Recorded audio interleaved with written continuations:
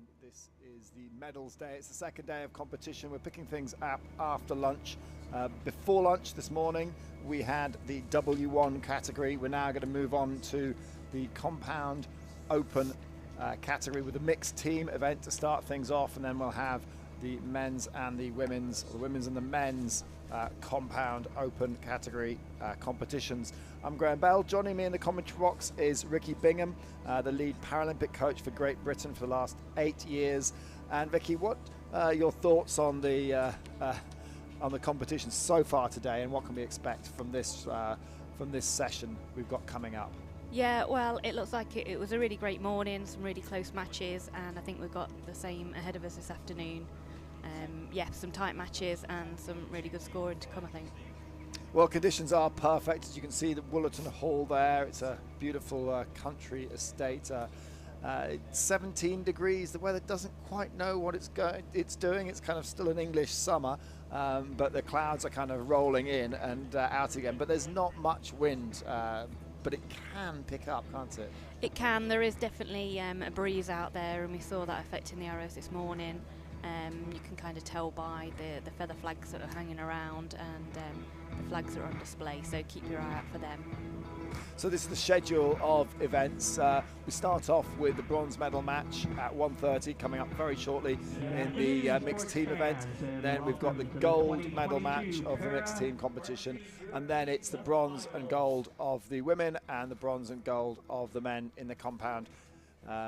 And so when we've moved from W1 category into this open category, what are the differences that we should be looking at? So the target face looks smaller, but it isn't. The scoring zones are exactly the same diameter. It's just we've taken away the 4, 3, 2 and 1 ring. Compound bows are allowed to have a magnified scope with a backside on them, which makes them more accurate, and also which the W1s weren't allowed this morning, and they're allowed to have their bow poundage up even higher, so it can go up to a maximum of 60 pounds, which means the arrows travel much faster, get less affected by the wind. It's a very accurate type of bow, so we shouldn't really be seeing any arrows travelling outside of that 5 ring like we might have done this morning with the W1s. So we saw there the results bracket. Yesterday they had the semi-final competition, and it was a match-up between France and Great Britain. Great Britain won that one 152 to 146, and Italy defeated Poland 151 to 149. So we start off with France versus Poland for the bronze medal match. Yeah, I think all these matches this afternoon are going to be tight. Poland and France only shot a few points separate in their semi-finals, and Great Britain and Italy were only a few points winning their semi-finals, and again we're very, very tight on score, so I think we've got some really tight matches coming up. Yeah. So we start things off, and we're going to introduce the athletes shortly. You can see there the team from Poland. That is Ksenia Martytankova. She's actually from Ukraine originally. She moved to Poland about 5 years ago, and she will be competing with Adam Dudka. So let's have the introductions.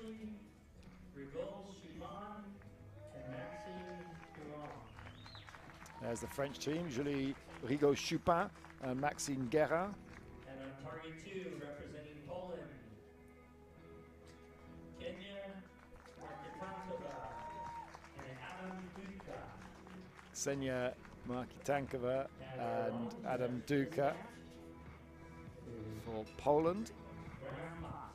And Graham Potts is the head judge. Yeah, Maxime Guerra actually was a recurve archer for France for the past cycle. He only took up compound a couple of years ago due to changes in circumstances at home, and has jumped straight onto the French team. So he's been performing really well with the compound since we're changing.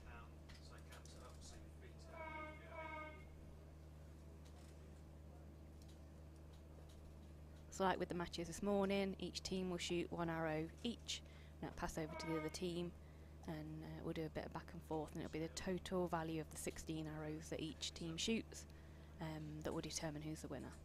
So Poland get things underway.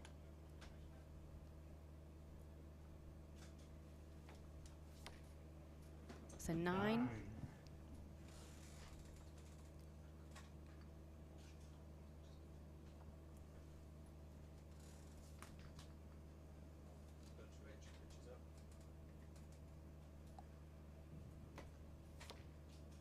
It's an 8. So 17 points for Poland.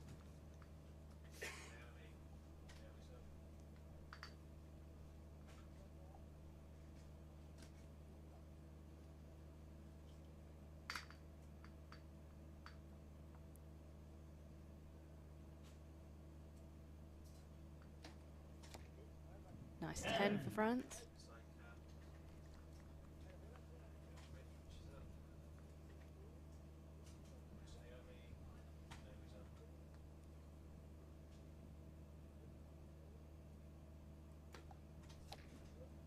And an 8. So 1 point lead for France after the first 2. So who shoots first? Is it male or female? Does it depend on which team? Depending on the team? It depends on the team and their personal preferences on which order they choose to go in. 9 for Poland.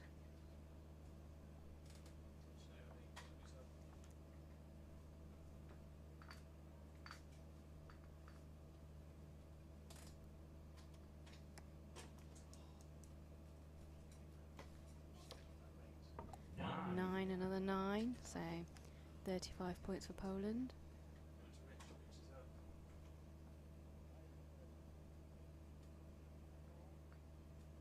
Flags look quite calm out there at the moment.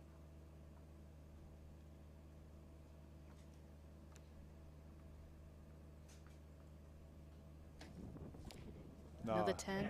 Great grouping there from Maxime Guérin.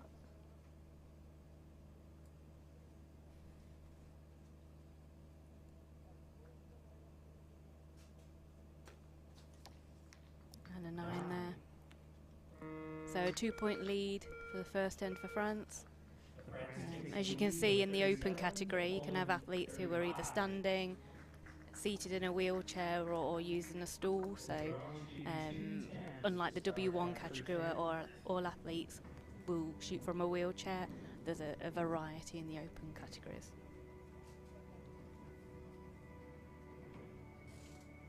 So the coaches will go down and check the scoring and feed that information back.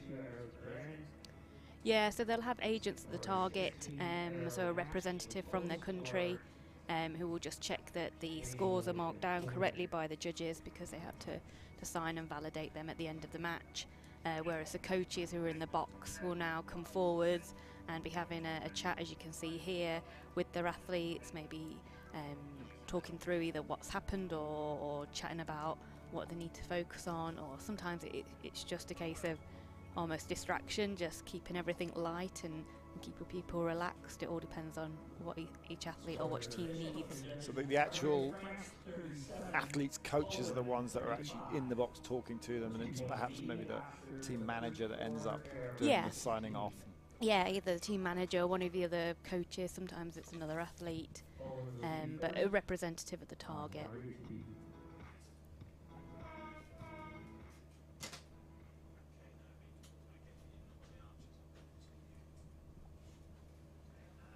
So Poland are the trailing team, so they'll shoot first again.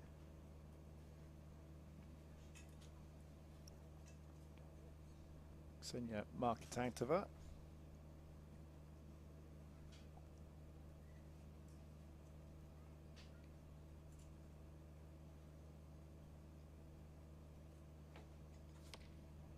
Lovely 10.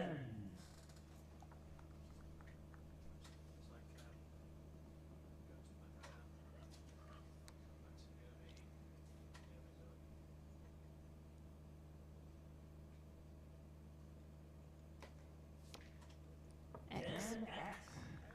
Perfect score so far for Poland.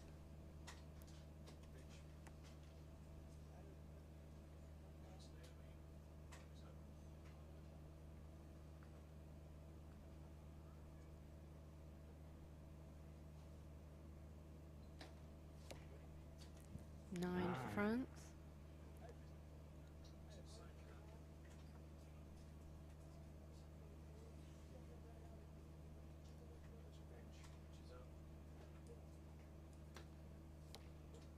Eight for France, so Well, Poland coming right back at them there.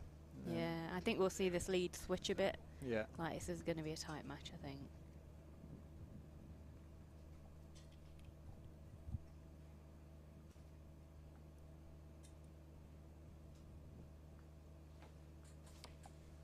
Another 10 from Poland. 10.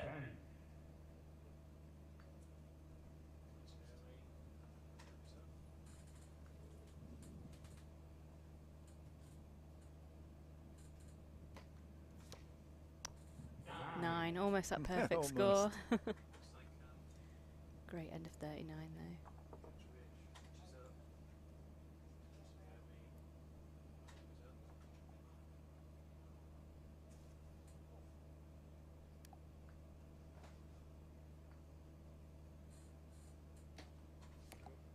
Look at that. 10. Really close to the other two 10s as Yeah. well.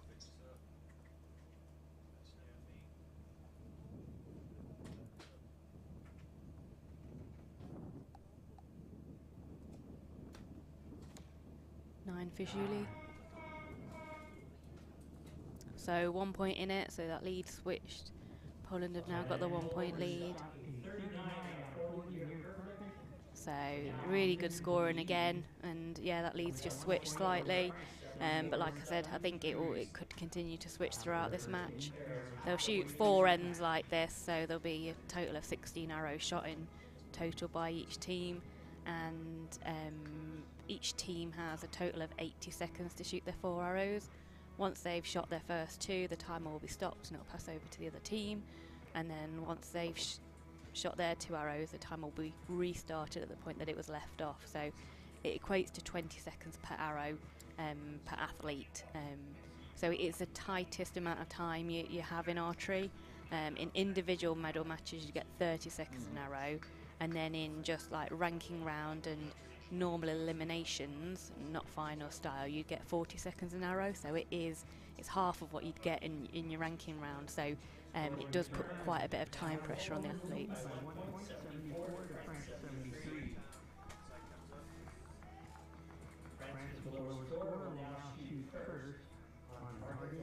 So France are now trailing, so they're going to shoot first for the first time during this match.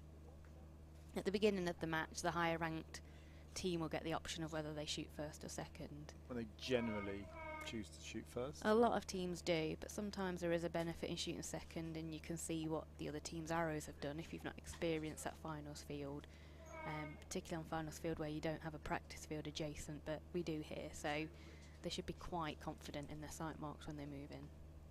So here we go. This is the third of 4 ends.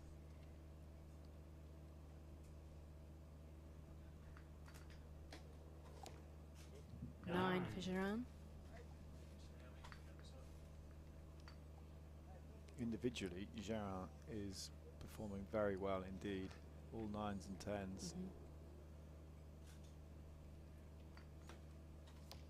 Look Oh, at that. beautiful Yeah. X. Well, straight back at the poles, the French.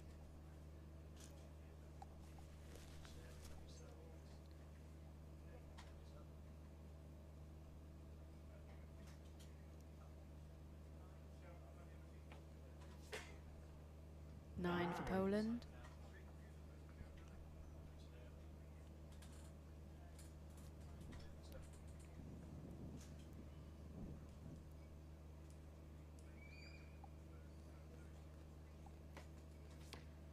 Oh, 8 there. Yeah, a little bit wayward from Yeah. Dudka.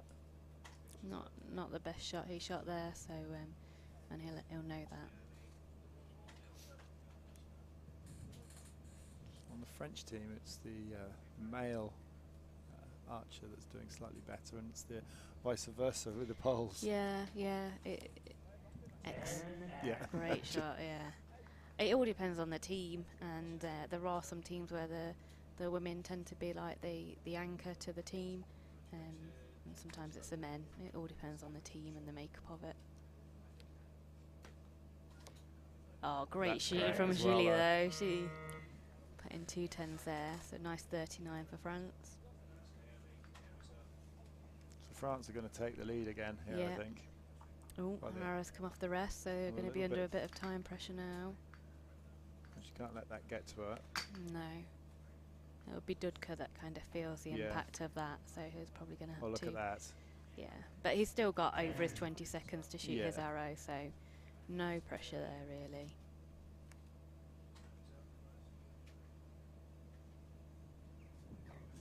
So 10 would see them 1 point behind. And that's a 10. Yeah. Yeah. So again, a one point different, but it switched again. Yeah. Well, what would happen if they're tied at the end? Just explain. So each athlete from each team would shoot 1 arrow each. It'd initially go on the total value. So if one team scored 20 and one scored 19, the team that scored 20 would win. However, if they both scored 20 or they both scored 19, they'd measure each team's closest arrow to the 10, to the middle. To So the they'd middle. measure it to the you can the see a X. little X, you can see a little Yeah. spider in the middle that we call it. So they measure to the center of that, so it'd be the closest arrow to that. If both of those arrows were the same distance, they'd then measure the wider arrow. But to the the 10. chances of them being exactly the same distance are Happens That more than you happens think. more often than you think, but it's you know, it's not. and It's who not a gets to, regular and who occurrence. shoots first in that? So it will revert back to the original order. So Poland shot first at the very beginning of this match. So it will revert back to the original order if they're tied at the end of the match, and Poland would shoot first. But we'll recap that when if we when- get to it. well, let's have a it's- 4 more arrows to go. well, it can go one of 3 ways. France win, Poland win, Or we have a tie. or we have a tie.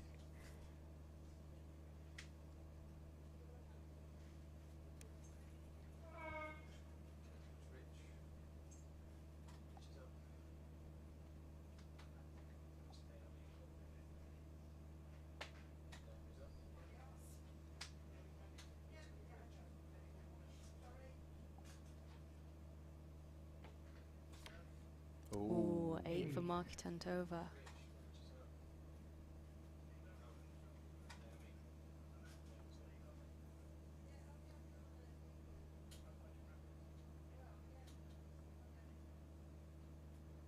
Pressure on Dudka now. There we go. Right in the X. No extra points for being in that middle No, circle. no.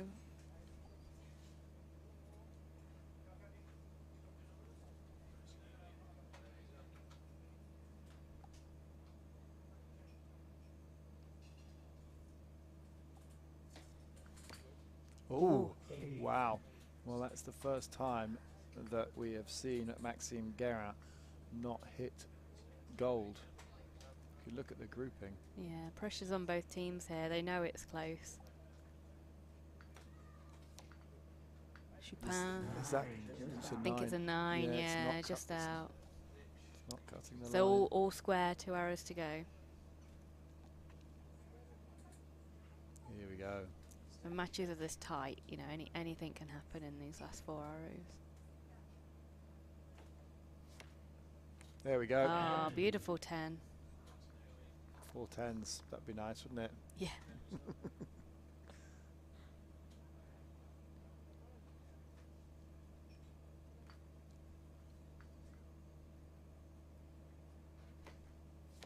Oh, 8 from Dudka. Pressure got to him there. yeah.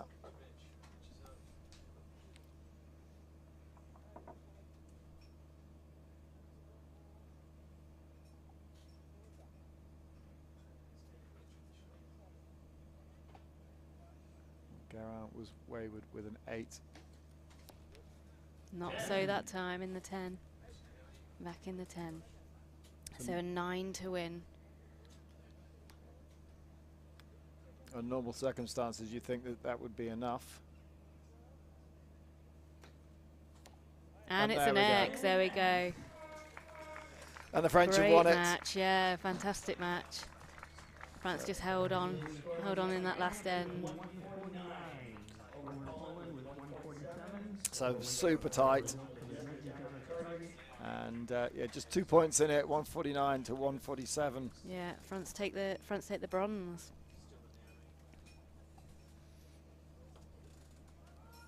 Some great shooting. I think the pressure just kind of got to both teams a little bit on that last end, but France just held it together a bit better.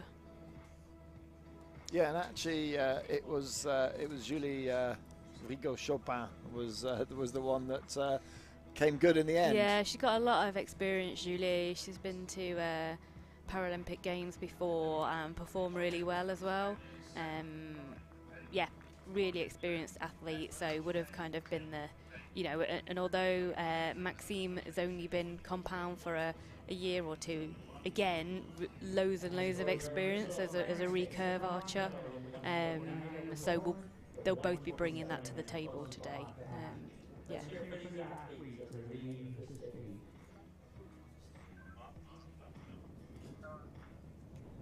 So congratulations to France for taking the bronze.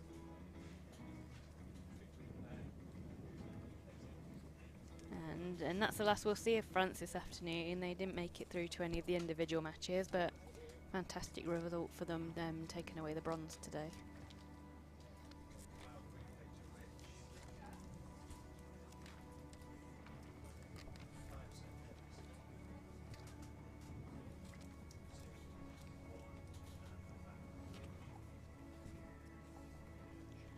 So we're getting set up for the gold medal match here.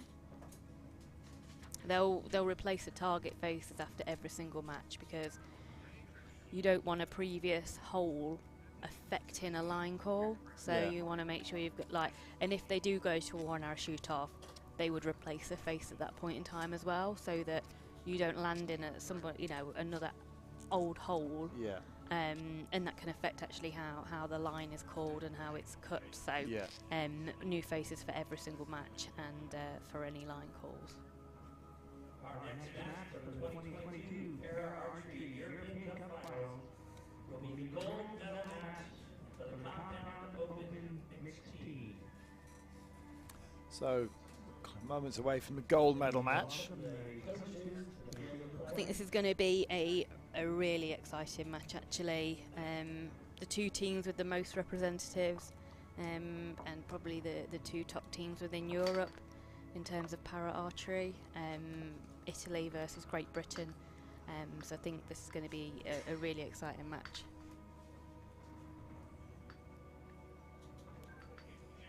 Phoebe Patterson-Pine and Jamie Harris for Great Britain.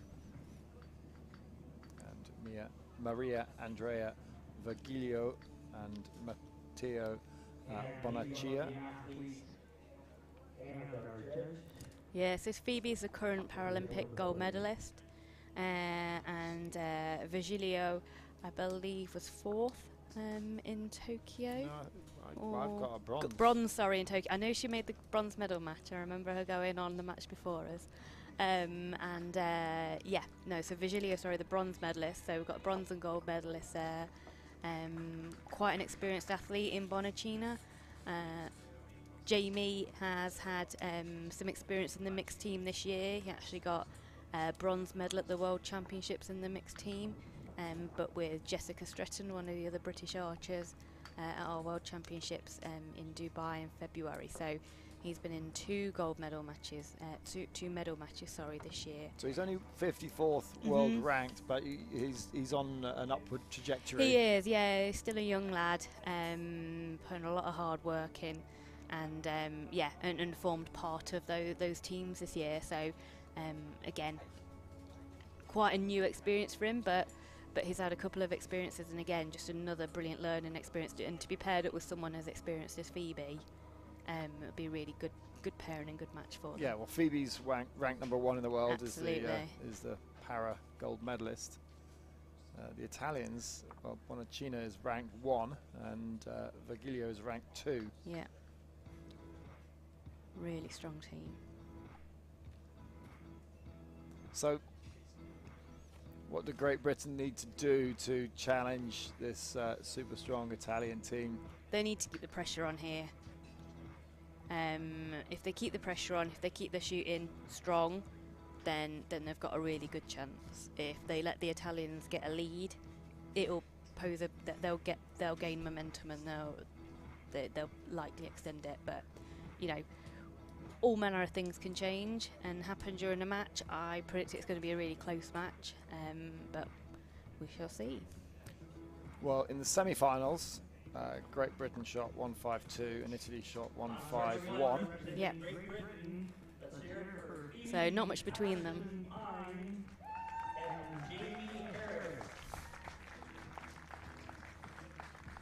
Target 2, representing Italy.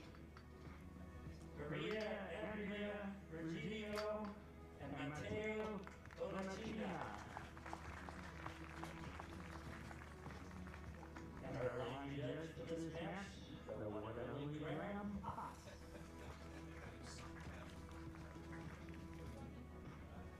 So Great Britain are are shooting first. I don't know. They are the higher ranked, yep, so they've opted to shoot first during this. Italy will shoot second. Team for Great Britain will shoot first on target 1.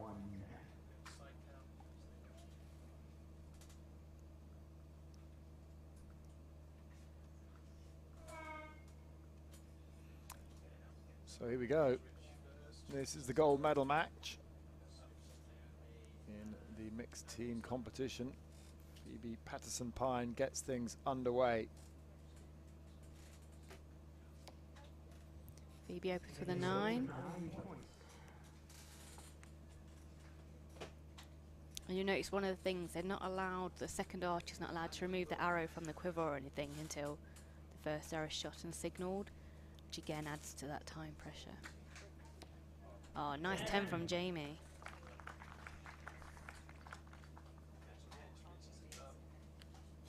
A good start from Great Britain.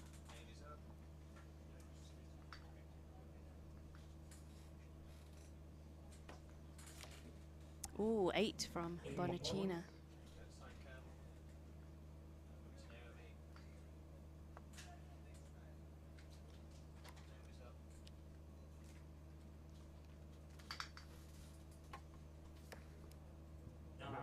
From Vigilio. So a lead already for Great Britain. Early days. Exactly. 2 arrows in. Can't call it yet.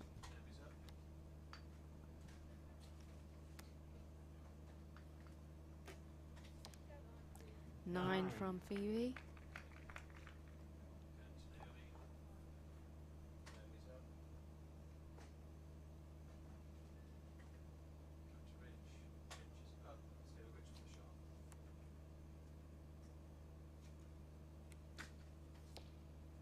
Eight from Jamie.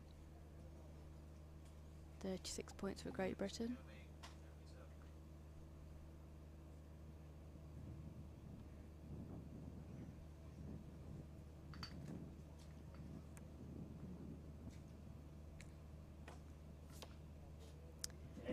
Bonacina's found the X, yeah. Saw him adjusting his sight after the first shot, so he's just getting sighted in. And if this could be another 10, then Italy will take the lead. Slender lead. No, it's 9. All tied. So all square. Tight as predicted. Yeah. Couldn't get much tighter. No.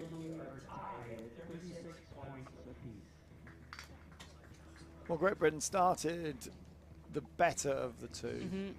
But then, I mean, there's nothing in it, is there? No, not really. Yeah, I think it's just one of those that it's really hard to predict how this is going to go. I think it probably stayed tight all the way through it, but yeah, good performances from both teams. And when you know it's going to be a tight game like this, it's a mental battle more than anything else. Absolutely, absolutely. It's just about keeping your composure, shooting your shot process, not getting overwhelmed by the situation, and just staying focused on yourself. It's very easy to get distracted by others. were momentarily distracted in the commentary box by a tray full of cakes, which seemed to have floated past, and we didn't get any. So here we go, 36 apiece. We're going into the second end.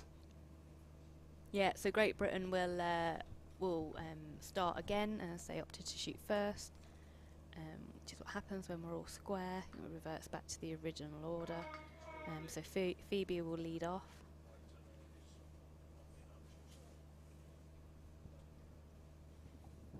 Teams will often decide orders on either people's confidence in shooting under time pressure. So if you're the second archer, you can often get a bit more restricted on time. So often people will choose, depending on who's able to get the shots off quicker. Well, oh, brilliant shot from Phoebe, right in the 10.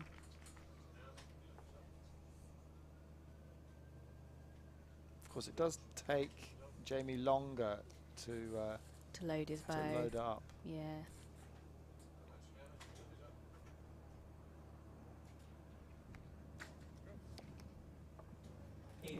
Just out the 9. Yeah, so in this pairing, Phoebe is the quicker of the shots.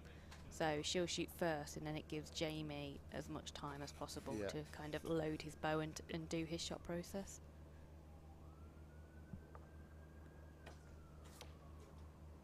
Oh, 9 for Italy.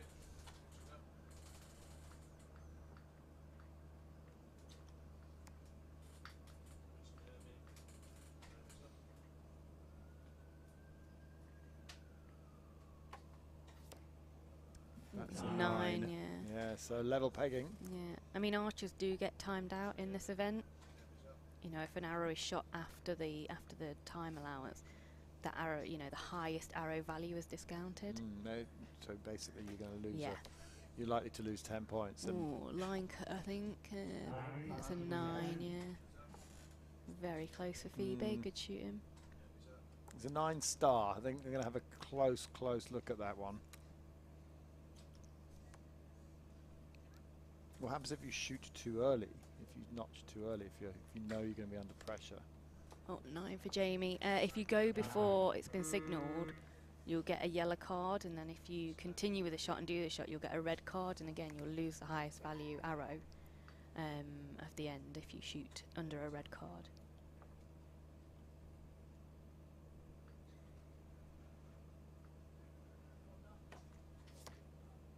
Ooh, 8.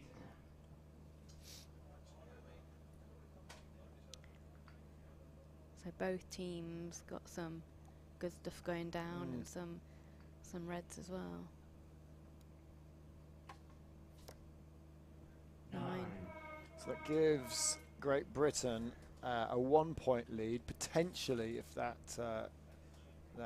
arrow is Upgraded. upgraded. I'm not sure if it will be. It's impossible to tell. I mean, we're looking at the TV screen, but we need to go down there with a magnifying glass, don't you?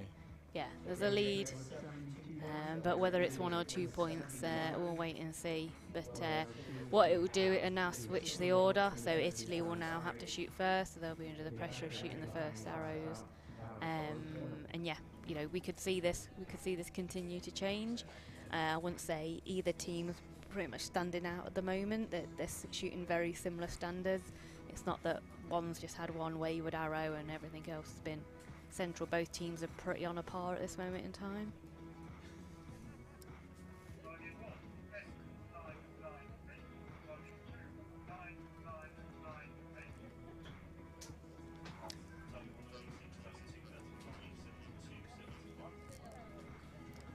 Yeah, and that did stay as... Yeah, it stayed as a 9, so just a 1-point lead for Great Britain.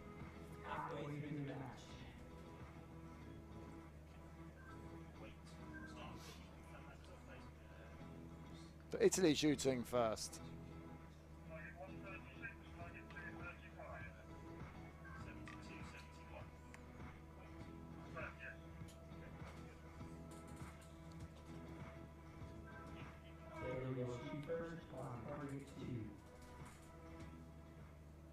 Interesting, all of Italy's arrows are still low if you look at the target faces, and and where the arrow holes are, when the shot goes to it, you'll see that their arrows are still low.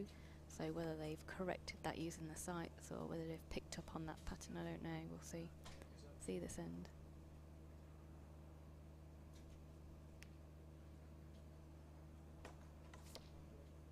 Yeah. Yeah. So a bit of correction there, but still a 9 for Italy.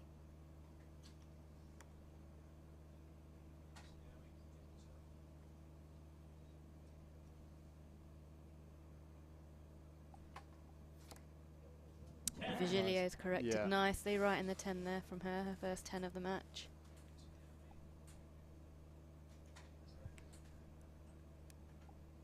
Which I'm sure she'll be frustrated with waiting for 3 ends in with the quality of archer she is, but she's found it now. 10 for Phoebe. Yeah.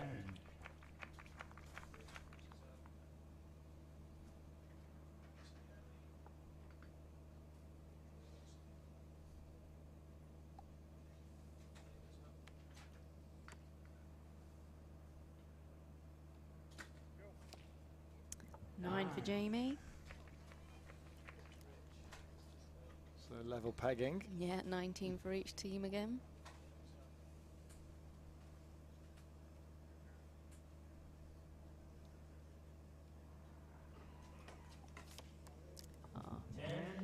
Bonacina's found the X.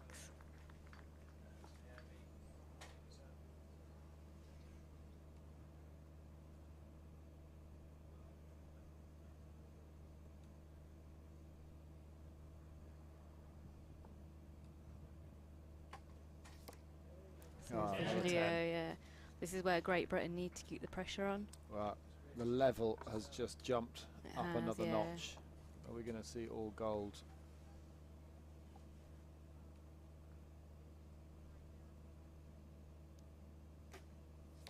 Yeah, nice one from Phoebe.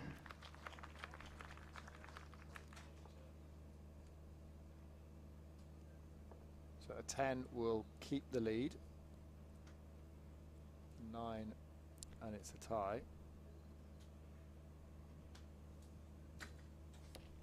Oh, 10 for Jamie. 10 keeps the lead, and look at that. Yeah, 39 apiece. Yeah. So still really tight. Great Britain just the 1 point lead still. And that third end was by far the highest scoring end from both teams. That's the level I would have expected it to be throughout the match. It's taken both teams a bit of time to warm up and kind of find the middle, but this is the quality you expect from both of these teams. So yeah, it's nice that I think they both took a little bit of time settling down in this new, environment. They've not shot here before. It's great experience for Phoebe. Phoebe's actually part of the British National Tour finals this weekend. So not only has she got this match, her individual bronze match, she's actually got the National Tour as well this weekend. So, yeah, so she'll be competing on Saturday as well. She will be competing on Saturday. So loads of experience for her this weekend, and just being in this kind of arena and environment. There's just so much you can take from these types of events. So yeah, just taking a few ends for both teams to warm up into this finals venue.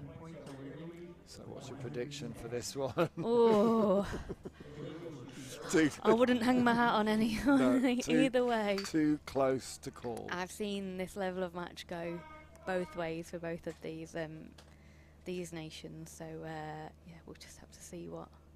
Now the question is, what will the pressure do? Exactly. If we see the level from that third end again, it will be quite extraordinary. Absolutely, that's what you'd be hoping to see again. But what will pressure do to these athletes?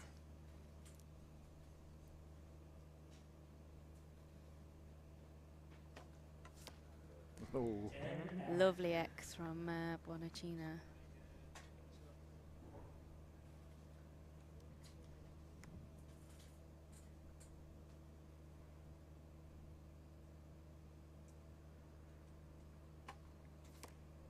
Nine from Vigilio. Yeah, just. Yeah.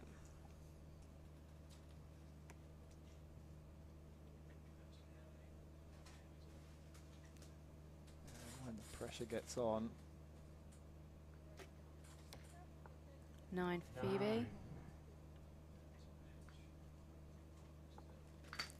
Yeah, the thing with pressure is it can then start to slow the shot down, and that's where the athletes need to keep their pace. Jamie's had a bit of trouble here knocking his arrow, so he's going to be reducing the amount of time they've got, and that all those fumbles are all due to just that little bit of increased heart rate, increased pressure. Good 9 for Jamie. Yeah. They've still got the 40 seconds, so they're still on time, but So, yeah. pressure just creates those little fumbles, those little time extensions, those wobbles, and yeah, that increased heart rate, which isn't great for this.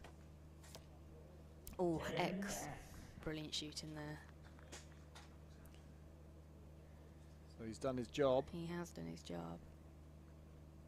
How will visually see it out?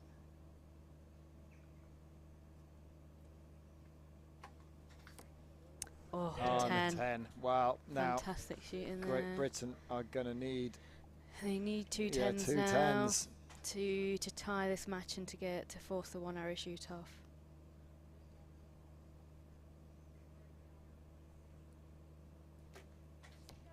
That's a 10. 10 from Phoebe. It's a 10. So now pressure Pressure's on on Jamie. Jamie. Yeah. And Jamie is probably the least experienced athlete here, so it'll be a fantastic experience for him. What can he do? 10 to tie. Oh, He's got yes. Brilliant shooting. So we're getting our first 1 arrow shoot off of the day. We knew it would be a tight one, and it's proven itself to be. Well, you can't get tighter than, No, you than that. can't. 149, 149. So it's not the highest scoring No. it could have been. They both of these teams shot better yesterday in the semi-finals. And you say it took them a while to warm up to that level, but to finish with those scores. Yeah, both of them finished with 57s. Yeah. Or the 87. No, 77 out of 80. Sorry. Yeah. So they finished significantly better than they started. That's kind of the standard you'd expect from these teams. And now we'll see. Shoot off. Shoot off. It's definitely a pulse raiser. So. Well, ideally it's not a pulse raiser. It's a pulse raiser for us watching, but for the athletes. Well, it will be a pulse raiser, and this is where all of their techniques and all of their psych processes will come into play, and make sure they do their breathing, they set all their heart rates as best as possible, and they just stick to their timing and process is what's important here, because heart rate can go high. You can either try force it off too quickly, and we've not aimed it well enough or executed it well enough because heart rate's high and we just want to get it gone because of the pressure, or you can just hang on too long, and then that creates fatigue in the muscles, and then it also puts pressure on your teammate for the amount of time left over. So it's really important that the athletes compose themselves in these few seconds before, whilst they reface the targets. Keep themselves calm, keep themselves relaxed, lower their heart rates as best as possible, and then just try stick to their process and keep their timing and process as close to perfect as they can. So you just got to accept that you're going to have a higher heart rate. You can obviously try and get your heart rate down through breathing as much as you can, but in this situation, with the pressure on, your heart rate is going to be raised. It is. So it's trying to make sure you manage it and that you can control it, and you've got your coping strategies in place. So that'll be your breathing, your rationalising in your head, you're sticking to your shot process and making sure you're running through that in your head, so you don't become completely outcome focused, and takes control of you.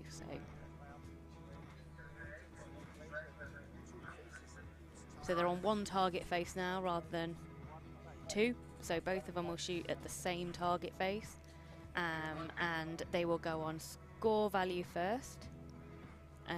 So the team with the highest score will win. If the score value is the same, then they will take the arrow closest to the centre. If that measures the same, they will then measure the second arrow closer to the centre. if at the end of all of that it's all square, which is highly unlikely, they would then have to reshoot the 1 arrow shoot off. It occasionally happens in individual matches, very rarely happens in team matches when you've got multiple arrows in the face. And they move the face into the middle of the Yeah. target. Will that affect the fact that they've been shooting at one target on one side? Potentially, they may adjust their body angle slightly. They will be shooting inwards anyway. It's only a very small distance that they've moved it. The overall angle won't change dramatically. These athletes generally have more function and mobility in their upper bodies to be able to kind of adapt to that. So they should be fine, but you might find that either like some feet positions or stool positions or chair positions change just slightly so that they feel square to the target, but it's a very small distance.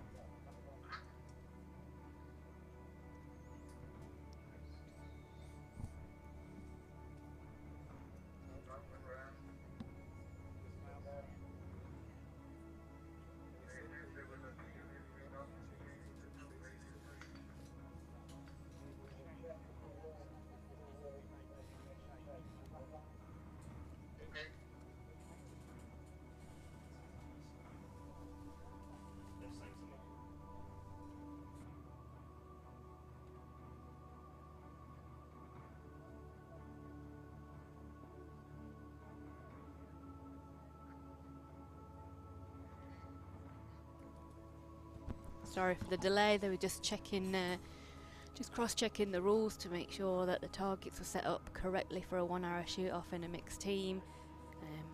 1 arrow shoot-offs are really common domestically in individual matches, but mixed teams tend to happen mainly at international competitions, so just making sure that everything is to the rules, ready for this 1 arrow shoot-off. So they double-check the rule book.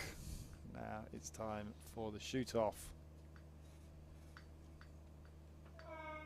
Yeah, Graham, the head lead judge, is one of the most senior judges in the world, so if Graham doesn't know.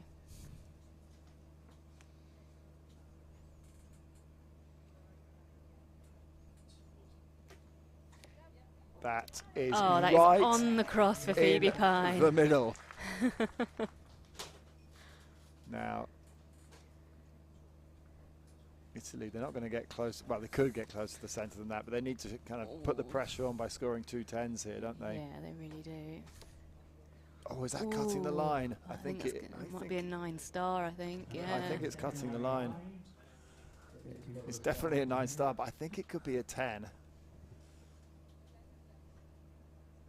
A 10 now for Great Britain, and you would think that they're going to win this.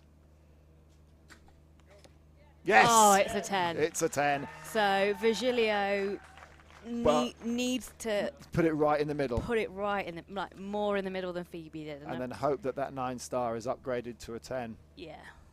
That's a tough... It's an impossible task. Tough task, yeah. 9. Unlucky. Pressure. And it all came from that first arrow from Phoebe. Drilling drilling that X, drilling that spider with that first shot. You can't, to kind of set the bar for the opposition team. That's why it can be really powerful to choose to shoot first. Yeah. Because you lay down that. And Just a smile on her face. You know, it's like, wow. Yeah, could not get any better than that. No, absolutely. You lay down that marker, that opposition team, no matter how much they try and not pay attention to it, they're going to see it on the big screen in front of them. They're going to know that it is absolutely in the middle and that they've already got an uphill battle before they've even drawn their bow back. So that's where shooting first can really be of a benefit. Fantastic shooting from both teams, but yeah, brilliant shooting there from Phoebe and Jamie. So Great Britain win the gold medal.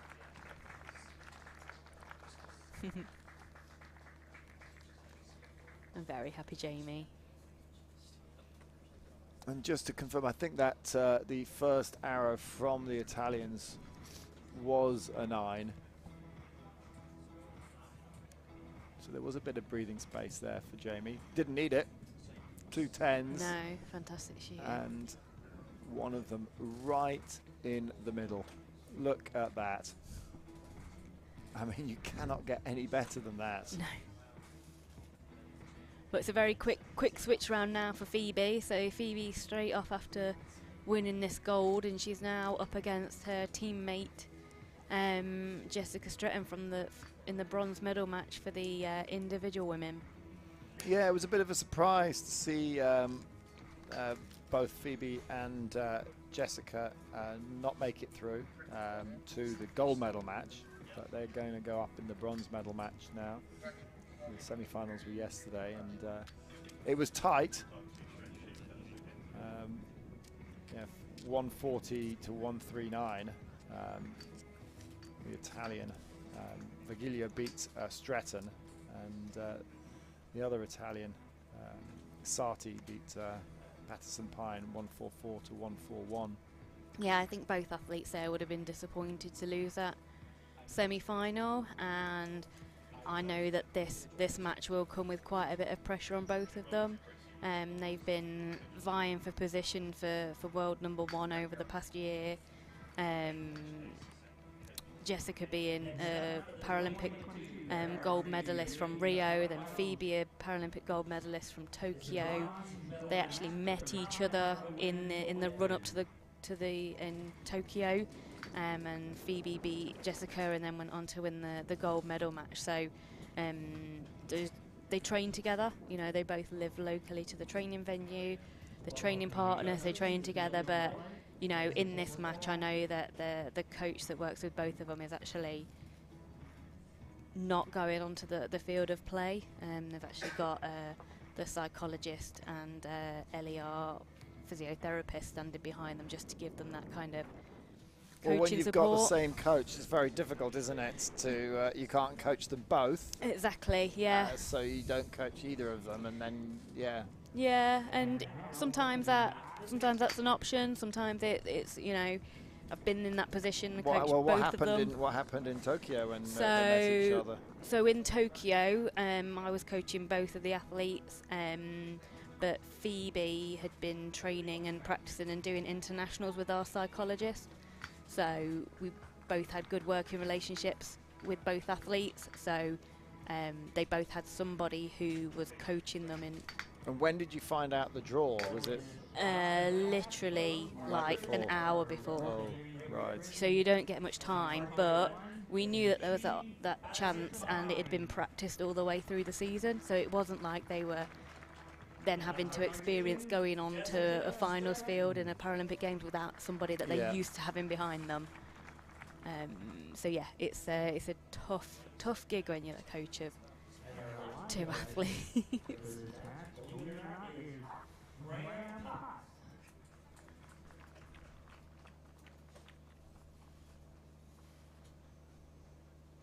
So I think Jess is shooting first and Phoebe will shoot in second. Jessica Stratton will shoot first on target 2.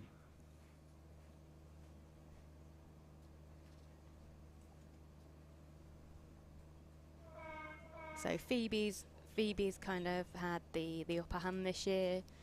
She beat Jessica in the bronze medal match at the World Championships, and also won gold at the European Championships when Jess won bronze. So out of all the matchups we've had this year, Phoebe has generally come out on top. Yeah, and Stratton #3 in the world. Yeah, just out the 10 for Jess.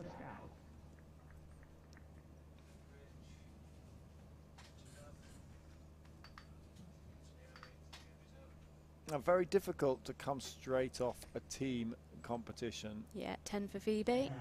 So a couple of millimetres and it makes all the difference.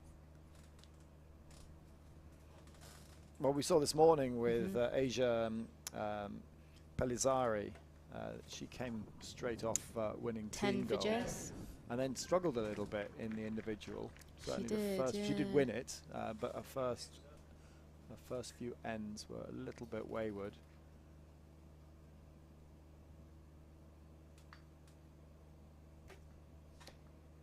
Nine for Phoebe, so all square. Phoebe has got that experience. It's again at the Paralympic Games because of how it runs. She kind of came straight off the elation of a semi-final and pretty much had about 10 minutes breathing space and media to then go into a gold match. So she has practiced at it. Ooh, 8 for Jess. Bit of a quick shot there. Left the door open for Phoebes on this first end.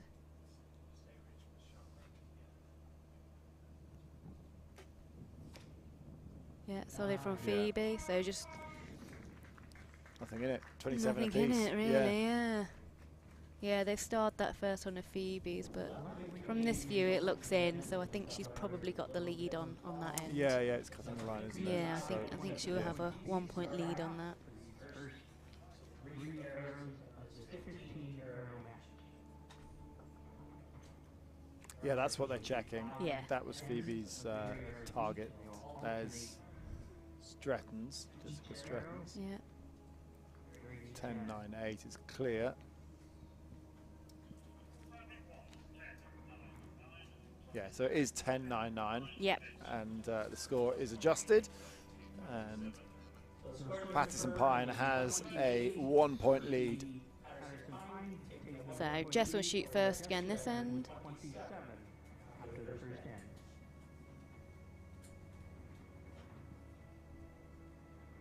Yeah, I think this will, again, like we saw from the semi-final results, only being 2 points apart, just their competitive level. I think we'll see this as a tight match again all the way through.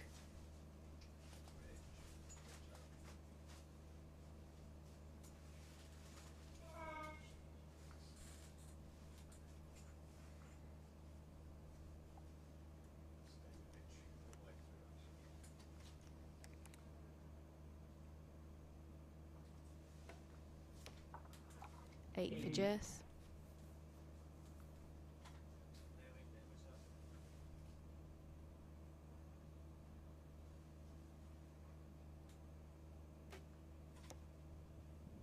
Nine for Phoebe.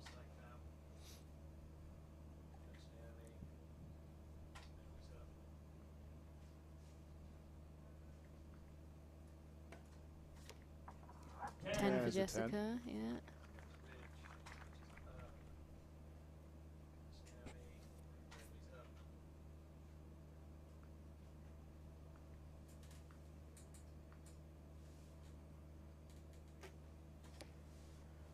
Ooh, 9 for Phoebe, so all square on this end. Still 1 point in it.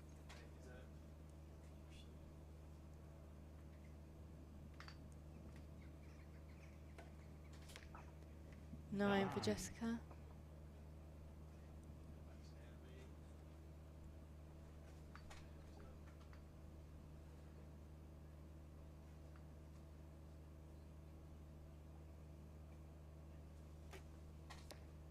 Nine for Phoebe. Yeah. So still 1 point in it.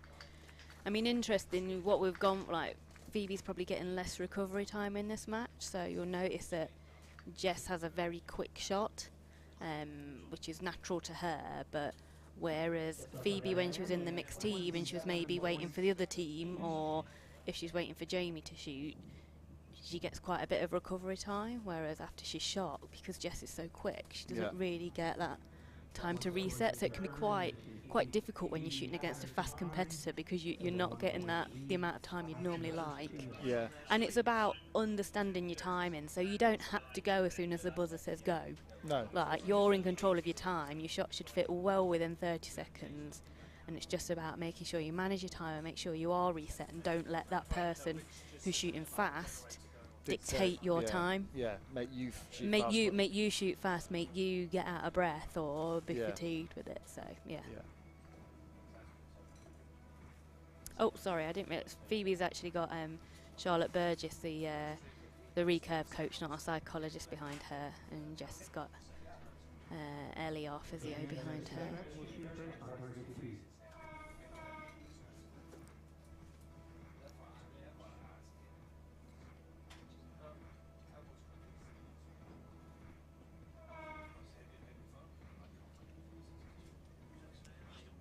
So Jess still to shoot first, Phoebe's still got that 1 point lead.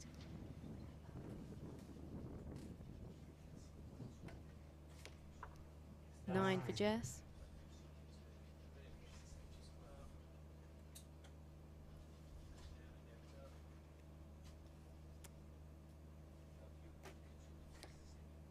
Nine for Phoebe.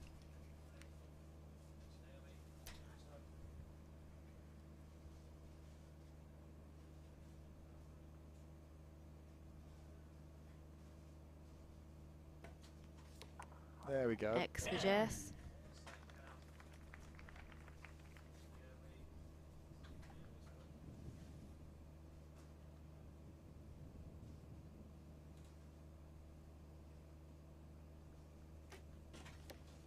Ten for Phoebe. Yeah. Well, they're Like matching for it. like, Yeah, yeah, it really arrow is. for arrow.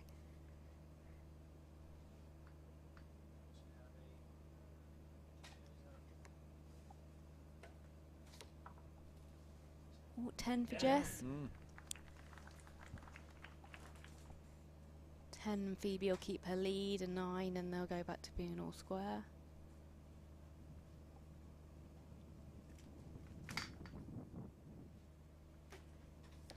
That's 10 a 10. for Phoebe, Yeah, so 1 Phoebe point lead. retains that 1 point lead. Yeah. 2 ends to go, but still really very tight.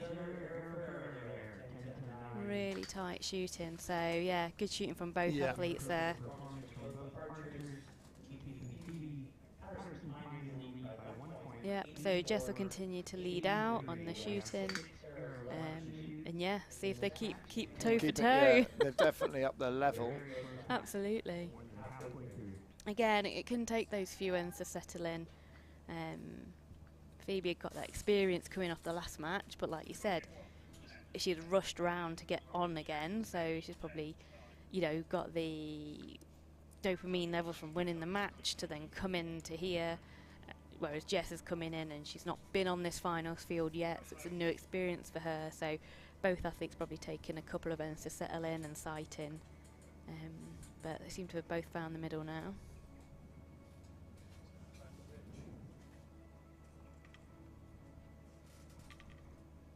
So shooting for the 10s now.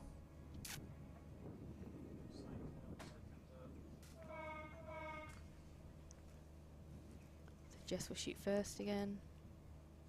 Jessica Scott will shoot first at target 2.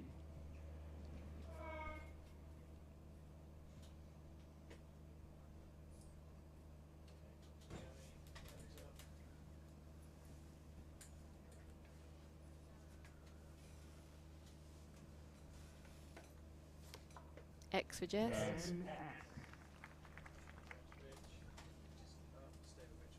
Stratton's shot more 10s in total. Yep. But just had those 8s in there. At the beginning, though. Yeah. Ooh, 10 for Phoebe. We were talking earlier about not letting your opponent dictate the time. You'll notice with Jess Stratton that the countdown time is normally around 23 seconds before she starts to draw up. She's very strict on not letting anybody dictate her process. X. Yeah. Great shooting there.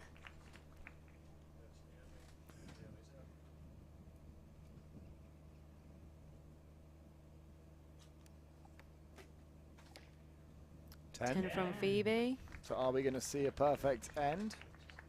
Oh, let's see 2. That'd be great.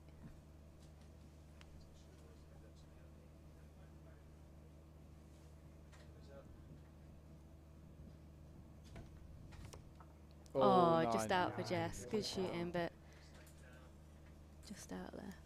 That gives Patterson Pine a Room to chance to, yeah, just to move ahead by another point. extend that lead potentially. No, Oh, no. matched Lead it. stays as 1, so matched it again, 29 apiece. So all to play for on this last end. Still 1 point in it. Yeah, I mean, it's you've got to say that you would think Patterson Pine, and it's only 1 point in it, but just confidence-wise, experience-wise. Yeah, I mean, Phoebe is brilliant at responding, you know, like, so if she knows she needs a 10, she's brilliant at delivering a 10. So actually, Jess having to shoot first in this last end probably does put Phoebe at that advantage of, like, if she knows what she needs, she can really channel that. She's fantastic at responding to another athlete's arrows. If it was the other way around, not sure, but knowing what she needs, knowing what Jess lays down, will spur Phoebe on to either equal or better that value. So yeah, I'm not sure which way it's going to go, but I think the way Phoebe's shooting and how she responds to Jess may be an advantage. Maybe an advantage in going into this last end.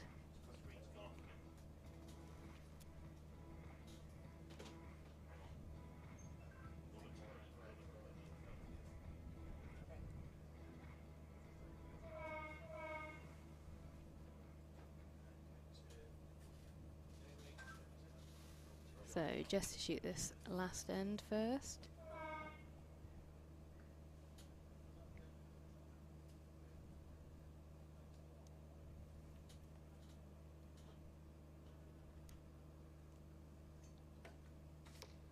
Ten from Jess. Yeah.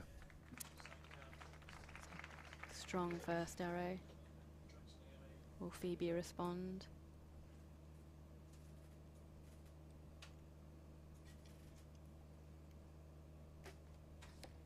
Yep. Yeah, 10. 10 for 10. Jess needs to maintain that pressure. Yeah. Any But wobble here and it's gone. absolutely. There we Oh, go. another 10. 10. So back to Phoebe.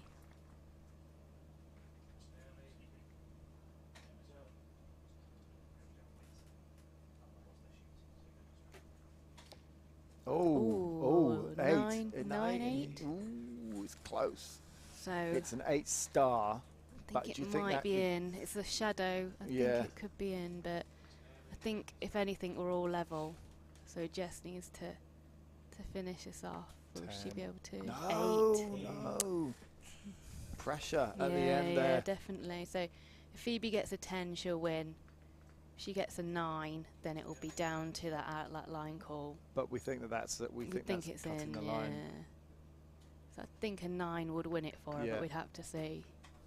It's a It's 9. a 9, so So it's Yeah, level pegging, but it's until this second arrow from Patterson Pine is examined under the yeah. under the the- magnifying glass. Absolutely. I mean, where the cameras are angled are underneath the target. So we're looking up an arrow with a line cut above. The judges just called it. So I think whatever the answer is, it's quite clear. But we'll wait and see. He didn't get his magnifying glass out on it. So whatever it is must be quite clear cut. It's whether he now signals a tie. What does he do with his arms? Phoebe wins. Yeah. So 10-9-9 in Oh, the end. so close. Yeah, we did think it was just nibbling Yeah, that line. yeah. Let's have a look. Yeah, Phoebe Patterson Pine has got that one. And 141 to 140. Yeah.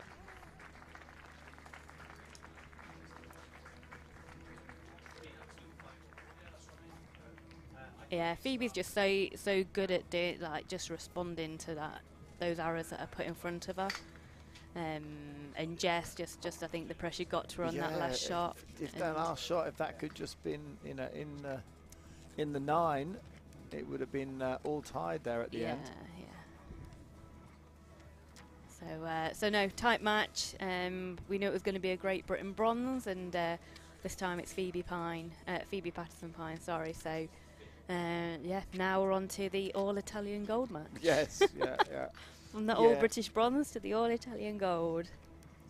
It is a bit of a shame when you get teammates it's awful. up against each other. Yeah, and even worse in a bronze match when one's going to get a medal and one's not. It's a heartbreak. Like, if you're in a gold match, it's not so bad because at least you're both going to get some form of reward for it, especially when it's that tight. Yeah.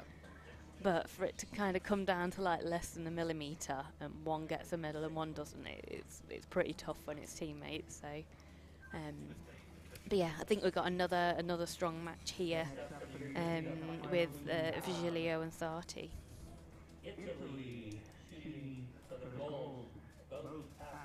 So they will coming out shortly, the gold medal match in the Compound Women Open. Yeah. The coaches are out onto the platform.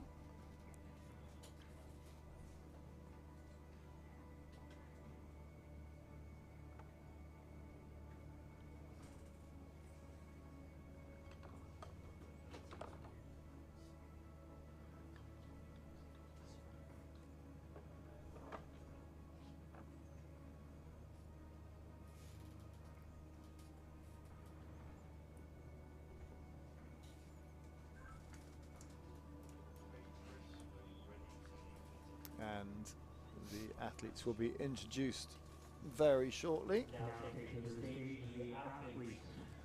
So the gold medal match of the Compound Women Open.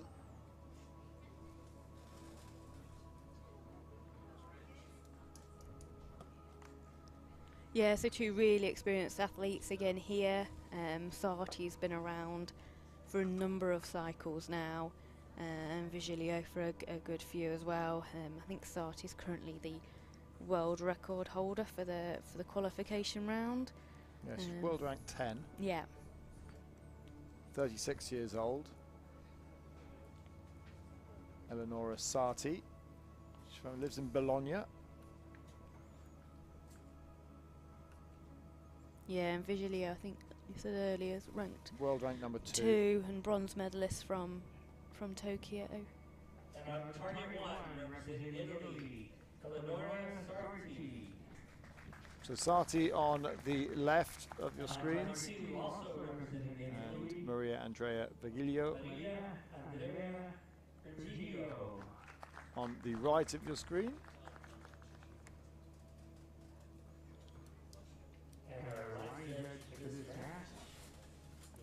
So Vigilio coming into this with experience of being in the mixed team and on the same target she was on the mixed team, but has had that little break during the bronze medal match. Sarti's first time today up on the final stage. And Virgilio shooting first. Yeah. Sarti outscored her in the semi-finals by 4 yesterday, so shot really well yesterday. But Vigilio's the top ranked going into this out of the two of them.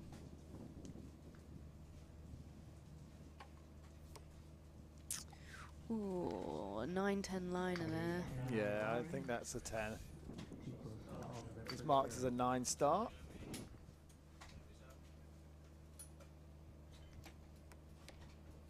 For Sarti. No question about that one.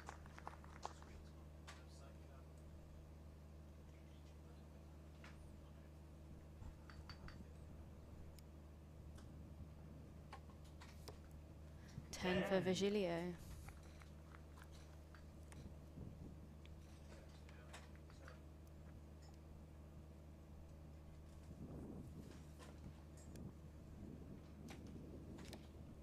Ooh, 8.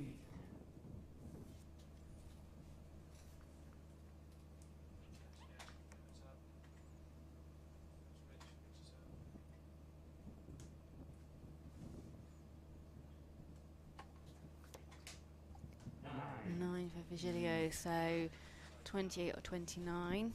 Sarti gets a 10 and potentially a tie.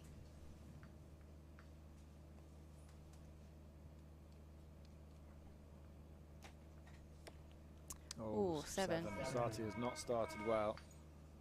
So Vigilio's got a lead, but we'll have to wait till the line judge calls that arrow in or out to determine how much of a lead she's got.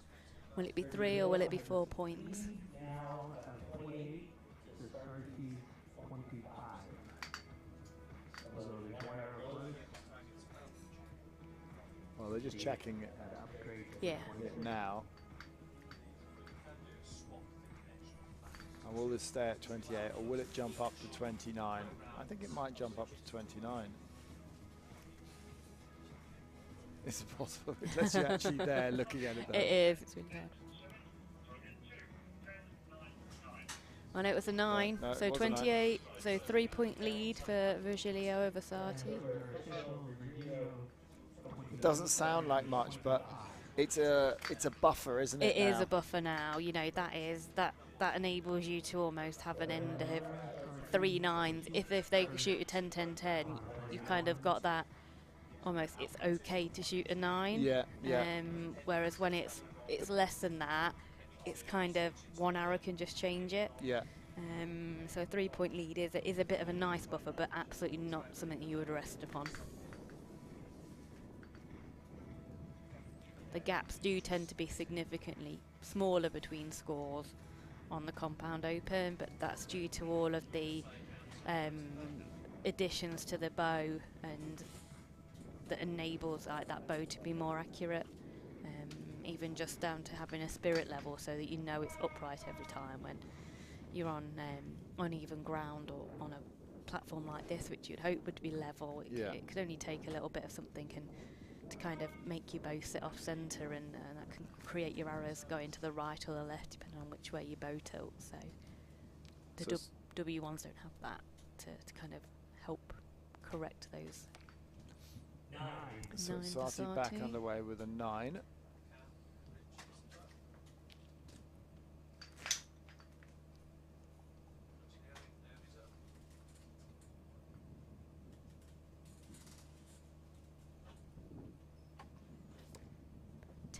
For Vigilio.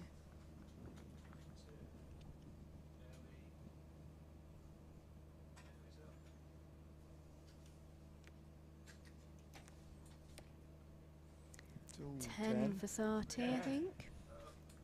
Hiding behind that 9.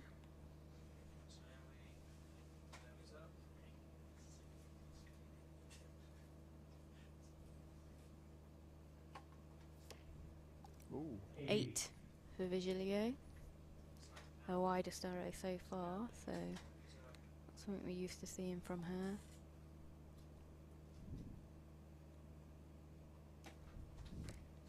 Ten. 10 from Sati. So 9, 10, 10. Sati coming straight back at her teammate. Yeah.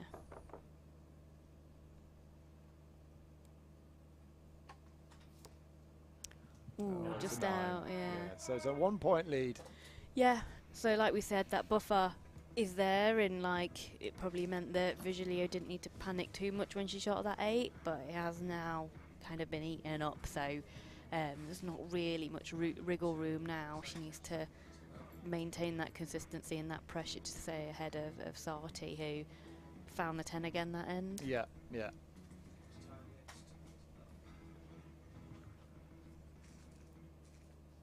Well, Sati kind of has the initiative now, and although she's only 1 point, well, she's behind, but only 1 point behind, to shoot a 29,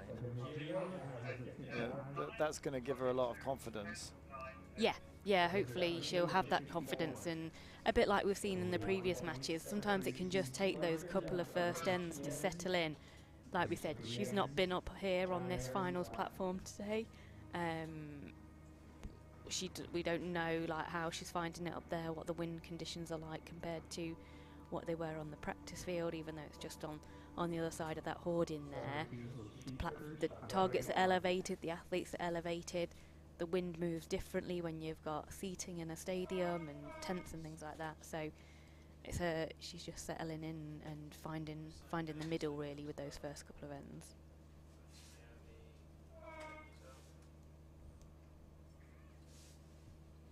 So here we go.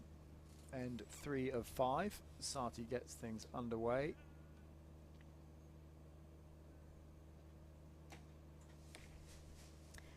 Eight for Sati.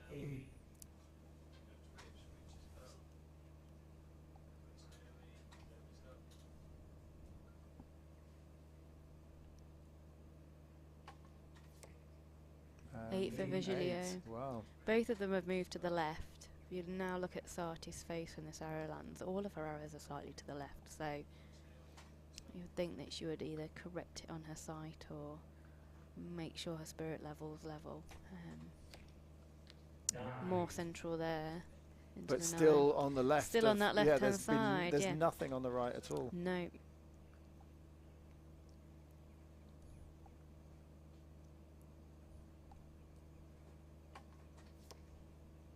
Nine for Vigilio. And that's what you need your coach picking up for you. Like, you're not looking at the outcome of your arrows so much, but they are. They've got the scopes, they've got the screen. It's that kind of information you need from your coach. All your arrows are to the left. Move your sight.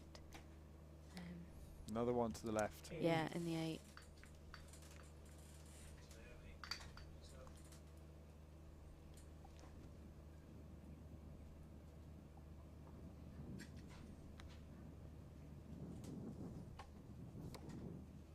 Ooh, 9 9-10 liner, I think, there on the left. Very close. Yeah. Very close. I mean, it could just be that the breeze has picked up in there.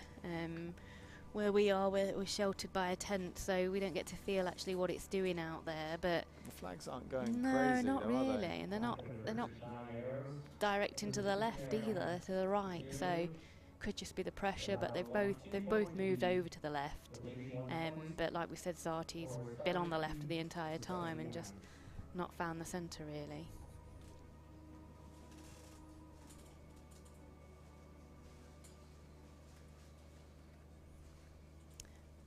I'm just having a look. Everyone's having a look at that. I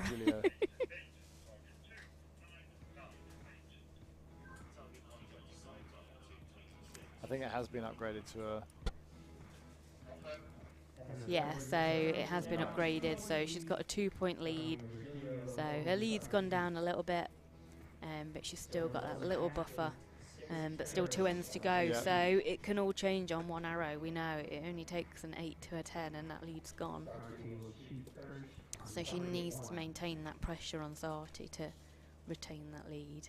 Well, Sarti needs to do what she did in that second end and score Absolutely, 29. yeah. Put some pressure back on her teammate. Yeah.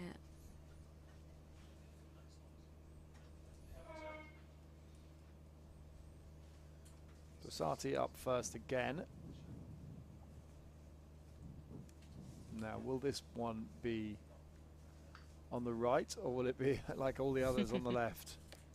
Oh, It's right in the middle. It's much more central, 10. It's still on the left. Still on the left, technically, but it's a much better arrow in the 10.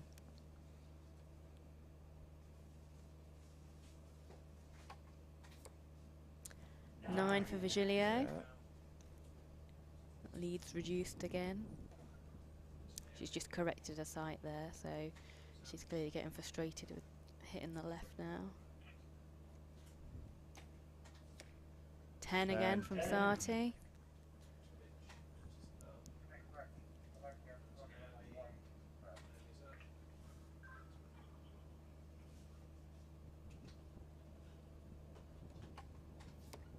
Nine. 9. So all tied. Absolutely.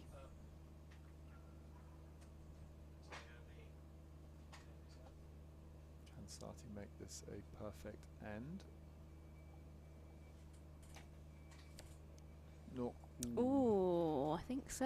Yeah, I think, yeah, just. 10, Yeah. I think it is. With the shadow, it's very hard to see that. And that might be our first perfect end of the day as well. Ooh, 8 for 8. Virgilio, so Wow. the leaders really switched there. Well, Only a it's point, 1 well, a point, point. 1 Yeah, a point, point, but potentially I 2. think it's probably 2. So I think she's gone from a 2-point lead to probably a 2-point deficit now. Sarti was clearly listening to you, Graham, when you said she needed to pour one out like she did a couple of ends ago.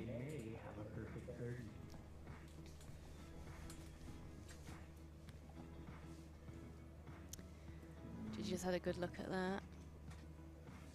We'll wait to hear what the results of that are. Clouds are starting to darken a bit. Hopefully it stays dry for the Archers this afternoon. Still sunny though. It is, yeah. 10, 10, 9. Okay, so it was out, so just a 1-point lead for Sarti.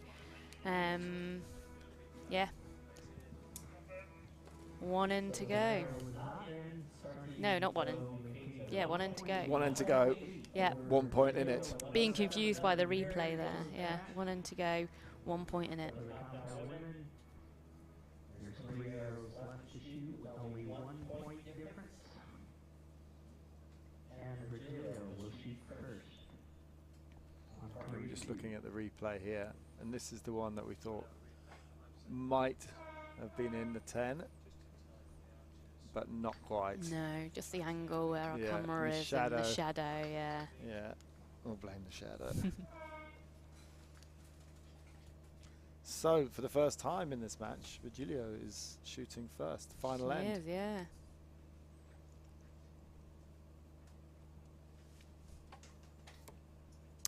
Nine. That'll do, I think. In this final end, where the pressure is on, start with a 9. Yeah, it was quite a wild follow through. I don't think it was. She was quite pointing in the middle when it went off, but 10, got somewhere 10. near. No, 9. 9. Mid 9. Shadows are causing Shadow. havoc. Yeah.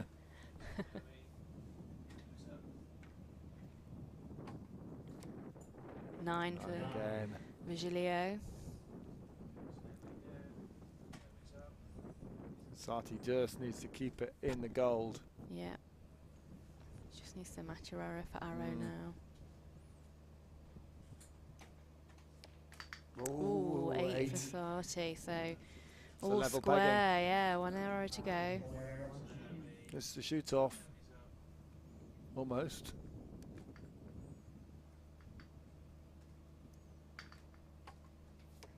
Oh, straight in the X for Boom. Vigilio. So all Sati needs is, she just needs a 10 and it'll force a shoot off, but anything less than a 10 and should have allowed Vigilio to steal that win back. Ooh, 7. Well, pressure Shame, came on there yeah. right at the very end. Yeah. And you've got to say that Vigilio was the one that didn't panic when she lost the lead going into that final leg. Yeah. And was able to turn it around beautifully. Very tight match, probably quite a high pressure match. I mean, we can see that the scores are quite a bit down on what we had in the bronze medal match, but all went down to that last arrow again. So yeah, really well done to Vigilio. Yeah, double medalist again this afternoon. And when the pressure was on in that last end, she did 2 9s, and then that final 10 was the X right at the very end. Yeah, that's what she needed. Scores were tied up at that point. Scores were tied. Yeah. And she produces the X, and then Sati just couldn't respond to it. Yeah. No, fantastic shooting from her. And as a coach, do you look at the psychology of pressure and what people do under pressure? Massively. Like a lot of teams now, our team have 2 psychologists who work with them, and most international teams have psychologists, because it's all about being able to deal with the pressure and how you look at the shooting, that you make sure you focus on doing your process right and understanding that the outcome will come from doing your process. And it's very easy to get wrapped up in what's happening down there, but unless you do it right with the bow in your hand on the shooting line, it's not going to go where you want it to. Yeah, you can't be outcome focused. No, you've got to be process. You've got to be process focused. You've got to be able to do that process whilst under pressure, like Vigilio did. She was under pressure, she had to perform, she carried out her process, and she got the outcome. Whereas, sometimes if you become outcome focused and you don't do your process, then that's when it all goes a bit to pot. So we're going to move on to the Compound Men Open now, and we can see how they progressed through the semi-finals. Jamie Harris won that one over Marcel Pavlik, 143 to 140, and Piotr von Montagu from Belgium won his match against Matteo Bonaccia, 144 to 141. And so we're going to see the bronze medal match first between the Czech and the Italian. Yeah, I think Jamie's win was a massive success for him. Pavlik is one of the best archers in the world. World number 3, absolutely. 4th place in Tokyo. Absolutely, he's got masses of experience, and again the same with Van Montagu and Bonacina. Bonacina's ranked number 1 in the world, and Van Montagu's 8th. So I think those semi-finals probably went the opposite way of what people expected. But I think we're going to see good matches from both categories. Well, it's great again. because number 1 in the world and number 3 in the world are up against each other in the bronze medal match. I'm very much hoping to see some perfect 30s in this match. We've been a bit lacking on them so far today, but if this is a category that's going to deliver them for us, I think. So both incredibly competitive and very competent archers here with a lot of experience between them. I mean, talking about psychology and that, actually, Marcel's coaches, you know, it does work. That's his kind of area of expertise, and that's what he works with Marcel on. So Marcel, 46 years old, Bonacina, 38 years old. They've got the experience. Mm-hmm.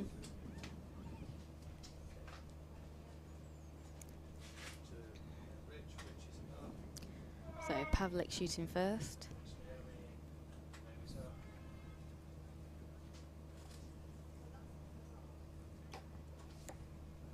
Oh, yeah. Beautiful X from Pavlik. Well, a great way to start the Yeah, match. absolutely.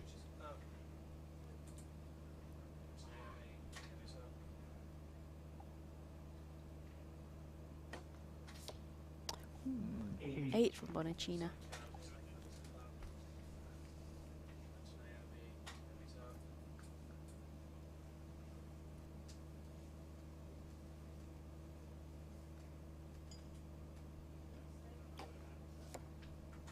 Ooh, 7 from Pavlik. That's surprising, Ooh, yeah. After that strong start. But again, both of them probably trying to get a feel for this finals field. The weather is starting to come in, so that can have some effect on the arrows. We can see that the arrows have actually been pushed right, whereas everybody else has been left throughout the day, which could just be this weather front that we can see coming in behind them. X for Pavlik.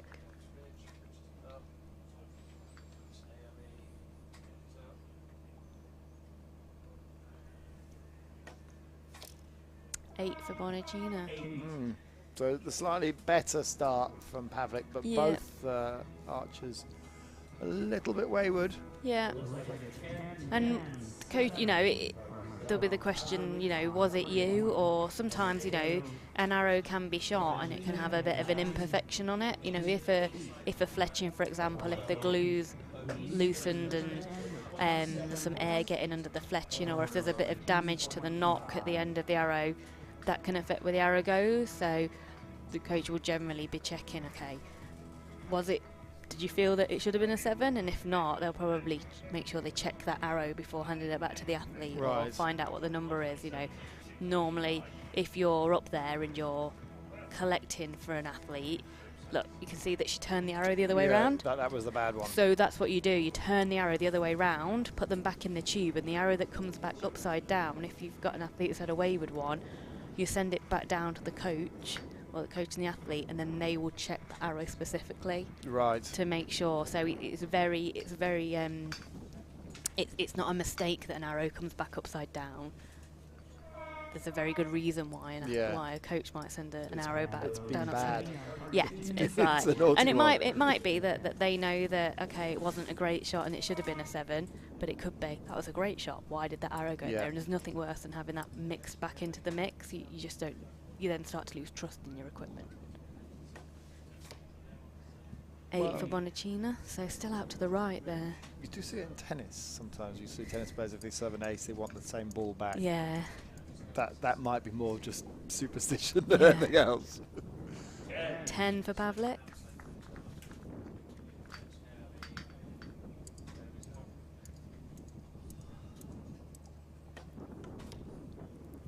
X for Bonacina. Yeah.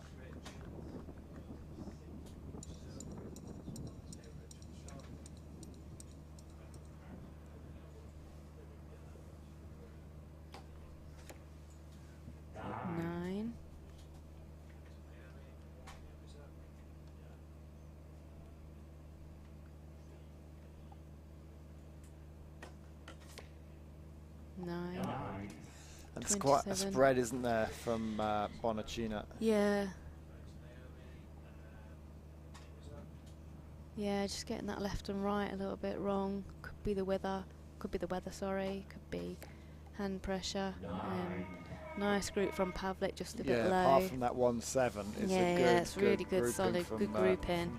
He'll be moving his sight down now, I imagine, yeah. But yeah, I mean, arrows are very specific to the athlete. It's not something that they could ever share. They're made up really specifically. The amount of flex in the arrow, the point weight, the fletchings they use, the knocks they use, everything's weighed, measured to try and get them exact. And it only takes a little nick, you know, when the arrows hit the target, they flex so much. I mean, it happens so quickly that you don't get to see it by the naked eye, but under high speed, those arrows move around and they bash against each other, and only takes a tiny little bit of damage to a knock, or just for that fletching to lift slightly half the way down the vein to get that air, or to affect the trajectory of that arrow. Flight, And it can be, it can kind of ruin your score. So you need to stay on top of your arrow maintenance and make sure they're perfect. Otherwise, you know, it could be that was what caused that 7. You know, because it was unlike the rest of his group. And of course, the length of the arrows is kind of determined by your draw length. Your wingspan, effectively. Absolutely, yeah. And you know, it is of benefit to have a longer draw length. The longer arms are better because your bow's pushing that arrow for an extra distance, which means you get additional speed out of it. So at 5'2", I never had particularly great wingspan, but some of these guys, 6-footers, are getting a good amount of speed out of it. That's a 9 there. Still on the right.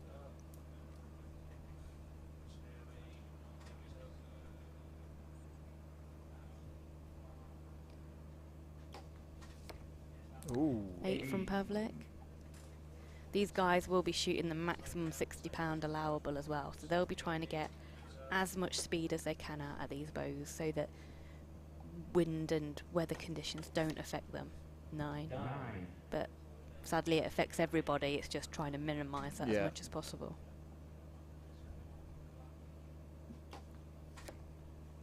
10. Because you want that bow to hold as still as possible. That sight pin needs to be on the 10 at the point that the arrow releases. So you need to hold it as steady as possible. 10. Yeah. Well, Bonacina is coming back into this, I think, now. Yeah. 10 for Pavlik. So he's still got a bit of a lead, 28-28 there, though. Yeah. But Bonacina seems to have found the gold now, so we've got less drifting out to the right. Group has improved significantly. Yeah, well, he's gone 25, 27, 28. Yeah. So he's on the right trajectory, but he's still 3 points down. Yeah.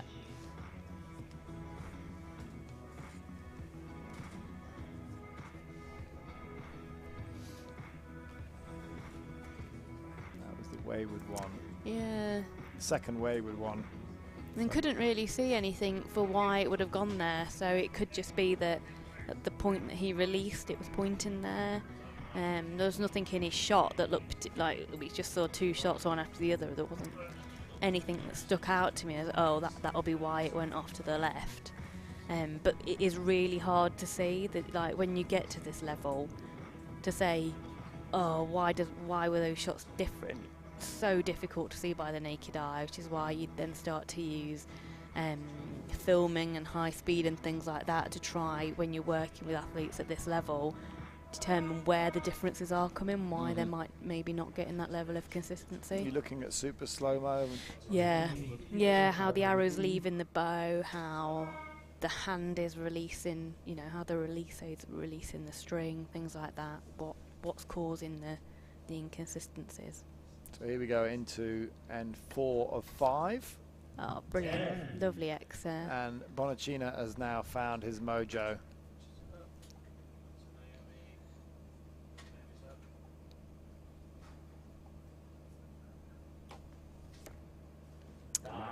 Still to the left. Consistent, yeah. But yeah, it does seem to be left-based.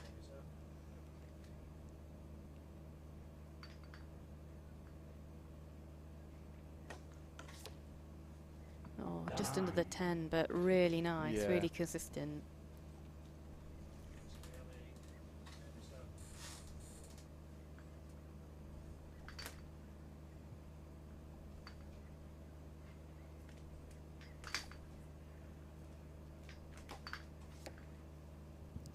And you can really see from that arrow that Pavlik was moving around a lot more.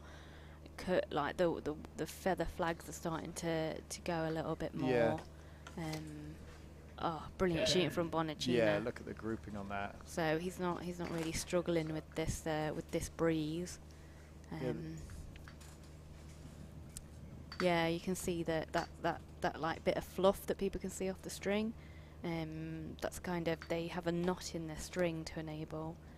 That's a 9 there. That enables them that enables them to straighten up their peep sight, their back sight. But you can see from that fluff on it that the wind is giving it, so that they will be feeling that wind impact on them.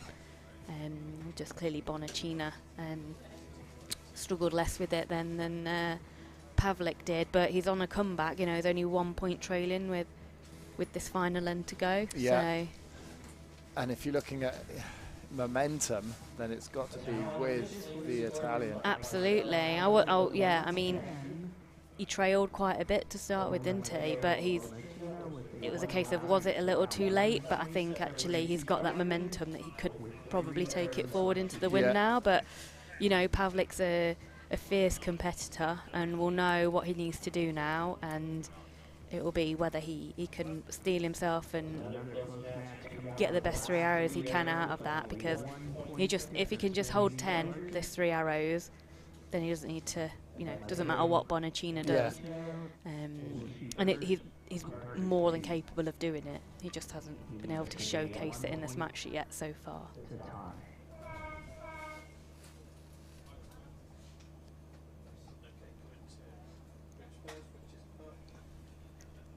So final end. Can Bonacina keep this momentum going?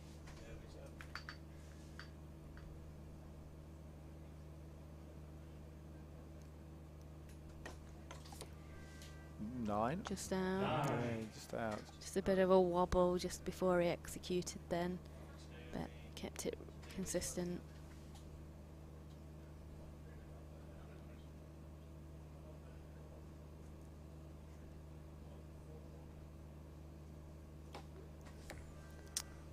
Matched it. 9, yeah. Shot went on a long time there. There's a lot of... Yeah, you held for a long time. Hold, and then the longer you hold, the more the bow can tend to move. So, but he held on well there, and 9 was well deserved from that. 10 for Bonacina.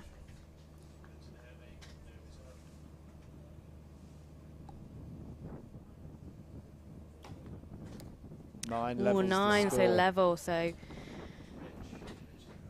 All down to the last arrow yet again. Yeah, just like in the women's. Absolutely.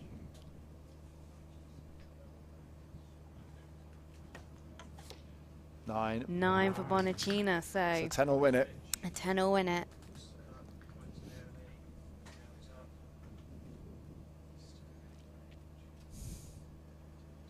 He's taking his time on this.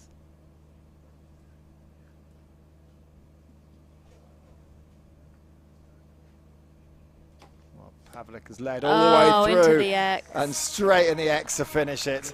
Well, that was great Fantastic work. Shooting, yeah, from that. Yeah, from the Slovak fencer, Archer.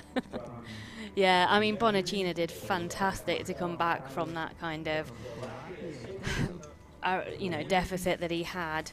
But Pavlik, he took that, like we discussed earlier, he took that time. He knew how long he took to shoot.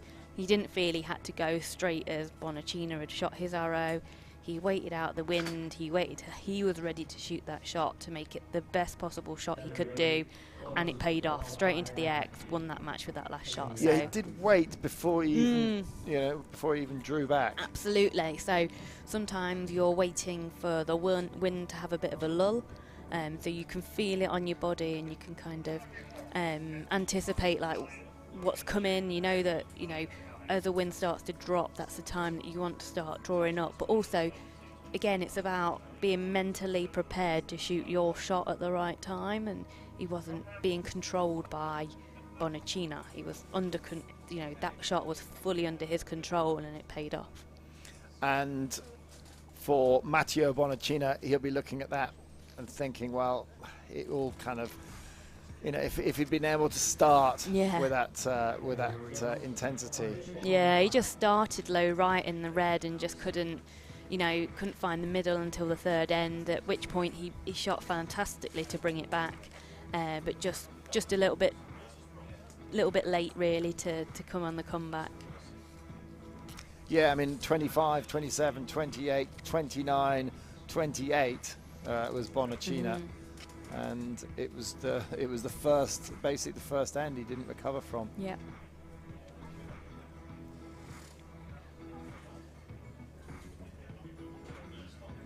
So we've got the gold medal match coming up now as we look at the hall, Woollerton Hall. It's a beautiful building. Yeah, so we've got lovely setting. Yeah, we've got Peter van Montague now from Belgium, who's only been around. He attended Tokyo, but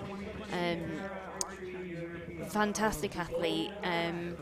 Competes with no arms, so everything's done using his feet, and inspired by American athlete Matt Stutzman, well known as the armless archer. He's kind of shown the world that you can do these things. Yeah. Absolute inspiration, and yeah, Peter's been actually just getting better and better and better over the past couple of years, and again has made these finals, and yeah, only really came onto the scene in 2019, 2020 time, just ahead of the Paralympic Games, and yeah, I think this will be a good match.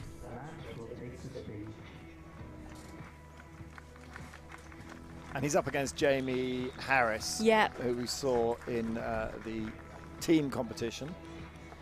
Yeah, so this could be Jamie's, potentially his first ever individual international match. May have done one in the past, but this is a fantastic opportunity for Jamie to gain some practice.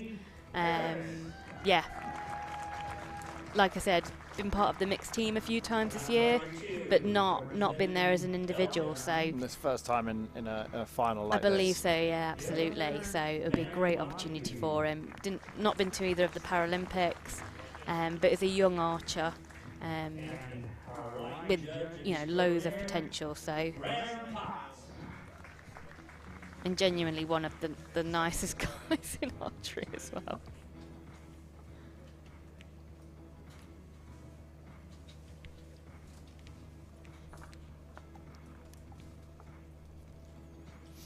So there is Peter van Montague.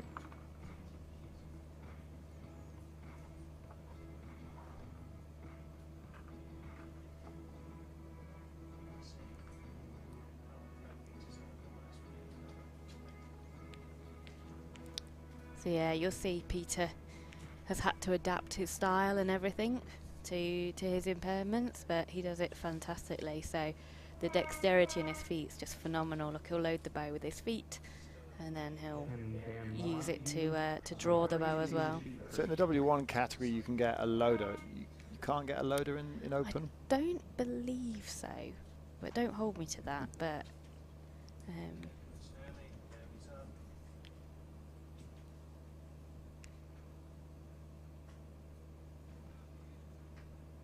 so he'll make the release like with his chin or his mouth on that kind, so it's attached to that chest plate, and then the pressure on his face will enable the release to be released.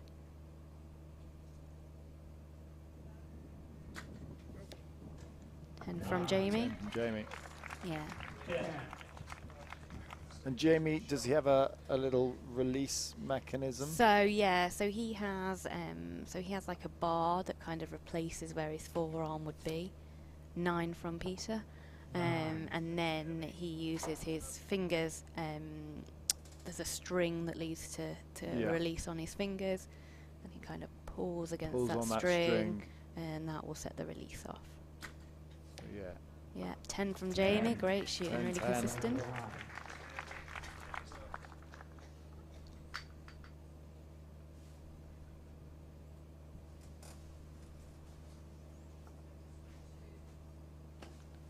So it's just pressure sideways from his chin. It looks like it's pressure on his face. I've not inspected it closely, but it looks like it's based on. And you want pressure. What you're after is a surprise release. You don't want anticipation.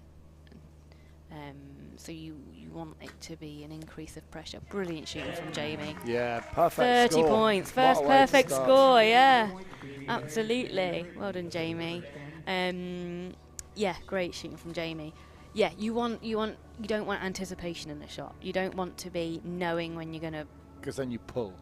because then you find the middle and you want to make it go off, and then that can lead to anxiety about making it go off at the right time. Whereas actually, if you don't know precisely when that's going to go off, all you can do is focus on aiming hard and pulling, and it will go off when it's ready to go off. Right. And by doing that, you've got to keep focused on that process. You've got to keep focused on that aiming and that pulling, and that's what will give you the greatest consistency. Whereas if you are making a conscious decision for that release aid to go off, you then start to anticipate the shot, and then you start to get jumpy on the shot, and then that can lead to kind of very wide arrows and things like that. So and quite a lot of anxiety about that anticipation of the shot going off. So yeah, you wouldn't be wanting to press a button. It's like shooting a gun. You squeeze the trigger. You don't pull the trigger. Yeah. Yeah. So great start from Jamie Harris. Really strong start from Jamie, yeah.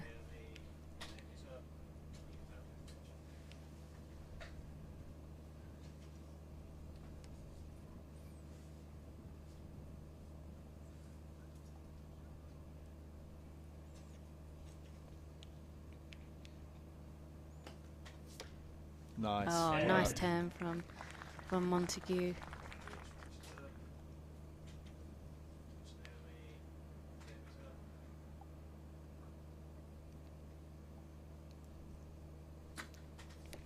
Jamie Oh, just, nice, Jamie. I think it's just a Oh, not sure. possible 10. Yeah.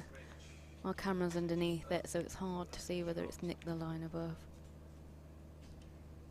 How does Van Montague respond? Very well. Nice 10 there. It's found the middle now.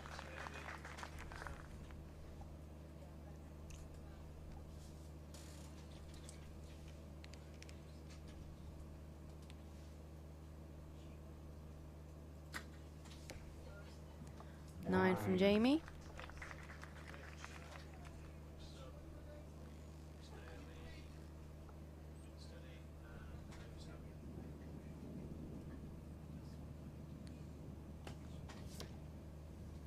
Nine from one Montague. That's pretty good. Yeah, nice and consistent there.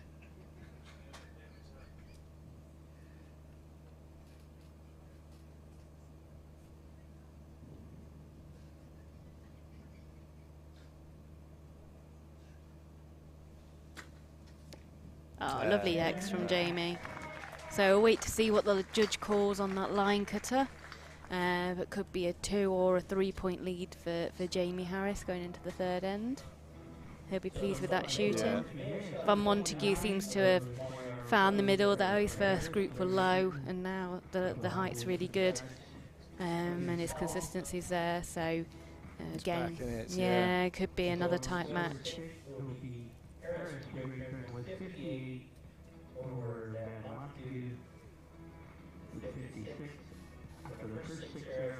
Is it going to be 58 or will it be 59?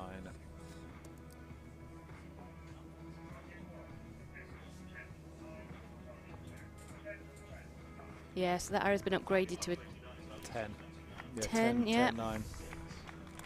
So 3 point lead for Jamie, 59 out of 60 for his first end. Really good shooting. Van Montague 56, but that second end of 29 was a real good comeback from him. So if he maintains that pressure, it'll keep this match really tight. Well, Jamie's only 1 point off a perfect score right Absolutely, now. So it's yeah, a perfect start, really. Yeah, it really is.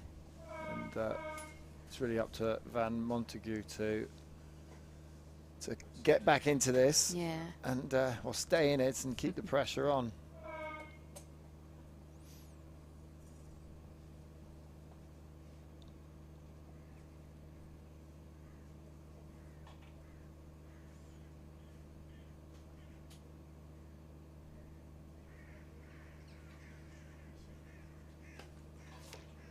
Oh, just under the 10 there. 9. He's just in his sight slightly. All Well, his you're right, arrows they've have just all- been a little low. They've all been low, haven't they? Yeah.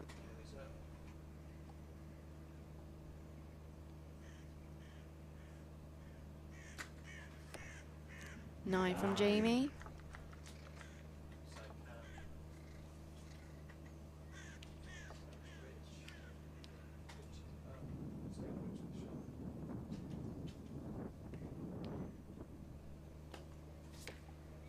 Another 9. Another 9. Still low, isn't it? Still. Yeah, yeah, it's a bit on the low side.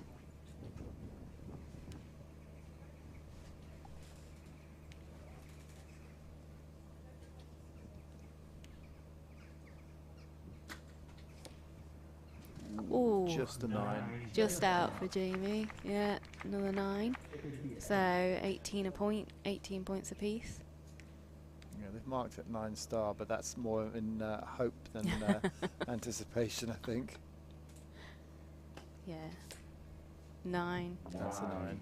Yeah, So Jamie's 3 9s. Yeah, Jamie's coach will have a scope and she'll be able to more accurately guide him on whether it was in or not. But it's kind of gone. It doesn't really matter. No. It's only whether he really needs to adjust his sight from it that if there's any importance on it to him at that point. Oh, just I think under. So that's just under as well. yeah, both of them just gone a little bit low. So be adjusting their sights. We talked earlier around, like, obviously the longer the arms, the better, the more speed you get out of a bow, but there is a limit on how long bows go and how long you can buy arrows, and that's where Van Montague will actually come up against. He probably can't get a bow long enough for his leg span, Yep. so he'll be restricted. So you can see that his leg is quite bent when he's aiming, Right. and that'll be because, you know, there's only so long you can get bows and arrows. Yeah, and, yeah, yeah. And a and- bent joint is never going to be as stable as something that's locked out. No, but it's kind of a. Sometimes actually engaging the muscles can make something really steady. Yeah. So it's, yeah, but yeah, he won't be able to get a bow long enough for his leg span. So he's always going to have to shoot with a bend in it. So Yeah. it'll be about making sure that he maintains that leg strength really. And the close arrow is called in. There, so now. 4.8 feet, Oh, so that one was called in. Oh, brilliant! Yeah. Yeah. We've just got that terrible camera Yeah. here that we can't tell. We were convinced that was a 9, but actually it was a 10. We That's just couldn't fantastic, not call yeah. anything. So Jamie's got a 4-point lead now over Van Montague.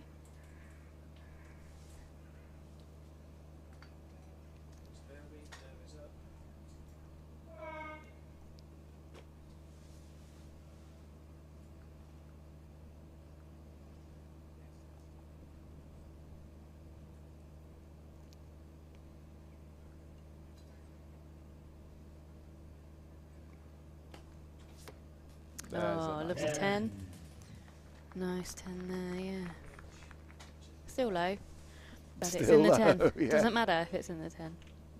To be fair, all of Jamie's have been low They apart have, from the yeah, one. apart from the 1. Is a bit of a trend in this match. Oh, X for That's Jamie. X. That's how you answer that. Absolutely. Great shooting, Jamie. We started with a perfect 30, Mhm. Jamie Harris.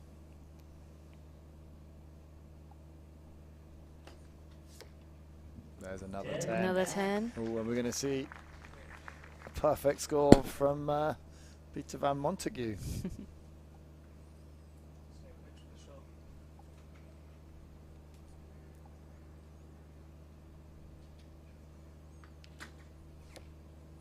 Nine for Jamie. That's okay. Still got a good Yeah, lead, still you got a know. good Just lead, he just yeah. needs to keep steady.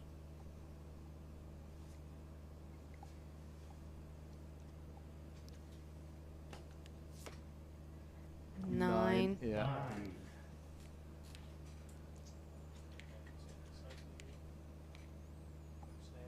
Much better in there from Van Mm. Montague. Consistency a lot better. Ooh, 8 from Jamie. 8. Right. Okay. Well, he had the buffer, and he's He needed did. that. He's yeah. still got a 2-point lead. But 27-29 Yeah. in that fourth. Yeah, one more in to go, 2-point lead, but Van Montague's got a lot of consistent. Like, if you look at his group, although it's been low, it's been really tight Yeah. all the way through, and that 10-10-9 is a really good group. So, yeah. Well, that was the first 8 that Harris has scored. Yes, it is. And, Yeah. it's- Could just be the pressure getting to him a little bit. yeah. With 112. There's 3 arrows left to shoot.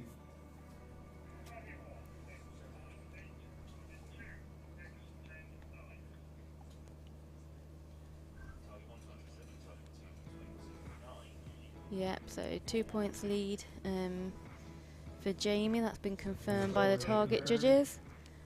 So Van Montague will shoot first, Jamie will shoot second, and we're going to the last end here. Yeah. So what does Jamie have to do? Just kind of concentrate on and just doing his own thing? And Absolutely, not getting distracted, keeping Yeah. his heart rate down where he can, and just focusing on what he needs to do. and consistent shooting yeah, will get him through this. Yeah, I mean, it takes when you're not that experienced of being in a finals field, you can get quite distracted by the outcome of the opponent, and it takes quite a bit of understanding that you can't control them. You can only control you. So wasting energy or worrying about what they've shot doesn't necessarily help you. So hopefully he'll just kind of stay in his own lane, stay in his own bubble, to be able to maintain his consistency. And that's a great start. 9 It's a from 9. Montague, yeah. In that group, isn't it? I Yeah. can really see where all his arrows have been, just under that 10 and bottom of the 10. Jamie just needs to keep everything steady. Ooh, 8 for Jamie. 1 So, point to yeah, it. 1 point lead now. A 10 now from Montague would put pressure on. Oh yeah, it would put a lot of pressure on Jamie. Ooh, it's a 9 from 9. Van Montague. It's a 9. Harris is capable of shooting a 9 here, isn't he? If he can get He a 10. is, yeah, If we can get a 10, it's bonus time. yeah. But all this level of pressure will be in your experience to be out there on your own rather than with a teammate. Look at that, it's Oh, 10. but fantastic 10 from Jamie. Yeah, he was he was grateful for that one. So Montague needs a 10 really here. Needs to be a 10 to stay in this. Oh, it's a 9. So 8 to win for Jamie. So he just needs to keep it steady. Yeah, he's going to win with an 8, surely. Would You would think. You would think.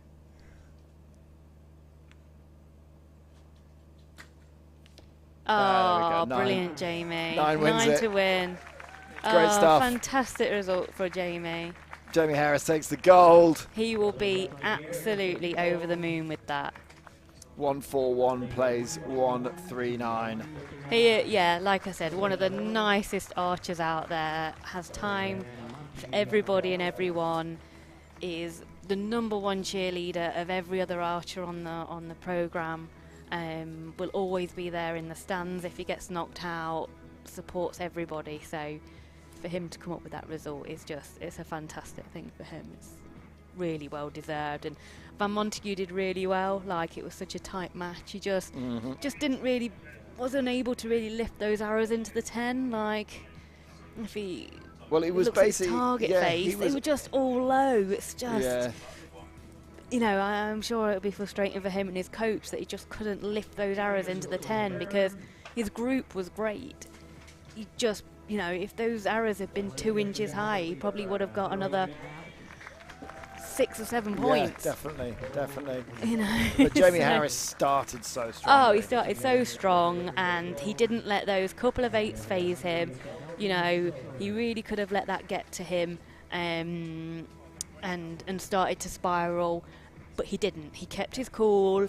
He settled himself, and he responded each time to one of those 8s with a stronger shot, and that's what led to him winning there. Yeah, he started so strong with that 30, and then a 29, then a 28, and then it started. There was just the 2 8s that snuck in at the very, very end. But he'd built up enough of a lead that he could get away with it, and that's the, you know, it's why it's important to keep the start pressure full, and if you have that buffer, like, you need to keep the scores up. But he built that buffer so that he could relax a little bit when he shot that 8, and it enabled him to kind of take stock, shoot the next one, 10 or a 9, whichever it was, after reach 8, and come back stronger. So yeah, fantastic there from Jamie. Well, a great way to end this session. We're going to have the awards ceremony coming up in the next few minutes. How quickly we'll be able to get them out, but imminently we will be giving out the medal ceremony. We're starting the medal ceremonies. We will pick up commentary as soon as they come out, and yeah, we'll talk you through the medal ceremonies. Of course, there's no flags being raised because of the nation being in mourning from the death of Her Majesty Queen Elizabeth, and there was a minute's silence before we started at this competition day, and there will be throughout the competition here. I think it's quite emotional for everybody today. This will be the second time we've heard the national anthem, and I think hearing that, obviously now singing it to our new king rather than Her Majesty Queen Elizabeth, is quite emotional for a lot of people today.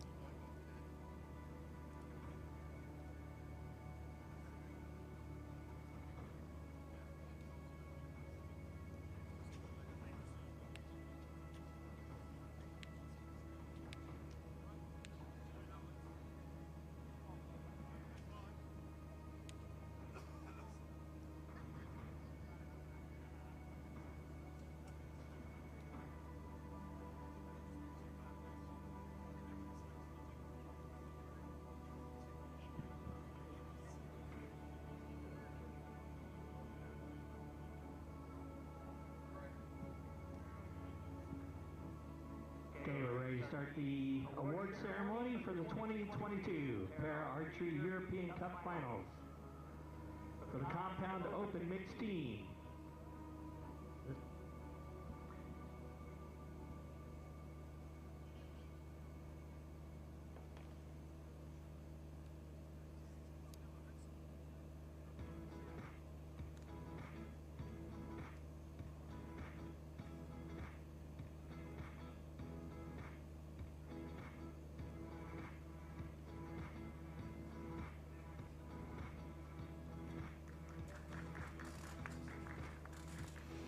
So time now for the victory ceremony. The Compound Open mixed team first.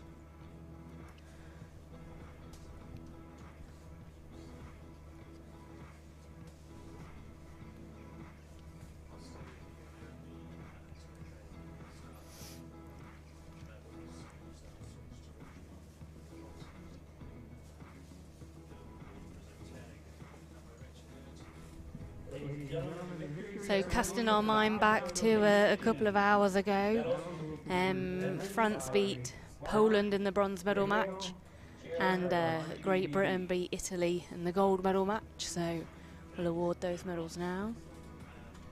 It was a tight match between France and Poland, 149 to 147.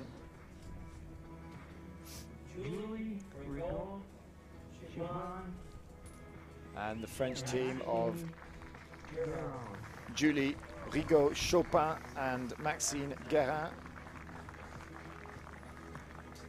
the bronze medalists. Presented by Marc Briegel, the chairman of Archery GB. I forgot who my employer was for a moment.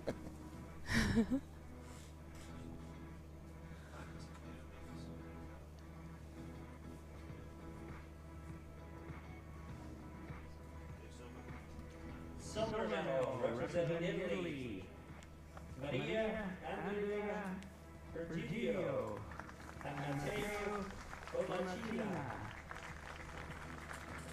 So Virgilio and Bonacina, the higher ranked archers coming into this against the team from Great Britain. But if you watched this match, the gold medal match, it all came down to a shoot-off at the end, didn't it? It did, where Phoebe shot the first arrow and took the spider out and just laid it down from there, really. Yeah, it was a tight match. It really was. And yeah, could not have been shot any better at the end there by Phoebe Patterson-Pine. Massive smile on Jamie Harris's face as double gold medalist this afternoon. Imagine. Definitely a highlight of his career today. Wow, just the beginning, isn't it? Absolutely.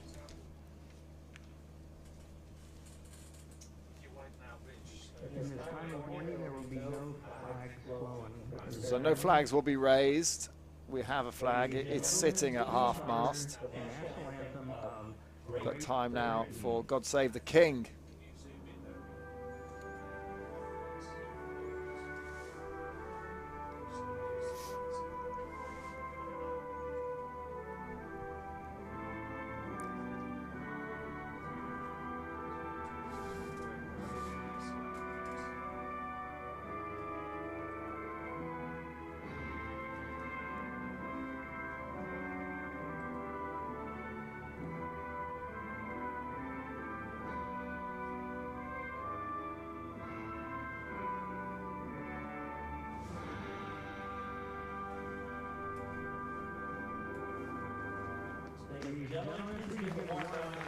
Well, round of applause there for Phoebe Patterson-Pine and for Jamie Harris. And Patterson-Pine, well, she stood on top of an Olympic podium, or Paralympic podium, yep. And yeah, Jamie Harris is starting his journey at 23 years old. Do you think he can go on to Paris and compete for gold? I think Jamie's got a fantastic future ahead of him. He's got so much potential. He's been working really, really hard this year. He's one of these athletes who just loves the sport. He's so passionate about the sport and just loves every opportunity he gets. He's been plagued with some equipment issues, so his impairment means he had to have a special adaptive release aid made for him, which has, you know, had failings, and you know, it's been built on and that over the years, and just trying to get consistency with equipment has been Jamie's biggest challenge. And you know, as that gets better and more consistent, Jamie's got masses of potential. So yeah, he's got all the right attitudes. He applies himself. You know, he's one of the most committed archers that Great Britain have on the programme. He's at training every day, rain, snow, shine. You know, he'll be there, and yeah, he's got a good future ahead of him.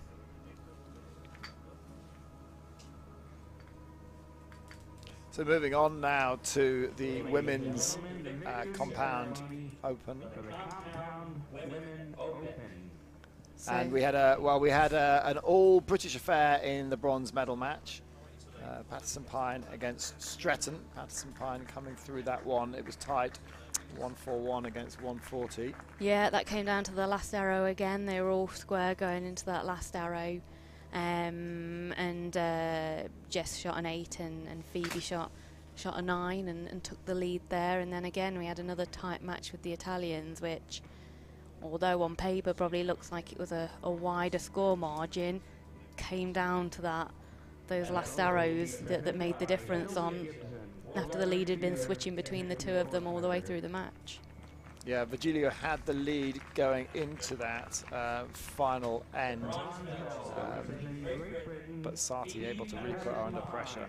So Patterson Pine takes the bronze after taking gold in the team event. Disappointing yesterday to get not into the bronze medal match in the semi-finals for both of the British archers. Silver medal representing Italy, Eleonora Sarti. Medals are presented by Hilda Gibson, who is the World Archery Europe board member, and previously the Paralympic program manager as well for Archery GB, and is still very heavily involved and developing para-archery across the world. And the gold medal representing Italy, Maria Andrea Virgilio. So Maria Andrea Virgilio, ranked number 2 in the world, took a bronze in Tokyo at the Paralympic Games and has now claimed the gold medal here at these European Para Cup finals. So no flags flown, but time for the Italian national anthem. It's a nice long one, this one. It is.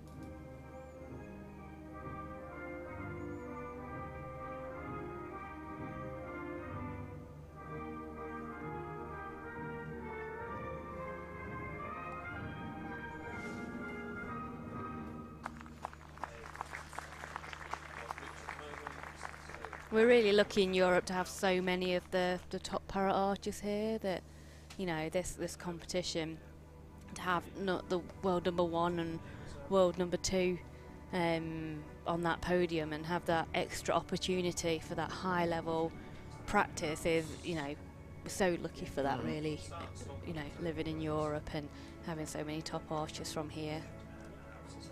Yeah, very strong Italian contingent here in Nottingham. Yeah. Which we'll see again this afternoon with the Italian archers being involved in the mixed team, the men's individual and the women's individual matches as well. As we move on to recurve later. One more presentation.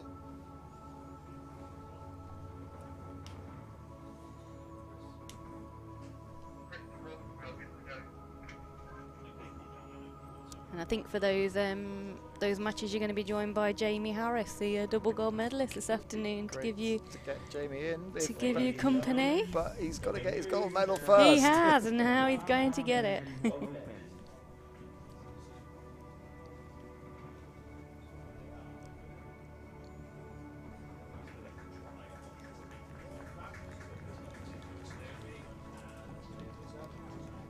So there they are, and there he is. This is the victory ceremony for the Compound Men Open.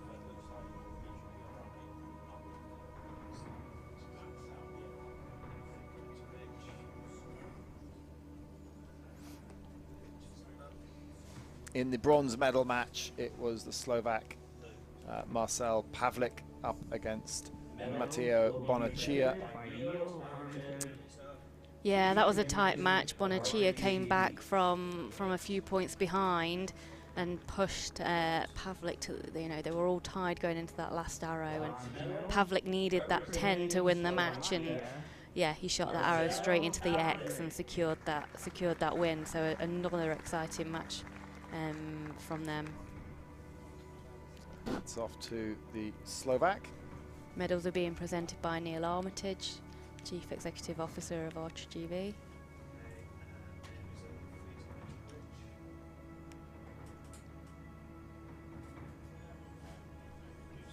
And in the gold medal match, it was Peter van Montagu who was up against Jamie Harris, and Montagu didn't shoot badly. He was really consistent. He just didn't find the middle, did he? His group stayed low and he just couldn't quite find the 10s, whereas Jamie started really strong, gave himself that bit of a buffer that even with a couple of reds in there, it was enough to make sure that he maintained that lead. Here he is receiving his gold medal, second gold medal of the afternoon.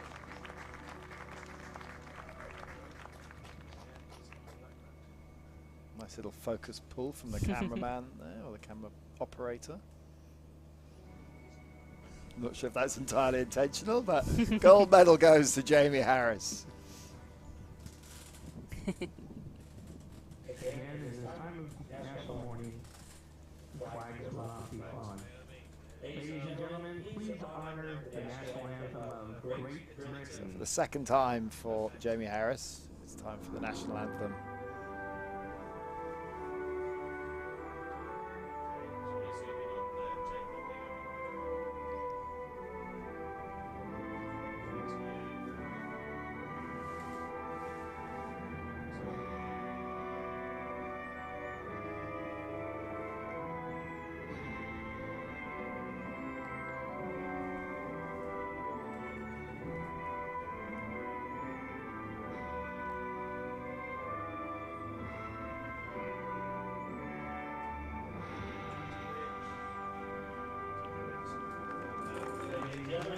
Well, if you are British, then it does seem a little bit strange singing "God Save the King." Yeah. But we're going to have to get used to it. We are. Jamie was singing his heart out there. So good to hear our national anthem ringing out today. Our third time so far today. So lovely to hear it and to see the athletes singing.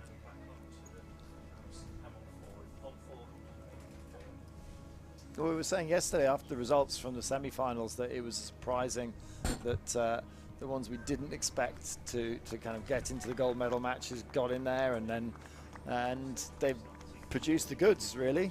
Absolutely,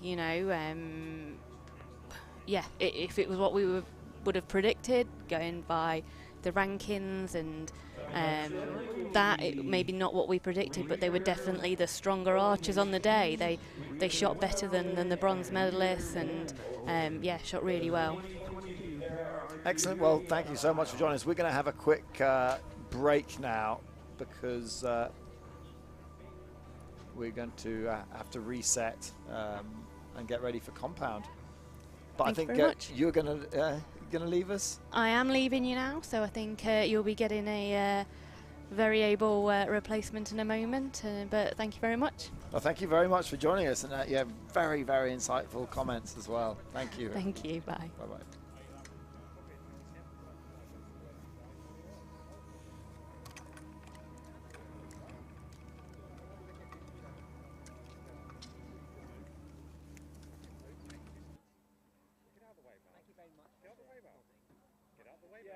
I didn't know whether you could see, and I thought if I nod, he knows he's got it right.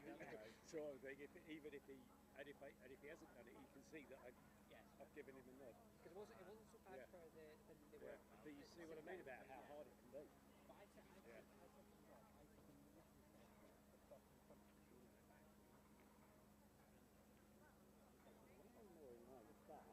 done it in life when you've had 3 wheelchairs here, moved up, and could not see him.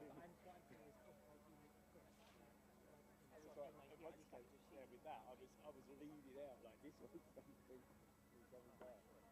so he's confirmed that then.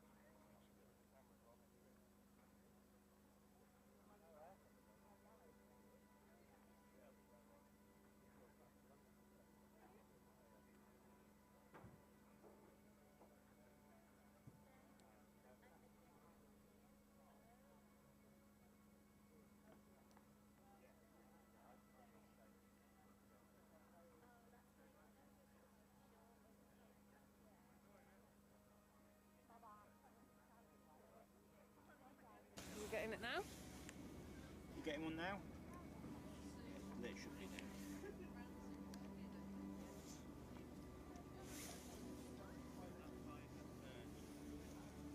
Okay.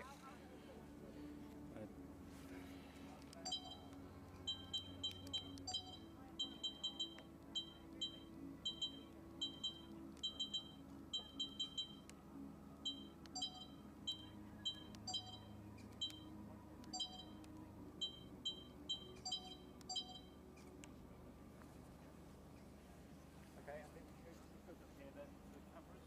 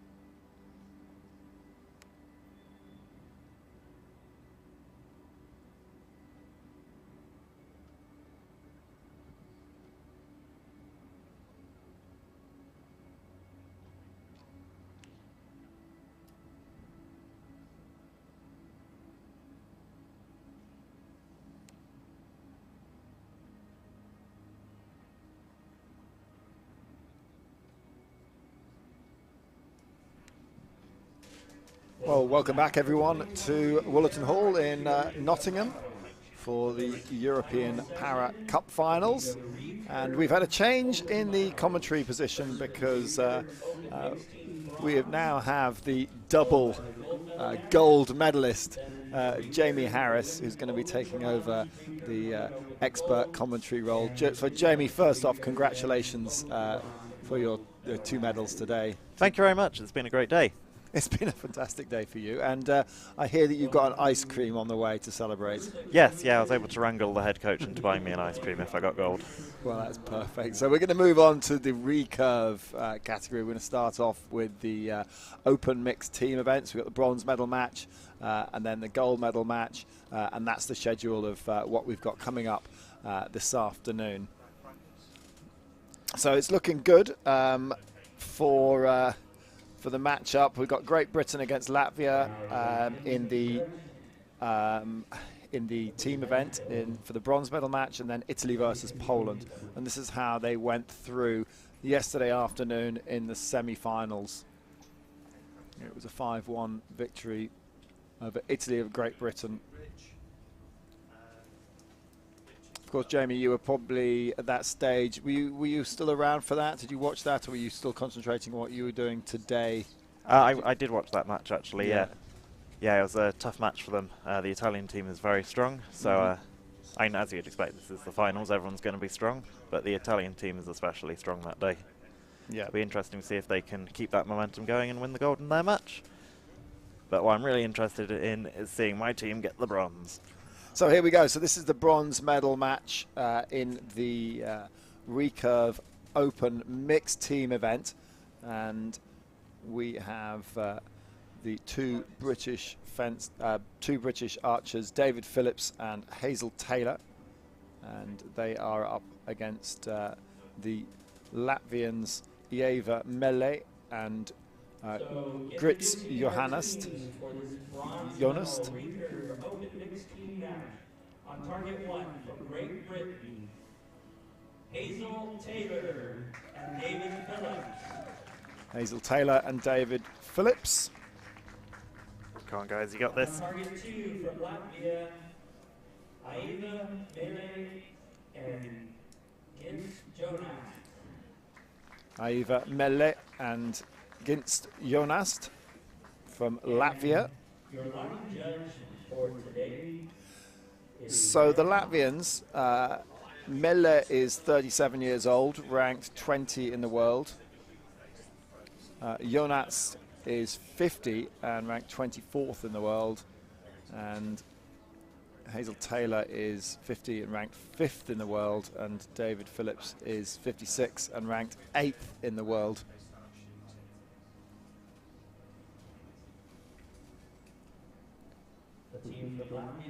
So we've moved on to recurve, and Jamie, what's the difference between recurve and compound for the non-archer?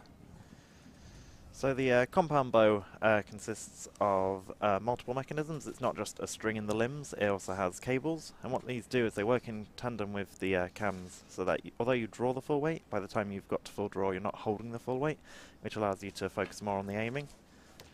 Whilst the recurve doesn't have those additions and is just, you pull it back, you hold the weight at full, and you release the shot.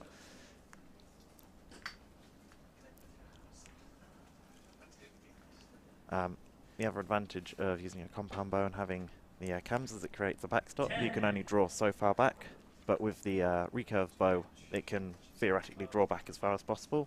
So the recurve bows will have a device on it called a clicker, which will click when an arrow reaches a certain point, and that's the point at which the archers will release. So the clicker is just above the hand there on the bow, and it's at where the front of the arrow pulls back past. Yes, just above the arrow rest. Yeah.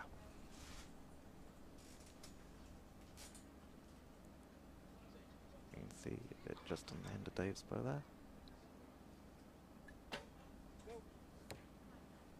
Nice shot, Dave.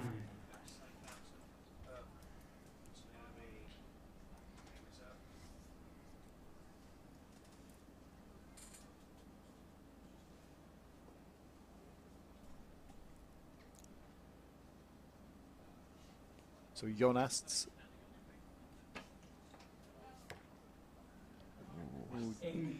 Still quite well to Yeah. the left. So he's adjusting his sight there. 2 arrows off to the left-hand side.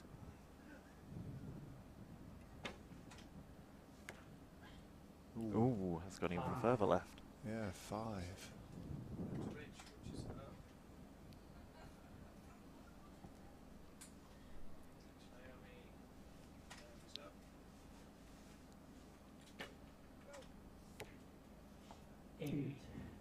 Taylor now shoots an 8. So a 7 here from Phillips will tie the scores in this first set. That's the other big difference between it's an 8. Oh, it's an 8, yeah. But another big difference between recurve and compound, isn't it? The difference between sets rather than ends. It's not accumulative, the score. Yes, yeah. On a compound, it's every shot adds up to a total score, whilst with the recurve round, it's either you win this set. If you win the set, you get 2 points. If you draw the set, you get 1 point each. If you lose the set, you get 0. And it's the first person to 6 points. But it could be, Or yeah, team to 6 points. yeah. If you've tied one, then you get a point each. So it could be like a 7-1 or a 7-3 Yes, yeah. win. Yeah.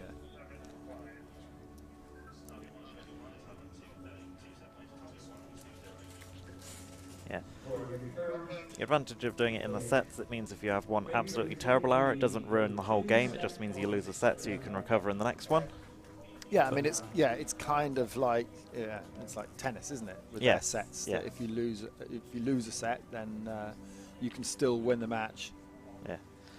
On the flip side, though, if you have one really excellent set, it only counts as one set. Yeah. It's the same as winning by 1 point. It's the same as winning by 10. But at the end of the day, you just got to do the same. Put the arrows in the middle, get as high a score as possible. Yeah. And hope it carries you through. Yeah.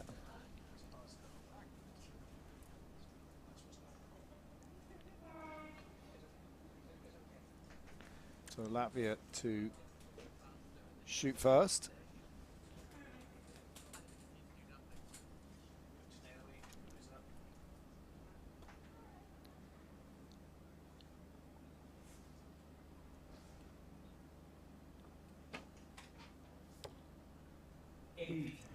Well, moving slightly better, more into the middle there. Yeah, he's getting closer. He's going to have to adjust it quite a bit more.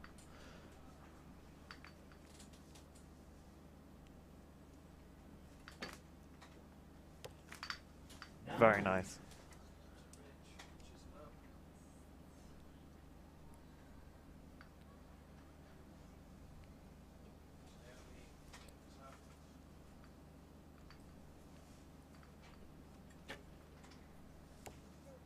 Well, Nice. matching that.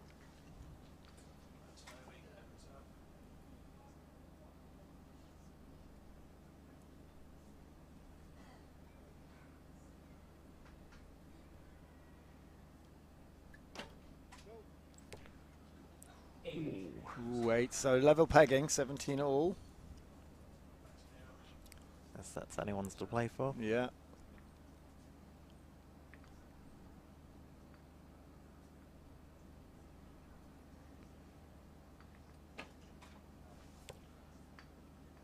Ooh, is that 8? Yeah. Yeah, it's gone Just high. hiding behind the. Interesting. The previous Latvians have arrow. gone high and GB's gone low. Yeah, but both have come more into the middle Yes, yes. in terms of vertical axis. It's good. 8 and Another 9. Pressure on now a little bit on GB. Taylor will shoot first. That's looking nice. Ooh, 8. Spoke too So soon. 9 required to tie. 9 to tie, 10 to win.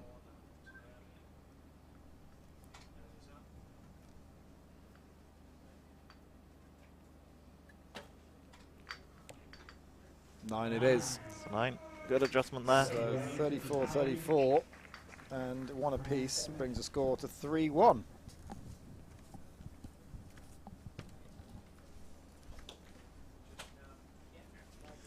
Well, pressure was definitely on for David Phillips there on that. Oh, certainly, yeah. Yeah. In the lead with 3 set points to Latvia with 1. Yeah, distance they're shooting is 70 meters. So it's quite a long way for the arrow to travel. There's plenty of time for the arrow to be affected by factors like the wind. It doesn't have the same speed as the compound bow. Yes, yeah. So the actual trajectory of the arrow is more up and down. Yes, yeah, no, recurve bows will definitely arc more. Arc. Yeah. Not as much as a longbow, a traditional longbow. You can see those go up in the air and they fall back down to earth, but yeah, there's definitely a pronounced arc if you were to look at this side on.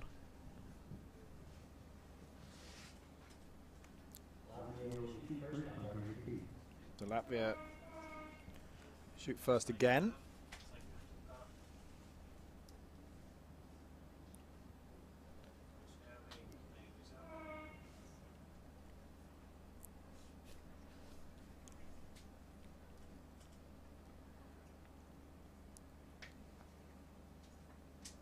Against Jonasts.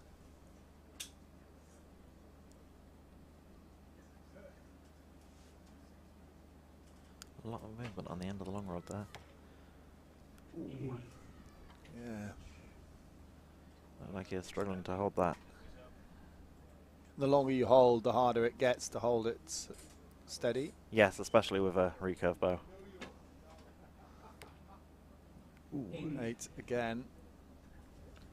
Opportunity now for the British pair to put a little bit of pressure on Latvia.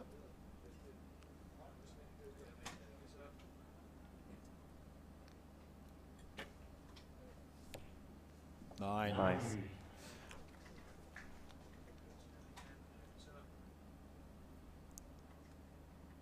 We've not seen a 10 yet from the British team. Oh, we're going to see one now. Not quite. Ooh. But still very good. Yeah, 2-point lead halfway through this set.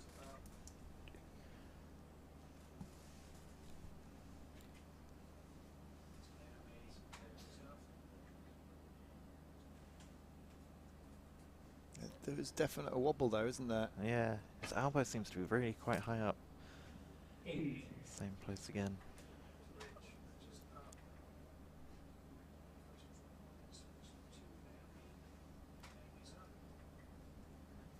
I need something good here to stay in for this set. Ooh, another 8. Yeah.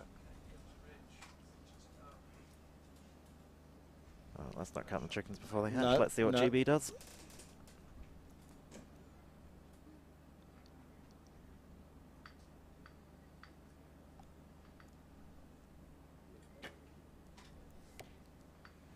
Eight. Well,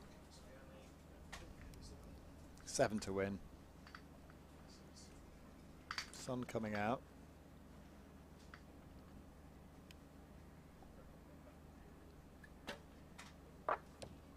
And 9 does Nice. it. So 35-32.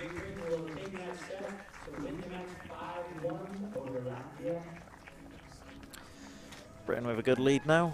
They'll only need to draw the next set to take To win it. Yeah.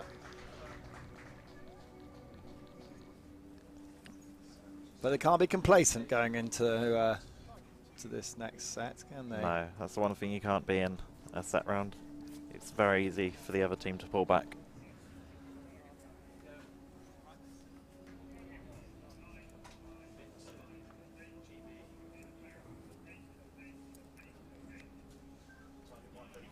Let's hope GB's save their 10s for the finish here. And the scores are official. The bronze medal going to Great Britain with Hazel Taylor and Oh. David Phillips. Well, that's it. 5-1 is the win. Oh yes, it's a mixed team round, of course. Yes, mixed team competition, isn't it? It only goes to 5. We're getting a little bit ahead of ourselves and thinking about the individual. Yeah, it's very excited for that. Great job to GB there. Nice win.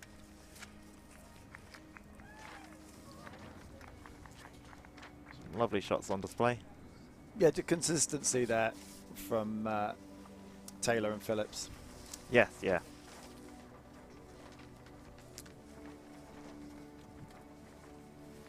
And that's the key to being a good archer, is just making sure that you can recreate that good shot as many times as you can in as many different conditions as you can. Doesn't matter if you can shoot the perfect shot every so often. You need to be able to do it as consistently as possible. So as we prepare for the gold medal match between Italy and Poland, looking forward to this next Olympic cycle. It's a short 3-year gap, isn't it? Yes, yeah, it's been very compressed due to COVID. Yeah. So. And it all starts, like Olympic qualification starts next summer. Yes, yeah, very, very quickly coming up, yeah. Yeah, to qualify for the Paralympics in Paris 2024. Yeah. Excited? Yes, excited, a little bit nervous, but yeah, no, it has come around quickly though. That's and obviously this year's also been chock full of competitions because all the previous competitions have been compressed into this year, so there's been very little time to actually work on developing new techniques. Yeah. So we've all just been jumping from competition to competition to competition, so it's been very full on. So we're looking forward to a winter where we can just wind down a bit and actually work on improving. Yeah, because if you're just competing all the time, you're not really looking to change technique or anything, you know. Oh yeah, you never want to change anything before a competition. Yeah, and too much competition will stagnate you. Yes. You know, because your technique will just not improve or not get any better because you don't want to change it. Yeah, and obviously you need the experience of the competition to be able to handle yourself in finals matches when the pressure's on, because that's a very different pressure from when you're shooting normally. But also, you can't go around changing things in competitions because you're just going to end up running into problems. Mm-hmm. So time for the gold medal match in the Recurve Open mixed team competition. It's Italy versus Poland. For this gold medal match, on target 1, representing Italy, is Vicenza, Petrilli, and Stefano Travisati. On target 2, representing Poland, Elena Olszewska and Lucas Czerczek. And our line drive, man on mission, So the two teams have been announced. Vincenza Petrilli and Stefano Travisani of Italy. Petrilli, 32 years old, ranked number 1 in the world, took a silver medal in Tokyo in the individual competition. Travisani, well, 36 years old, ranked 7 in the world, was part of that silver medal winning team in Tokyo at the Paralympic Games. And Milena Olszewska is 38 years old, number 3rd in the world, took a bronze in Rio at the Paralympic Games. And Luka Czerczek is 42 years old and ranked 10 in the world.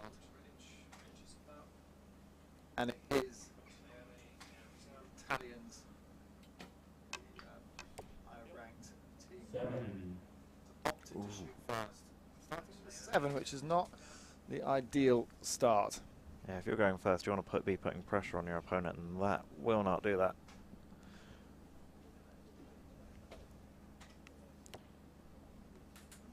Two 7s. Ooh.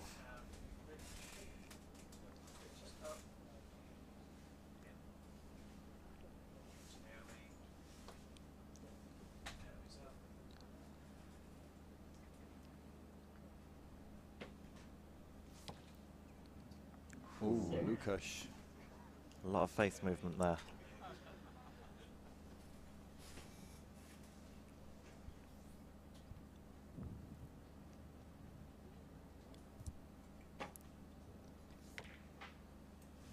7 from Olewska. Is the pressure of it being a gold match getting to them? Or is it the adjustment from the practice field throwing them off? Yeah, I think.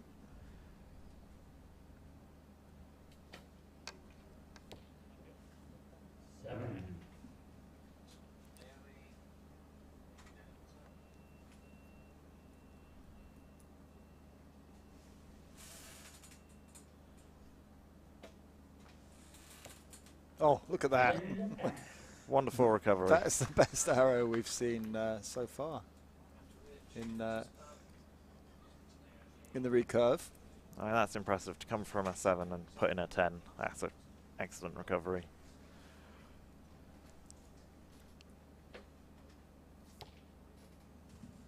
Is that nibbling the 9 there? No, not quite. It's been called an 8, possible 9, 8 star. It's definitely a big improvement over his first shot. 10 is required. Ooh, 7. So it's immaterial whether that is an 8 or a 9. Italy win that one. And the score sits at 2-0 to Italy. So not particularly high scoring. 31 to 28. Yeah, hopefully now they've gotten used to the conditions on the finals field, hopefully they'll be able to centralise their shots a bit more. I noticed when I was shooting, my shots did go lower when I transferred over to the finals field. Not sure if that's something to do with the stage or just the levelling of the field, or Yeah. But you know, it happens.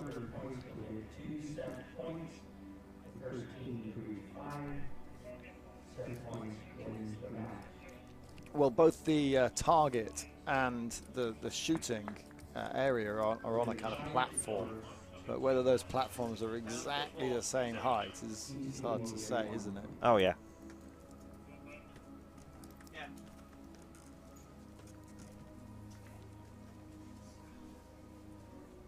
The other weird thing about the platforms is it's also quite slippy, so if you're not used to that, that can throw you off a little bit.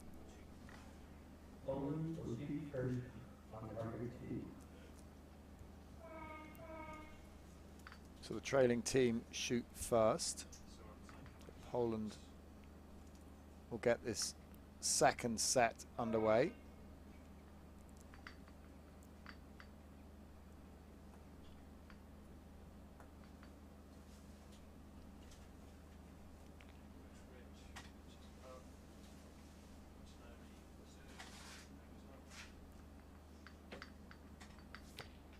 That's better.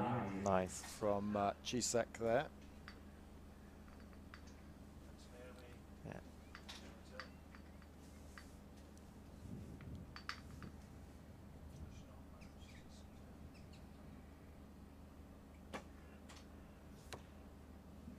And an 8.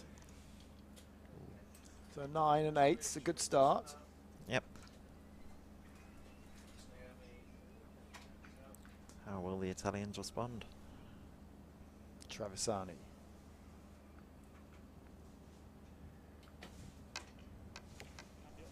No. 9 just. Very close.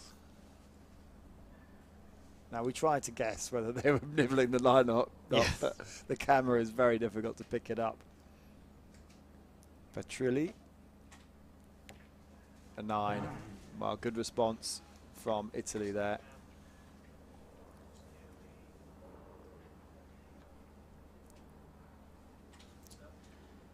Can Poland put that last set behind them and deliver something now?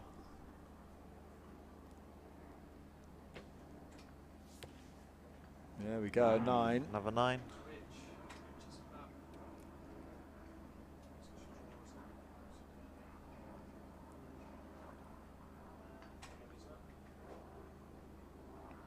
Get some great views of the clickers this match.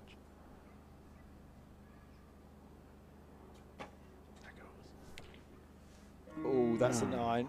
Yeah, just in. Yeah. Nice. So 9, 8, 9, 9.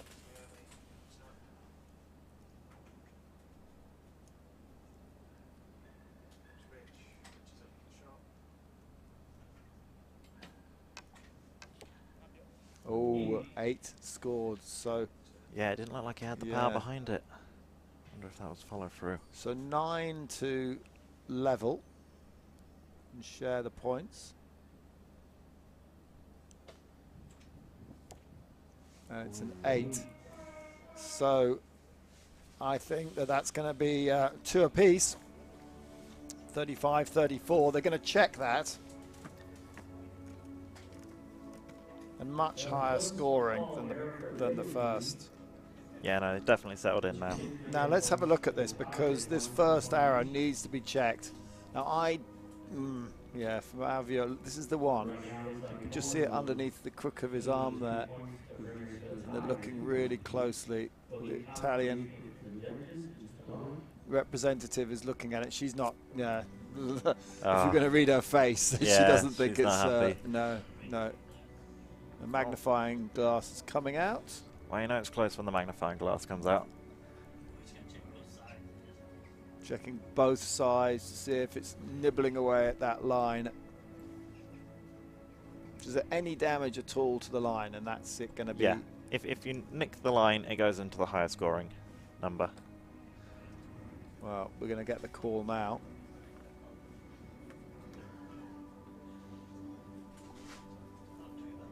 Well, this is a big call, because 3-1 and 2 all.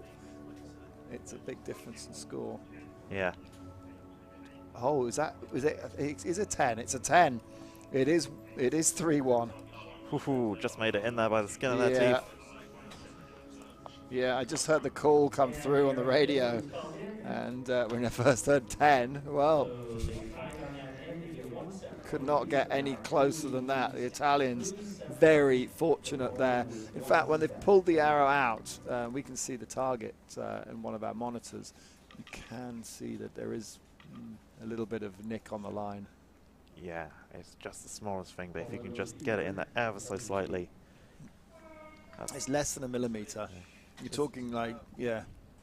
In indoor competitions, you only shoot 18 meters, but the targets are a lot smaller. So a lot of archers will shoot just absolutely massive arrows to try and get as many line cutters as possible. Big fat. Yeah, proper chunky ones. Whilst out here, it's probably not best to do that, because bigger arrows will be affected more by the wind and will fly less quickly. Ooh. It's a nice start to the third set here from Poland. Close to the 10.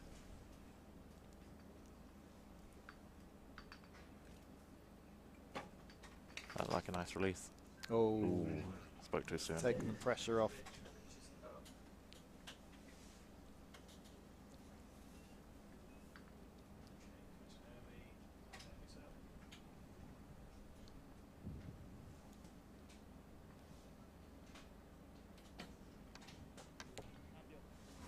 Eight, only an 8, but with that 6 from Poland.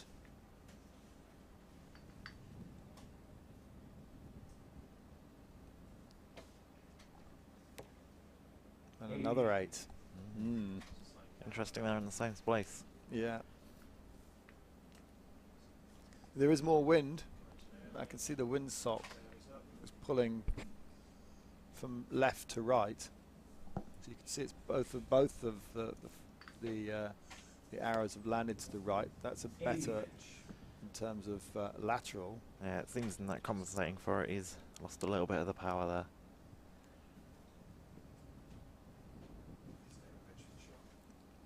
Yeah, you can see the flags moving on that shot there, and the windsock, it is pulling across.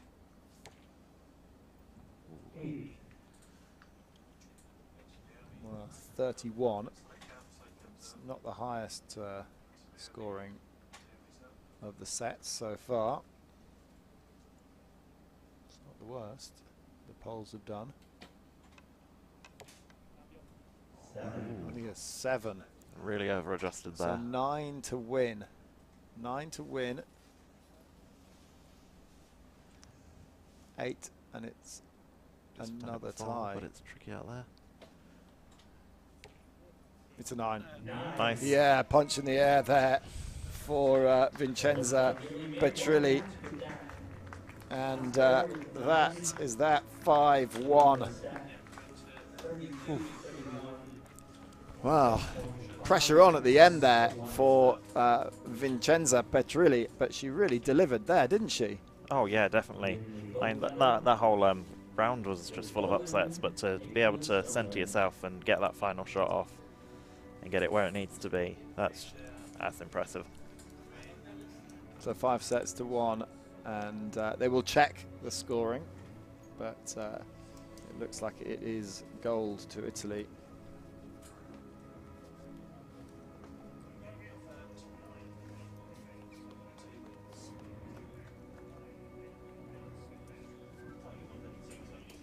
So confirmation that Italy are the winner of the Recurve Open Mixed Team Gold Medal.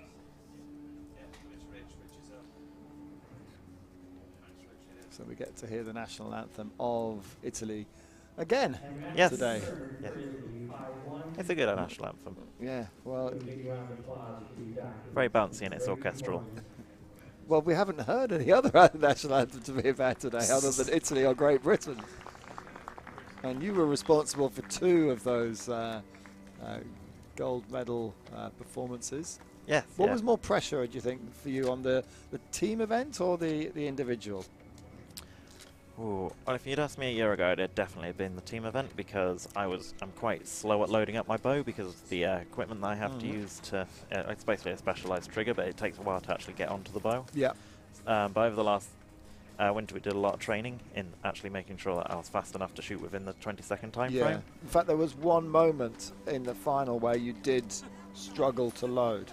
Yes. One of my arrows accidentally fell out of the bow. Right. So I had to grab it and stick it back in, which left me with very little time left to shoot. Yeah, yeah.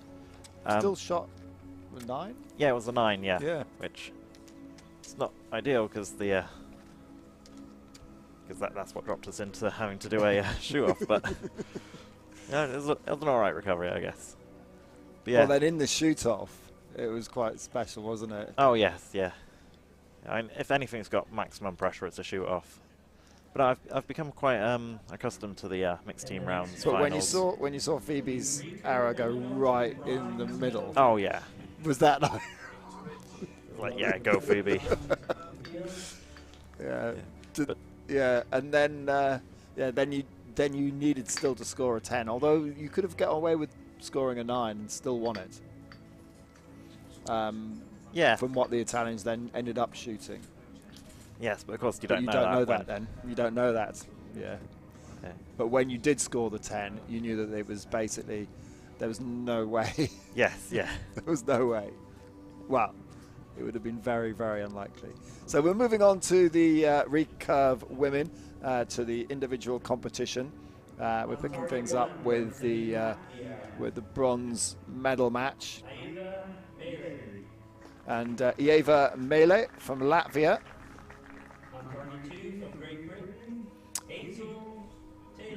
We'll take on Hazel Taylor from Great Britain. So British interest in this bronze medal match. The introduction of Graham Potts has gone up and up and up by the stadium announcer throughout the day.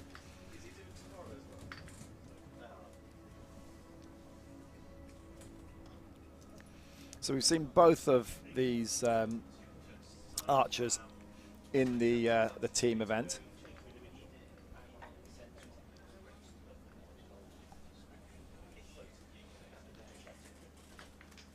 And Great Britain beat Latvia in the match for the bronze in the team event. Can Great Britain beat Latvia again for the bronze in the women's event? It's a rematch of the afternoon. Hazel up first. Nice start. Nice, looking strong.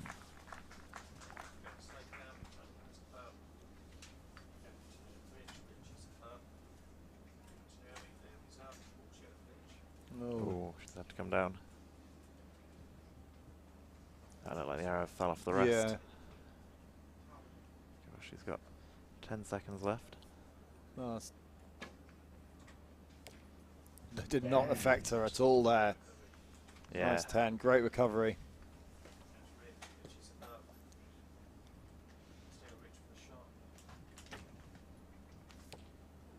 Ooh. 7. Yeah, I don't like her front arm was a bit high there.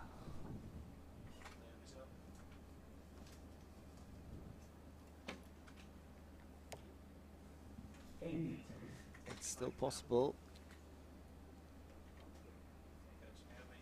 It's going to need 9, I think, or above. To 9. There's your 9.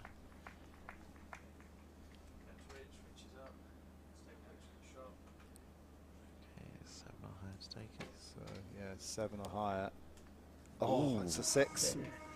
Oh, dear. After shooting a 10, to lose that set, 25-24, it's a little disappointing. Very unfortunate.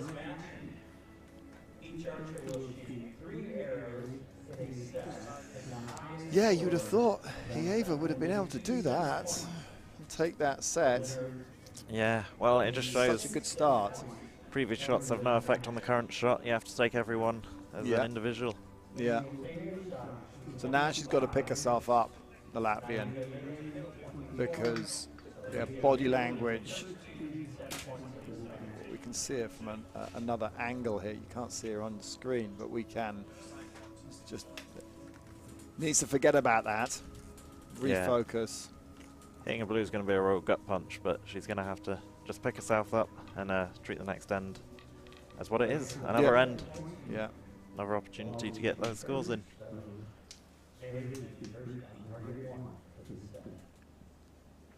We've not seen any comebacks yet.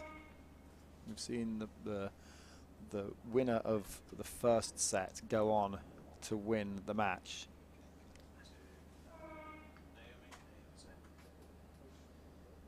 So Melle will get things underway in this second set. It starts with a 10 again.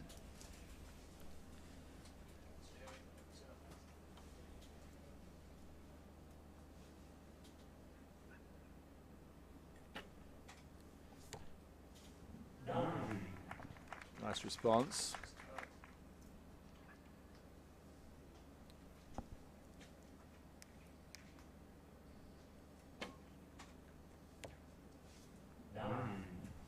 Much better. Looks like from it's the going to be. Latvian. Looks like it's going to be a high-scoring end for both of them.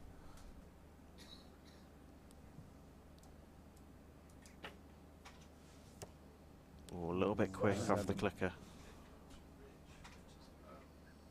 Just didn't quite have that follow through there. Drop low.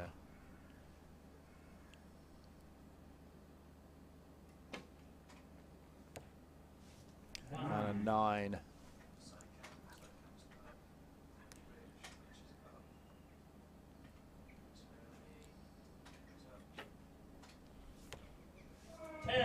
Ooh. 10 hit, but yeah. She couldn't take the set, but she Yeah. get more good shots you do, the more likely you are to Yeah. just be in that right frame of mind for the next end.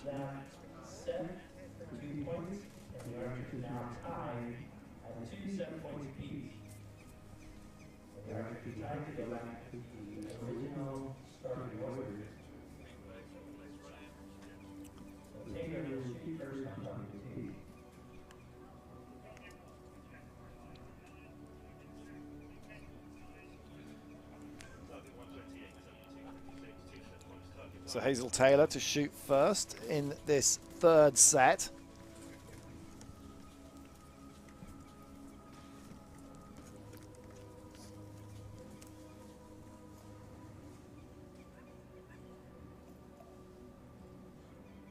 And the Latvian Melle will feel that she almost gifted that first set to Taylor. That time she really did win it convincingly. So I would say initiative is more with the Latvian than with the British fencer here.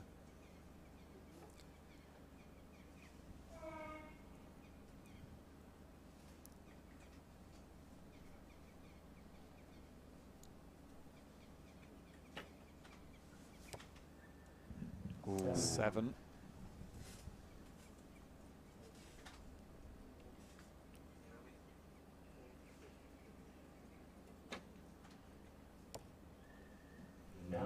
Nine. Yeah, nice shot. Mm. Both archers just seem to be slightly off to the right. Yeah. So an Ooh. 8. Yeah, Just an 8. this is quite unfortunate.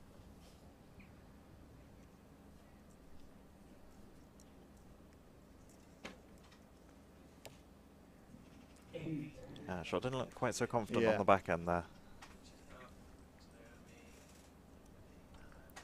So 2-point lead. Hazel's going to need to get something big here to Needs a 10. Got a 9. slight over adjustment, but it's in the gold.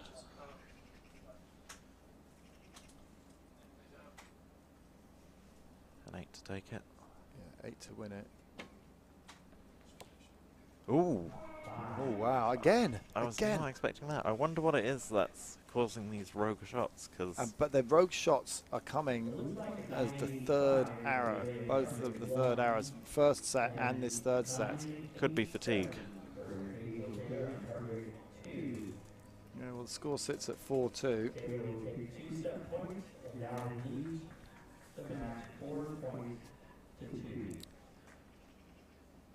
It could be fatigue, or it could be a psychological. Could be. Fine.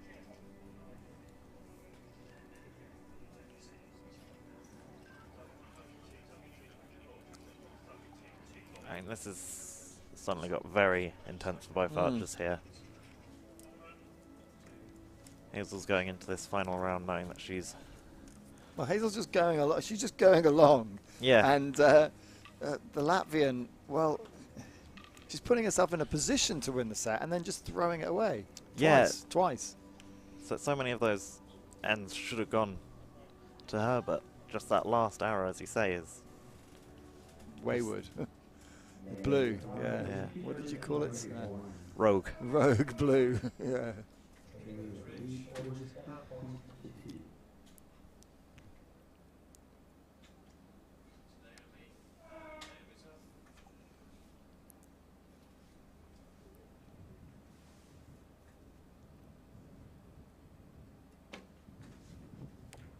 Yeah, because she's so strong Yeah, on the shot. great 9 and great grouping in and around the gold. More golds hit than Hazel Taylor. Ooh, a blue, first blue for Taylor.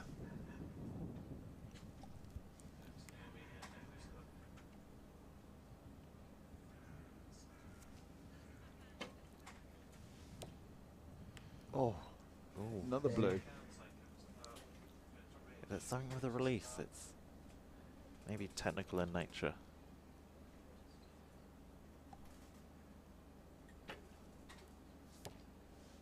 Another blue. Oh, they're all going low now, aren't they? This is...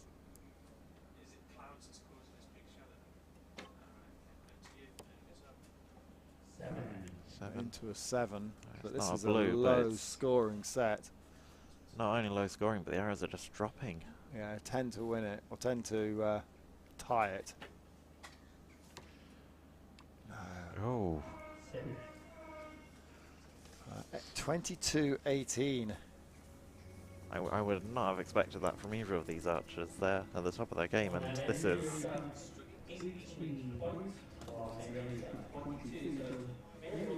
Yeah, that. that seems like the pressure's just got to both of them. And Yeah.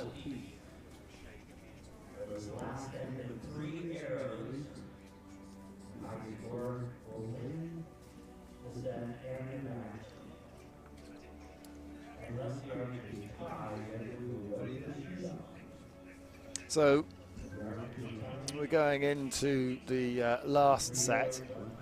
Winner of this set will take the match, unless, of course, they tie. yes. And then it's shoot-off time.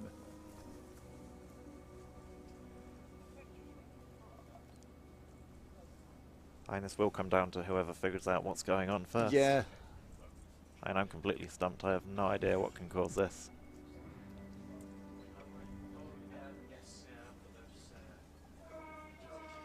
So that last set was a little bit of an aberration. Yeah. What we can say for certain now is that the pressure's on. Mm.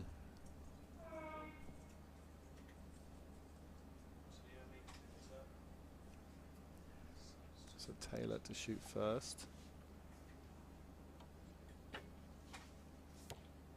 That's better. 9. That's what we're looking for.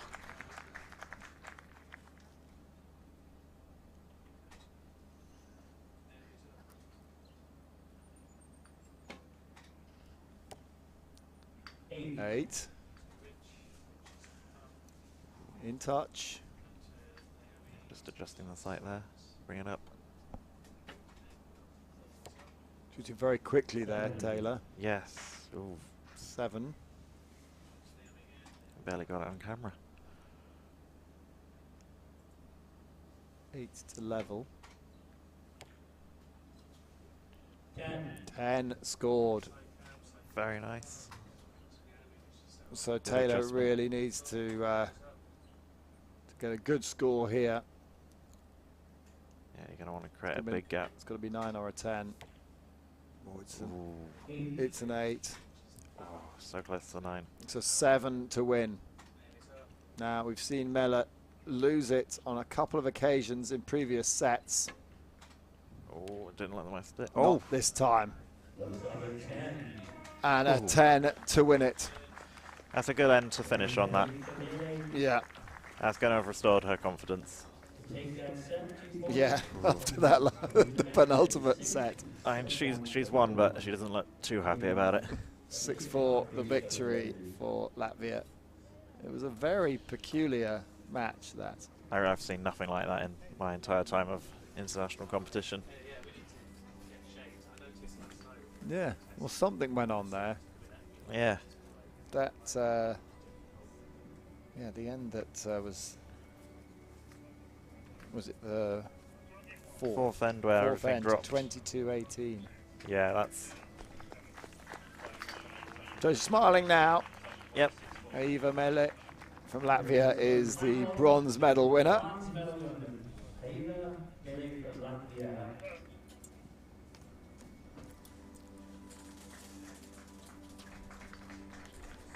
Congratulations all around.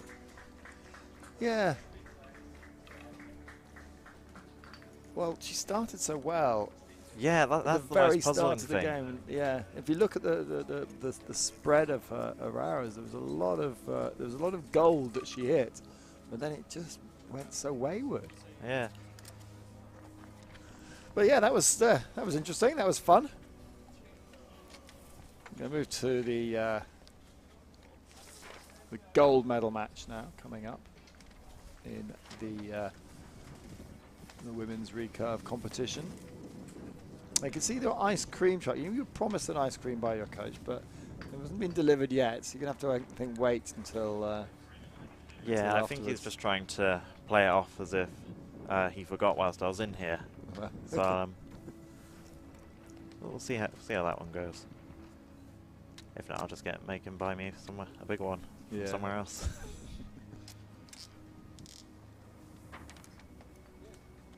Now for the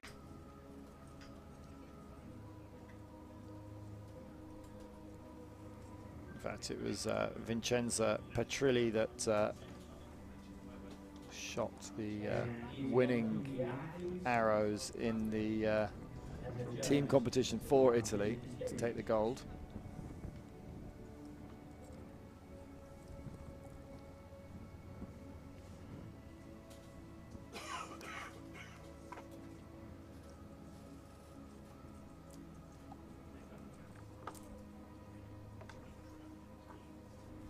And the righty and the lefty are facing each other this time, which is always better than on target 1, representing Poland, Milena Oszewska.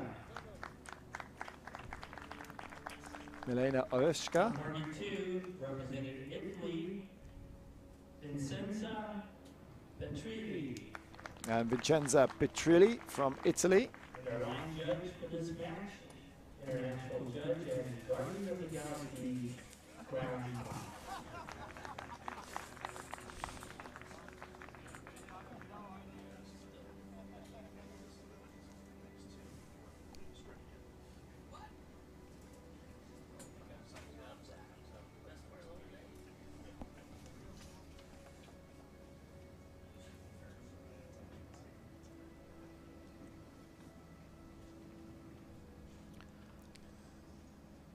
So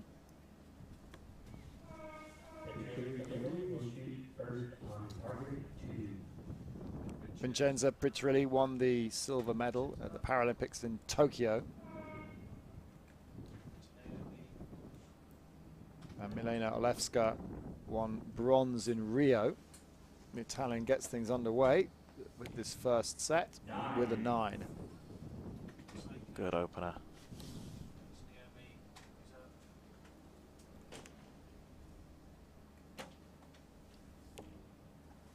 Ooh, 7, only 7. Little adjustment to the sight. We've got the world number 1 against the world number 3 here.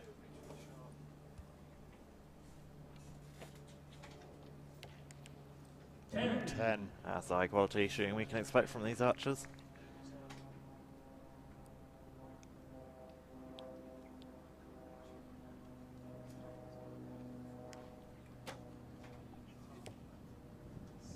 Oh, the adjustment doesn't quite only a work there. 7.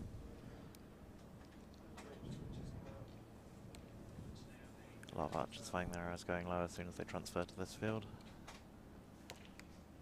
Oh, Petrilli's been on here before, and both of them have for the team competition, so they know what they're doing. And Olewska can't win this.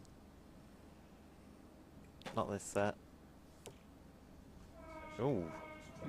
Okay. So, yeah. Well, you wouldn't want to have shot a 2. 28-16. Wow. It's taking me back. I thought. So taking the first 2 set points. You know, not that it mattered too much, but I thought it'd have been a good opportunity to get the sight mark in the right place. That's, yeah. I mean, that's going to wreck your confidence as well. yeah, exactly.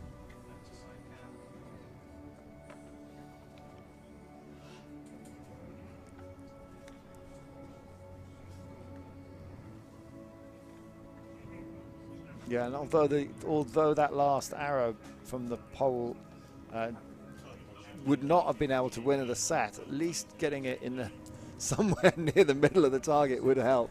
Yeah, I mean, it'd set you up for the next set. Unless you just throw it away. Unless it was just a throwaway and you're just like, okay, this doesn't matter. I'm just gonna pop it down there, and then I'm gonna focus already now on the second set. Yeah, it might have been some sort of mental reset. Yeah.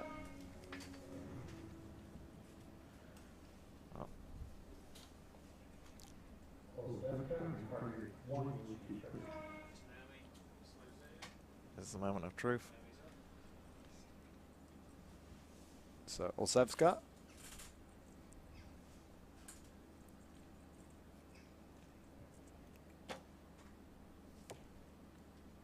Oh no, it's down low again. Okay, so this is more than a serious problem for the pole.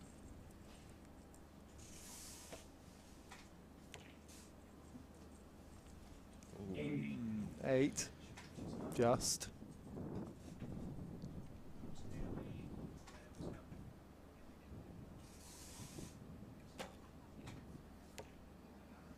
An improvement, but it's still not. The spread, the spread is huge. Yeah.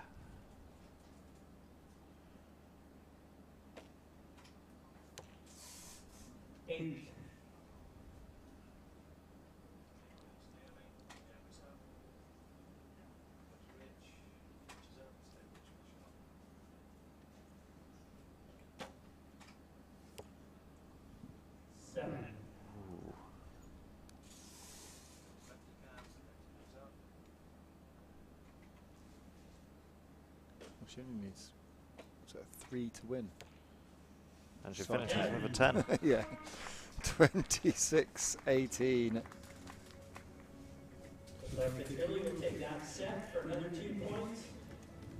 4-2 the lead. And I think Petrilli, you know, she was almost put off by the fact that she had it too easy there. Yeah, it was almost as if she was taking it for granted. Yeah. And just like that. It's like, well, I only need to shoot 8s. So that's what she did. Yeah. And then at the end, it's like, okay, now I'm focusing now. And finished with the 10. Yeah, even if you can win with 8s, you don't want to.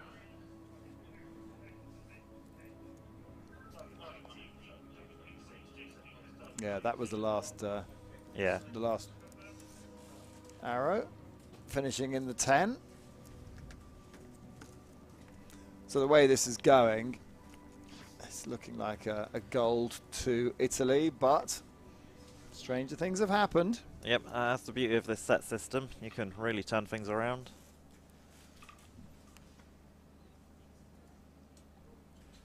That will require quite the turnaround on this one. Yeah. Every set's its own. Yeah.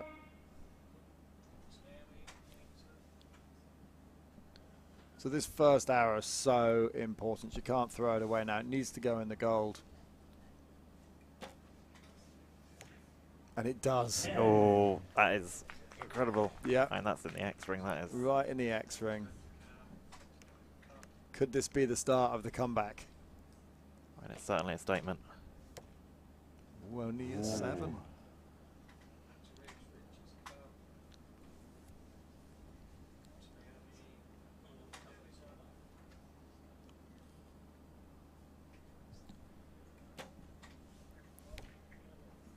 Look at that, 9. Very nice. All of a sudden, the turnaround. Oh, she's found the problem and she has fixed it. The comeback's really coming along.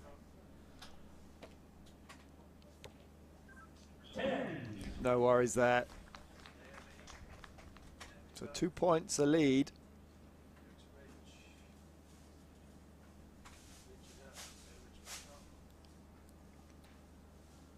An 8 or above. 7. Ooh. So 10 to win. 10 to win the match. That would be a big finish.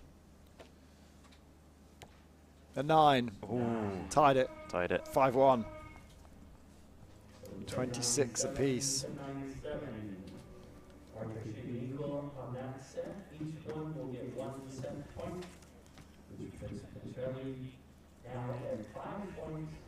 Much higher scoring rounds, those ones. Well, yeah. Well, not actually for Petrilli. No. Petrilli scored highest on her first round, which she scored a 28. And she was 28, 26, 26. It's just that the pole is improved from the 16 and the 18 that she scored in the first 2 sets. But I think the pressure was on Petrilli there.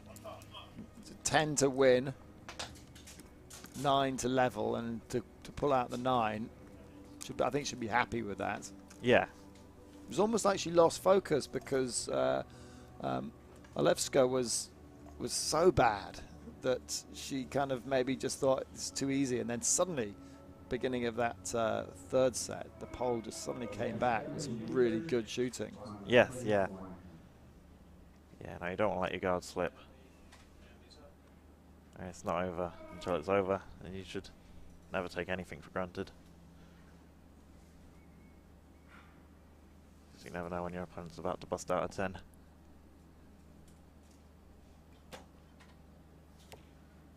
Ooh, 7. She seems to have lost a bit of that momentum she had last end.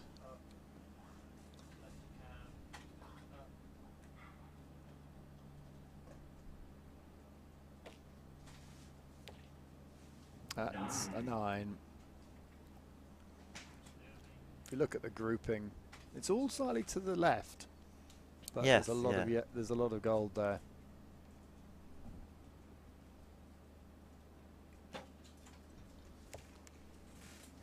That's better. That's good. Keeps her in touch.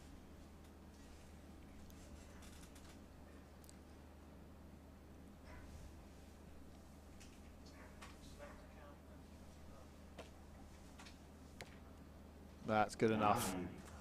I think that is good enough.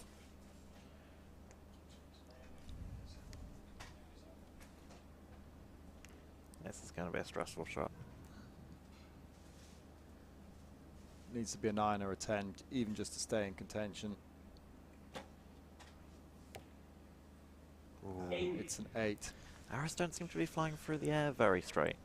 Wonder if that's what's been giving her the troubles. So 6 to win. Will she win with a flourish? No. No. She won't win with a flourish. That certainly got a lot more interesting. Ooh. So tied.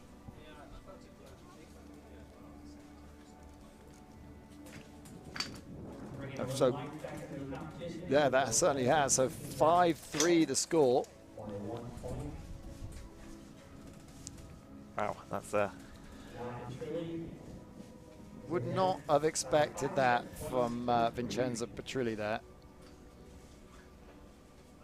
For this next set, Petrilli just needs to tie or win the set, so win the match. If Australia wins the set, we will go to a shootout.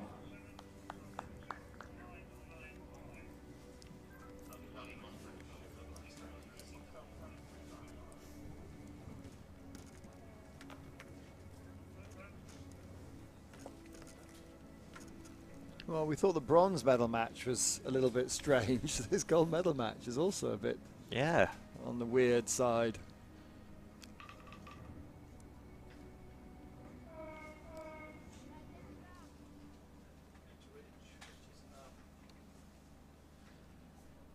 And could this be the first comeback we've seen of the day? It could be. First comeback to win.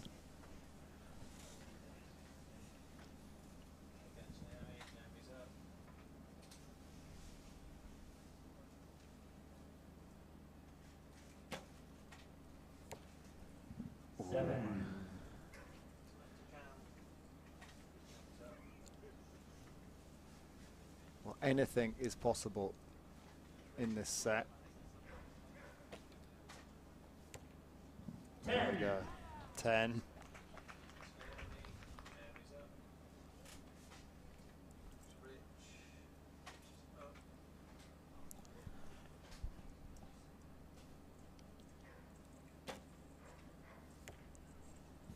Nine, yep. Staying in touch.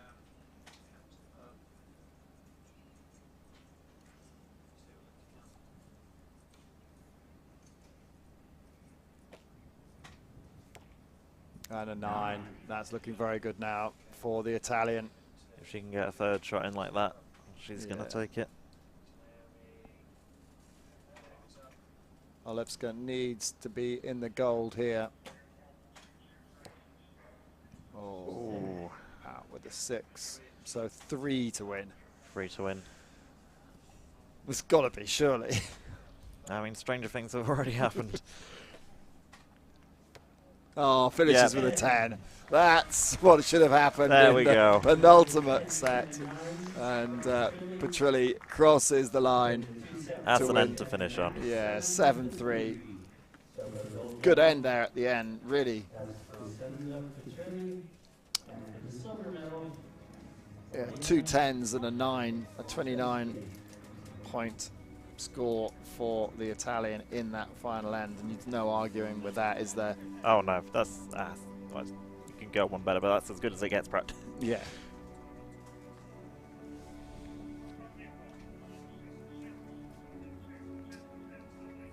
So a win to Italy. They take the gold medal, and that means that Vincenzo Petrilli will get 2 gold medals.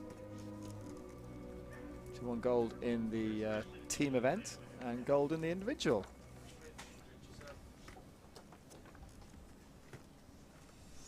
Joining your club. Yes, Jamie. yeah, the double golds. Yeah.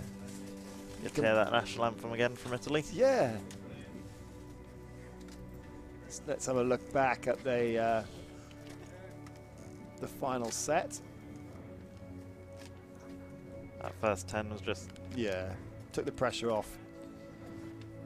a 9, still very good, and it's very close to the 10 in itself. Yeah, and a 3 to win. And this final one, I mean, 3 to win, the pressure's completely off, and just you fall back to your techniques and it goes where you need it. Yeah, and win it in style.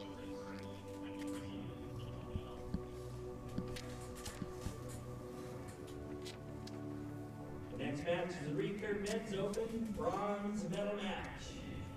So it's time for the bronze medal match. This is how they went in the semi-finals. Travisani of Italy beat David Phillips 6-2, and Guillaume Tukle beat Lukas Cisek of Poland 7-3. And so we're going to have Phillips against Cisek in the bronze medal match to start things off. David Phillips, 56 years old, he's ranked 8th in the world, and he's up against Lukas Cisek, who is 42 and ranked 10th in the world.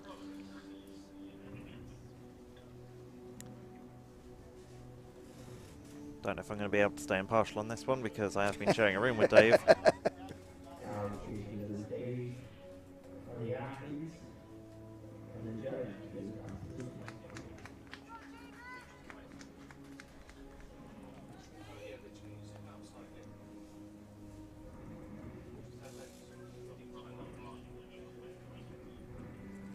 So time to introduce the athletes for this bronze medal match.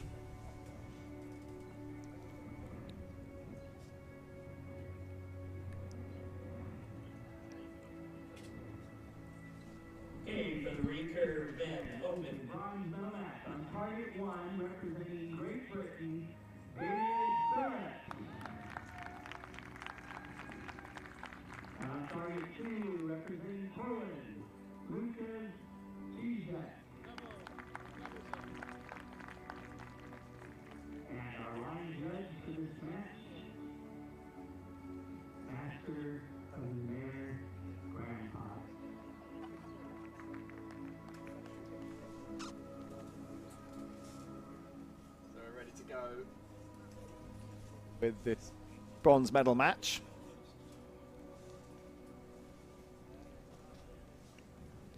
I think who's shooting first? I think is it the pole? No, it's David Yep, Phillips. Dave. He's got the higher ranking, so he's opted to shoot first.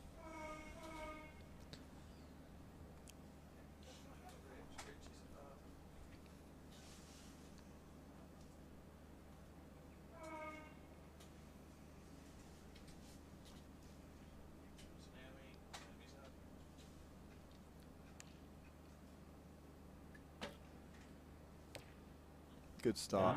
Nicely done. A bit high, but in the gold.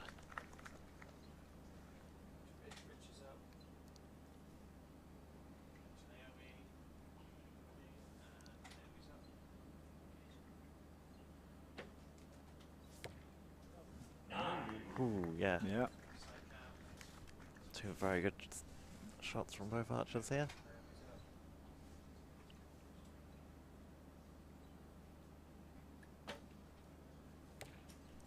Oh, brilliant. Now as he followed it up, he's improved on it.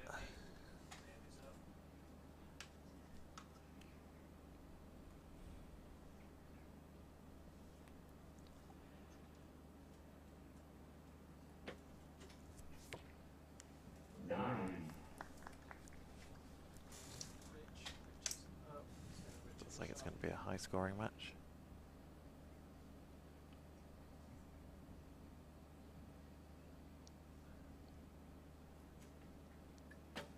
A very long hold there. Yeah. Was it a bird? There was a bird flying across the top. Yes, there. I saw that, yeah. Yeah. Was that a distraction? Could that have been the reason for the hold? Could be, but I wouldn't have thought he would have been able to see it. No. Unless it was a bit lower. But he did hold extraordinarily long. Yeah. Ooh. Ooh. Okay, both archers struggling on that third shot there. 27-24.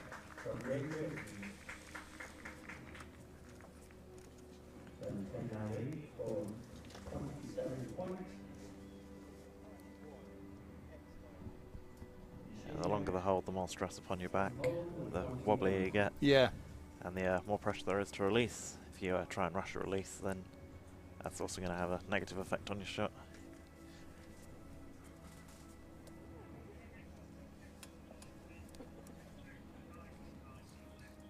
Ricky was saying earlier that the release needs to be almost a surprise.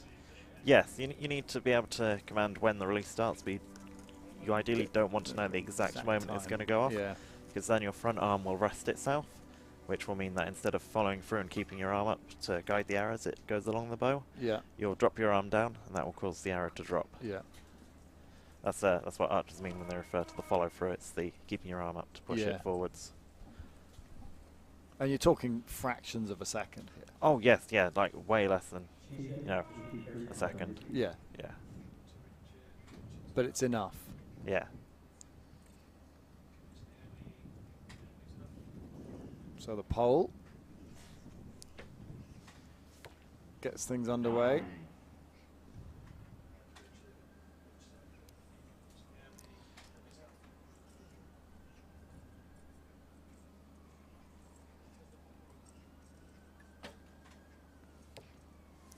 Nine.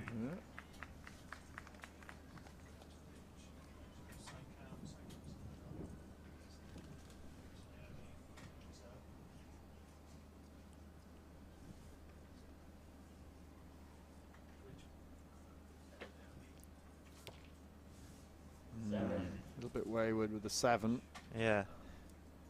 He just draws his string really quite far back into his face to the point where he has to squish his it up. I wonder if that messes with his reference points, because I can't imagine it's the most consistent.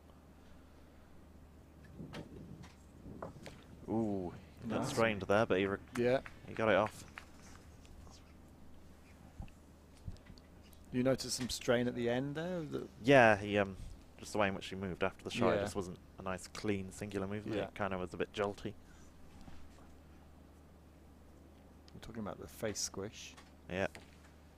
Ooh. Ooh. Where's that gone? That's really quite low. I think that might. 1. Yeah.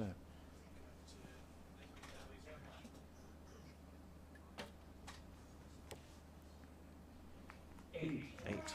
Well, yeah. I mean, David Phillips didn't even need to. Yeah, basically needed a 1 to win that. Yep. So 4-0. It's not looking good for the pole. Still, Dave's not the one type to get complacent. If he needs a 1, he'll still try and shoot a 10. Yeah, exactly.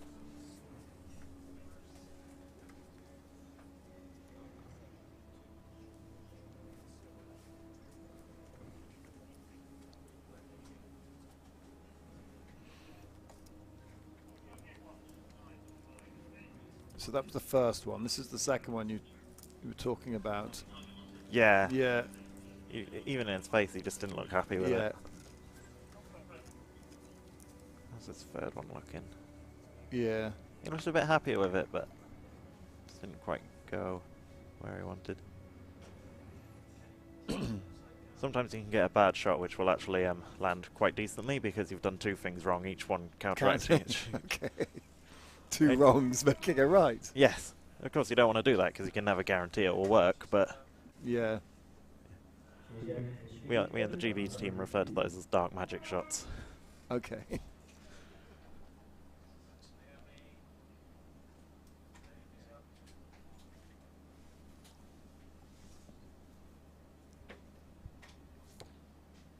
That's better from the pole.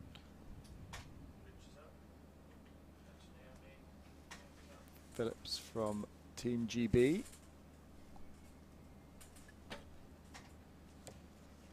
Ooh. That's the first blue that Yeah. we've seen from Phillips. Wasn't expecting that.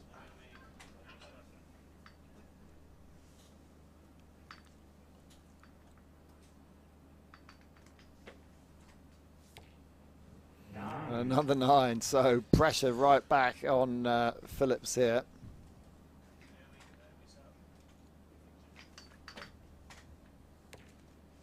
Ooh. Only an 8. Still going high. Mm.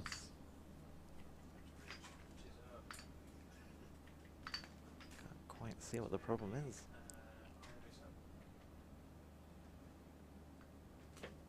So 6. Well, that's it. Wow, he's right on 9. top of the other one. Yeah. So Phillips can't win this. But can he get it back to the centre? Yes, he can. Yeah, better. Yeah, better. Better end. So 27-23.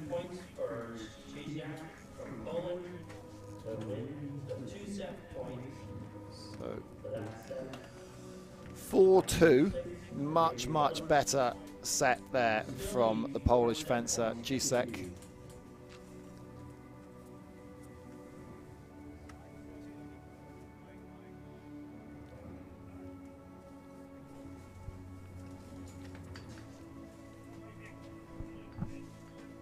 I know things are looking a lot more interesting going into this fourth end. Yeah, it's game on now, isn't it? Yeah. Well, both these archers have shown us what they can do. It's time to see who's gonna... Well, they both scored 27s. Yep. Phillips did that in the first set. Gisek there in the third.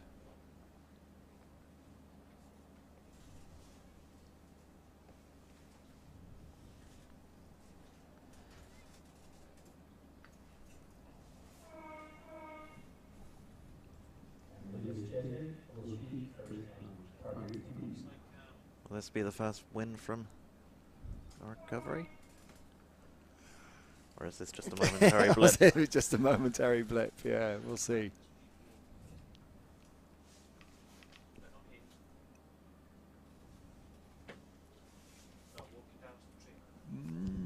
Eight. Not great, but it's not as bad as some of the shots we've seen. Yeah, exactly.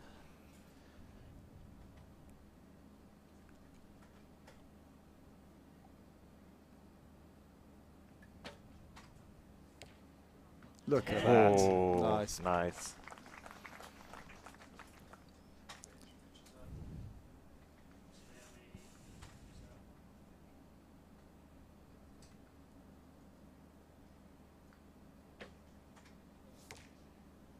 Another 8. Oh. One either side. Just needs to get one in between those two.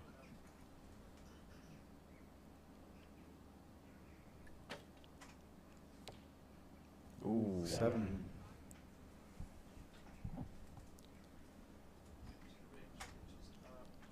Still a 1-point lead for the British archer.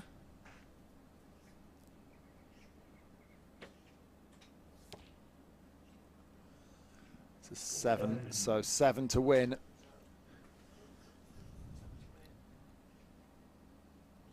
Come on, Dave.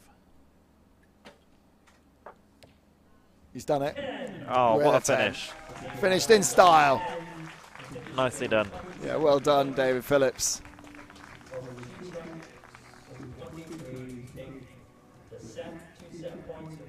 Yeah, Gisek came back to make it 4-2 with a really good set.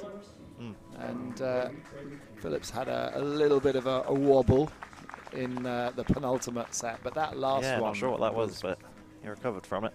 Yeah, that last one was great. Yeah, finished with a 27 to win it 6-2.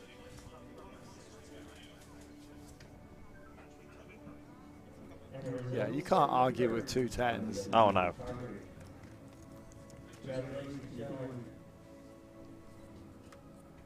So will he be happy with that, with the bronze? Oh, yeah, he'll be happy with that. Yeah, I mean, he's happy if he just shoots well, so Yeah. to come here, put in an end like that, and then walk away with a bronze medal, he's going to be happy. And look at the replay on that first shot, that's textbook.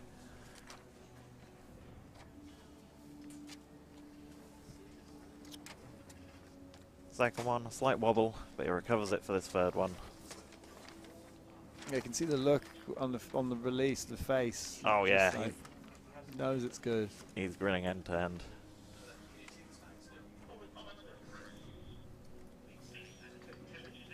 Twin Hall, it's a lovely venue we're at, isn't it? It is Willerton Hall, built between 1580 and 1588. The same designer who designed Longley and Hardwick Hall. Yeah. Used as Wayne Manor in one of the Batman films. Ah. Probably also been in some period dramas, but I don't watch those. Yeah. You've obviously got the deer wandering around.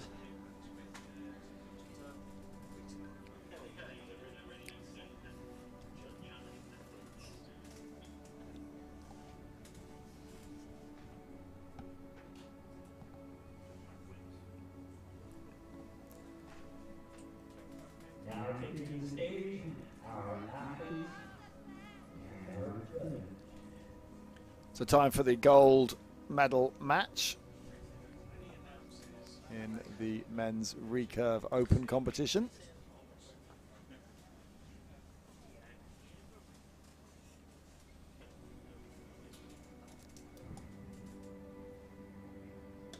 So for the gold medal match, on target 1 from Italy, Stefano Travisani. On target 2 from France, Guillaume Ducolet.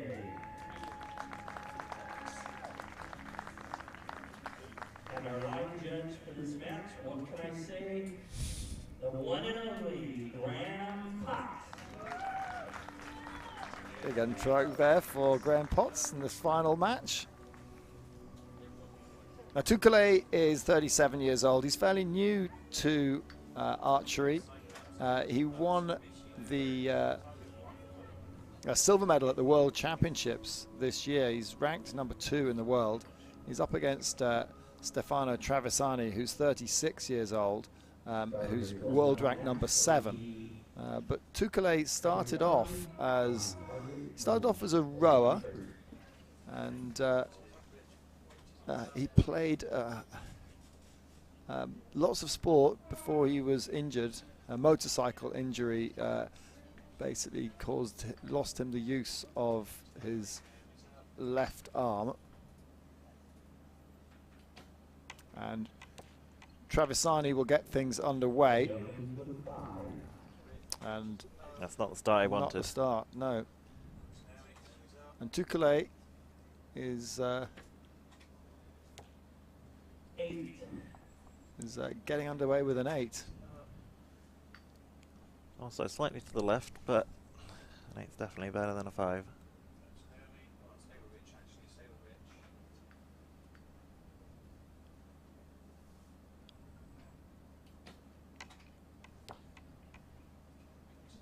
So Ducolet is gripping the string there with his mouth. The only person we've seen doing that today. Yes, yeah. Mouth release, you don't see it all that common, but it is amazing when you do see someone doing it. What they'll have is, like, as you can, they've got a tab on the back of the string, which they'll fit between the basically the molars. They don't hold it with the front teeth, and then they'll open their mouth slowly to act as a release. Yeah, because you wouldn't want to hold that poundage. I was asking about the poundage, and it's pretty high. Oh yeah. Yeah, it's with a lot of these mouth tab shooting archers that they get very strong necks. Any head movement can be detrimental to their shots, so they have to train a lot to keep their head still. And Ducolet taking the first set there, 2-0.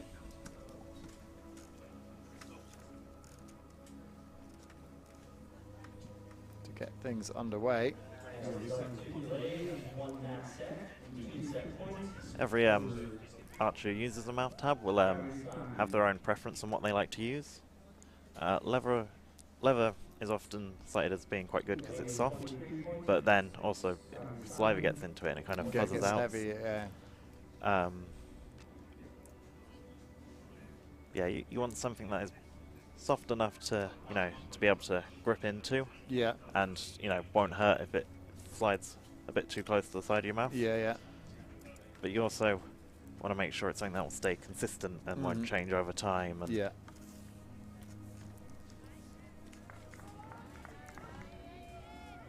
pretty much every mouth tab archer I've met swears by something different. Right, okay. So it is a lot up to personal preference.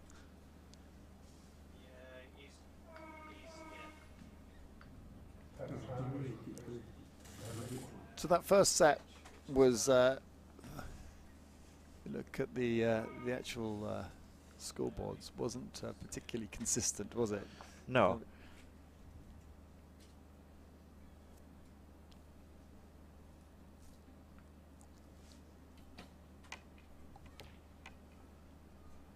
Oh, it's close to the line. I think, but it's an 8.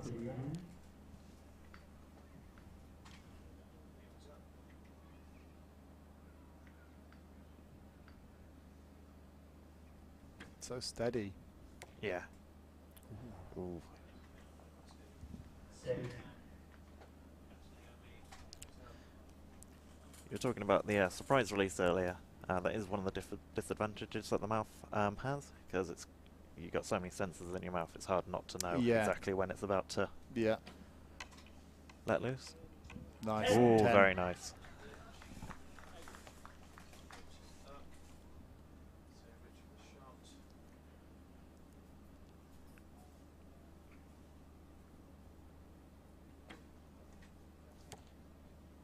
Ooh. Is that getting nibbling the line?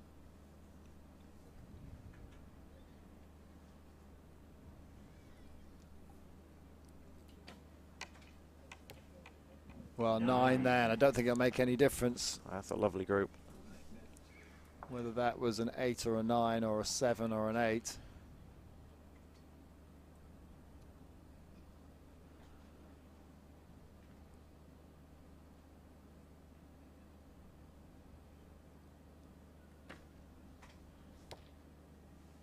Nice that the string coming back is pushing his hat in. I'm just wondering if that's causing any variation on the... 2 apiece. 27-21.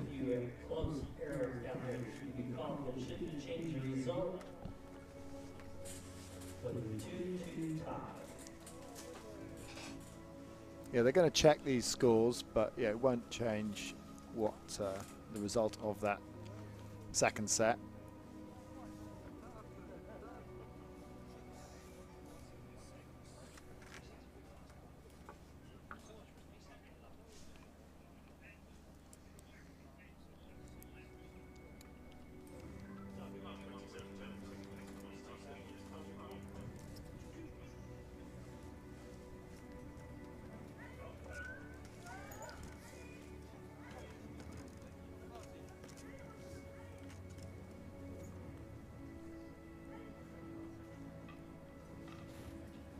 It's tied 1 set apiece here, 2 points each.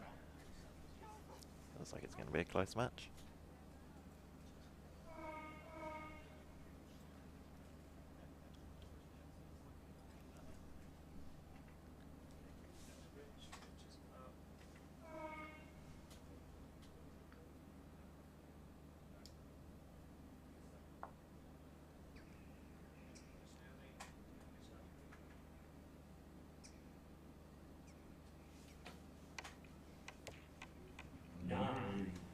Good start for the Italian.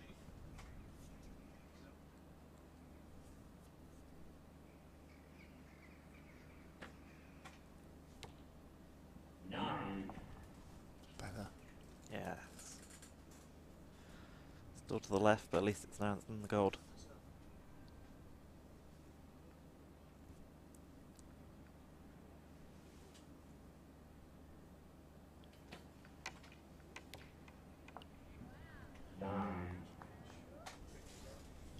Oh, things are heating up. Yeah.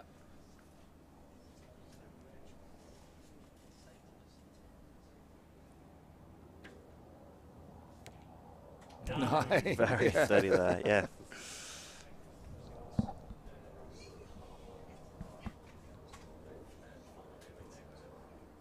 A little bit of pressure now on the Italian.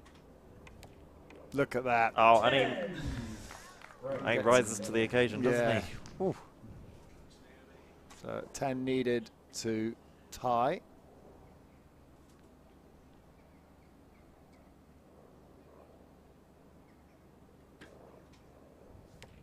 There he gets Oh. 3 apiece. That was a great set.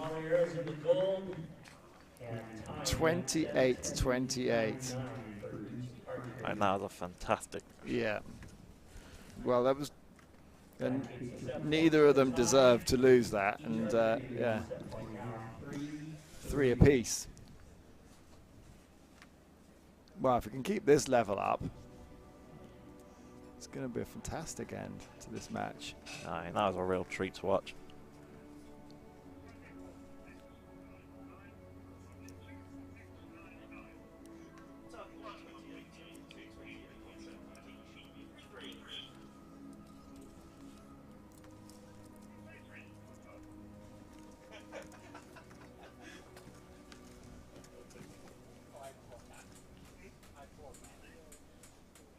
So 3 apiece.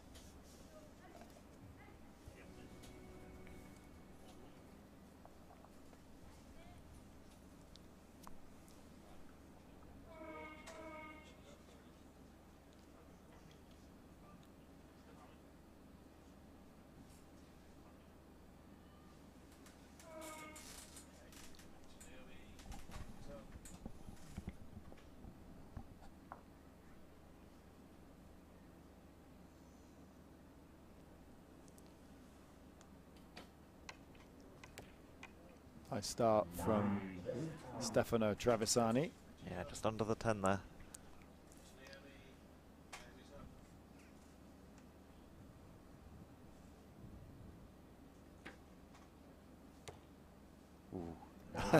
Well, they both scored 9, but one was almost a 10 and one was almost an 8.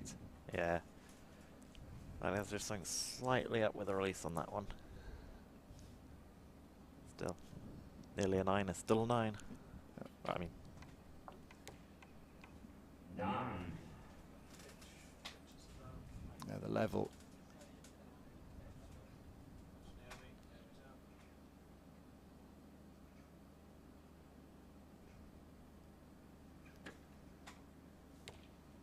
Look at that. oh, even closer now.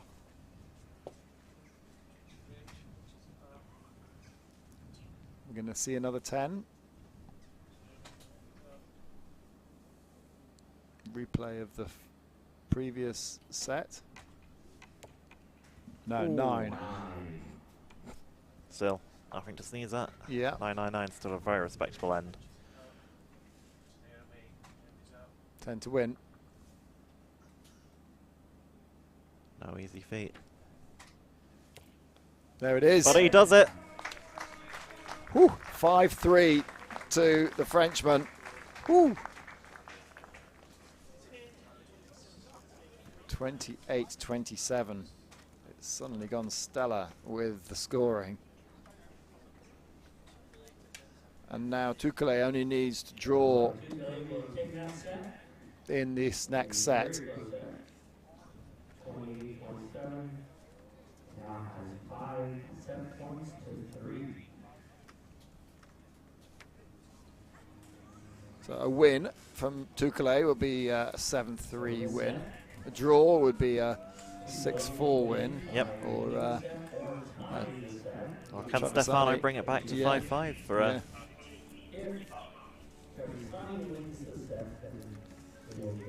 Stefani does go on to win this, we'll end up hearing the Italian national anthem 3 times.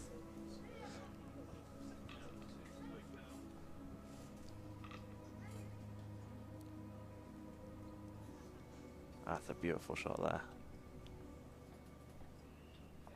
Well, we have to be impartial. We can't commentate on which national anthem we'd rather hear. Wow, I was saying it's impressive that the Italians have been able to secure They themselves certainly places have. Yeah, they certainly have. Tukale is definitely in the driving seat here, though.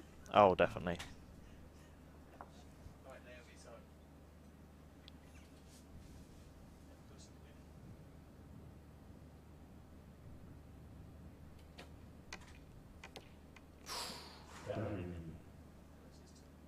Yeah, pressure.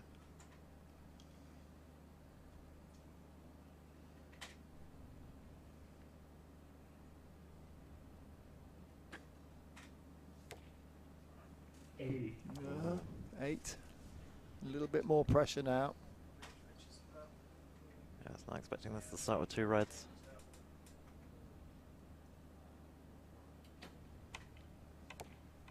Oh, Really over-adjusted there.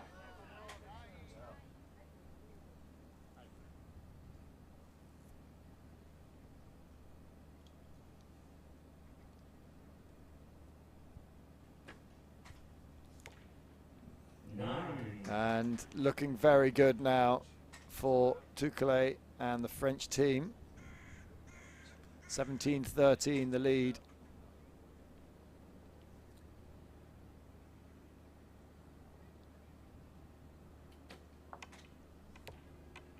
And it's only an 8. Best of the 3, but it might not be enough.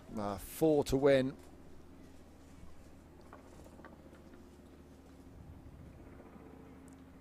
What can he finish on? Finishes on a 9. Touquelet takes the gold medal. Takes the gold with a gold. Yeah, well deserved. Well deserved from Guillaume Touquelet. Stuck it through. Yeah.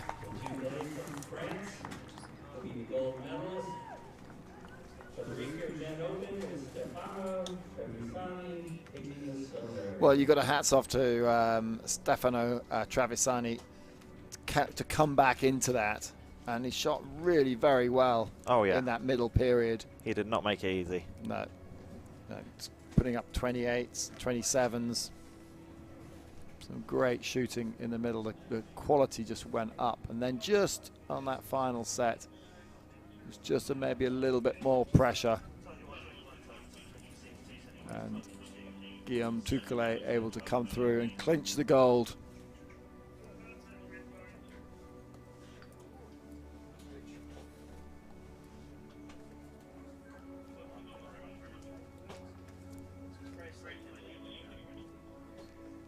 He looks a little bit like Tyson Fury. Do you think? I think he's maybe a little less mad than Tyson Fury. But Guillaume Touquelet, he's a big strapping lad, isn't he? Oh yeah. He's certainly as tall as Fury.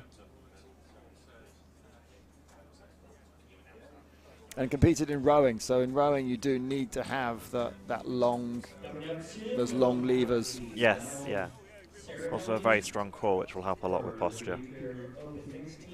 That's probably why he's so stable up there, it's just because of how good his posture is.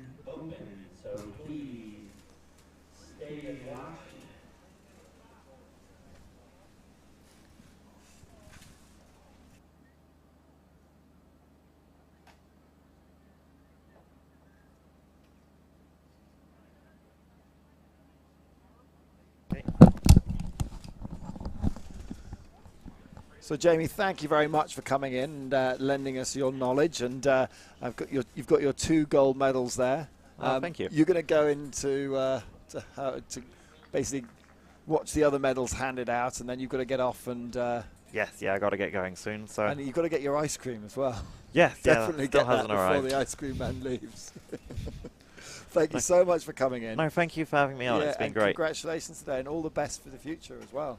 Oh, thank you. Yes. Yeah, no, looking forward to it. Yeah, we'll be watching. Yeah, so feeling very confident now that I got these 2 in the bag. Yeah, and then so over the next few weeks, it's like starting the kind of the winter training. Yes, yeah, new season, getting ready for, I'm going to be developing a new trigger. I'm going to be working a bit on the posture. So yeah, a lot to do over the winter period, getting ready for next year's competitions. Brilliant. Well, congratulations today. Thank you. Yeah, and thank you very much for lending your knowledge. Oh, no trouble. Okay. See you soon. Bye. Well, we're going to hang around for the medal ceremony, obviously, but Jamie Harris has to rush off. Thank you very much, Jamie. And the medal ceremonies for this Recurve competition will be taking place very shortly.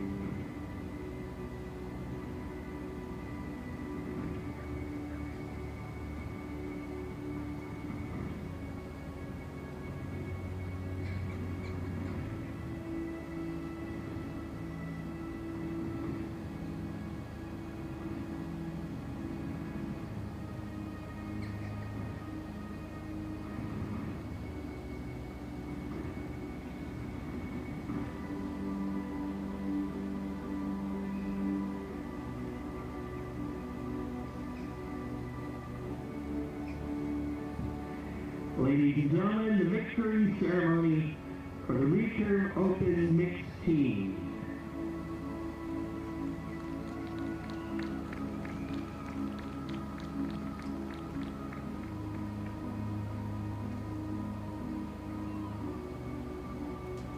So time now for the medal ceremony of the Recurve Open Mixed Team event.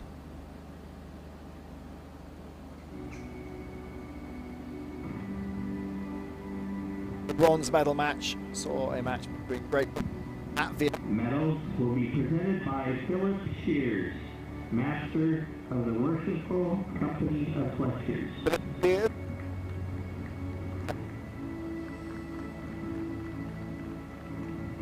The bronze medal representing Poland, representing Great Britain, Hazel Taylor and David Phillips. Taylor and David Phillips, winners of the bronze medal, defeating Latvia 5-1.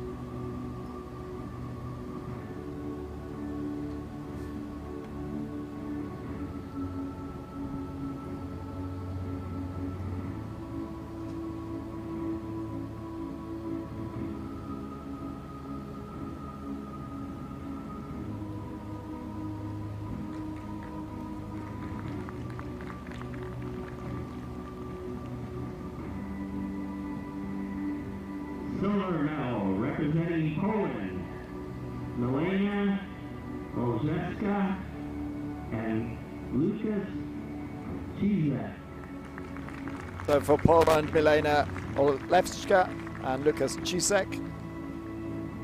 They went up against Italy in the gold medal match. Italy winning that one 5-1 in the end. 2-0, 3-1. 5-1 the score.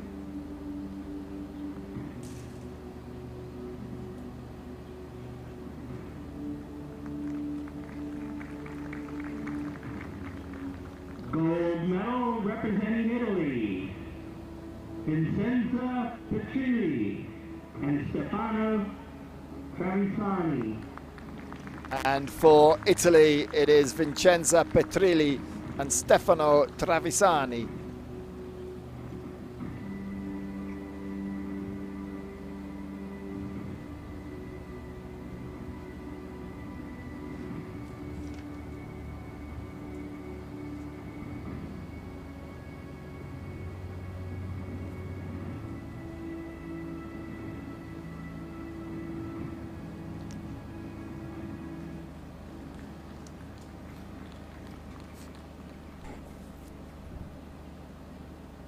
During the time of mourning, the flags will not be flown.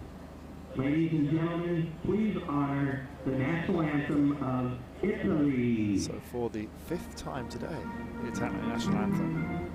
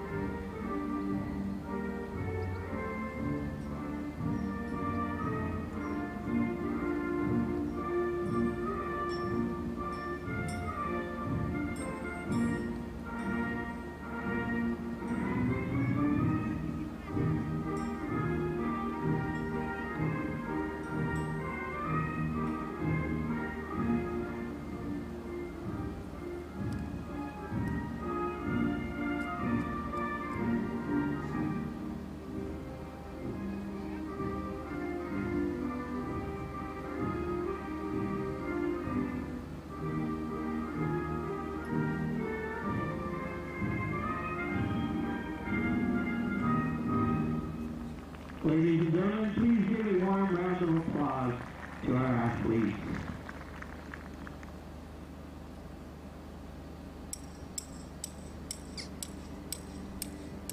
So congratulations to all the athletes there. Italy taking the gold, Poland taking the silver, and Great Britain taking the bronze.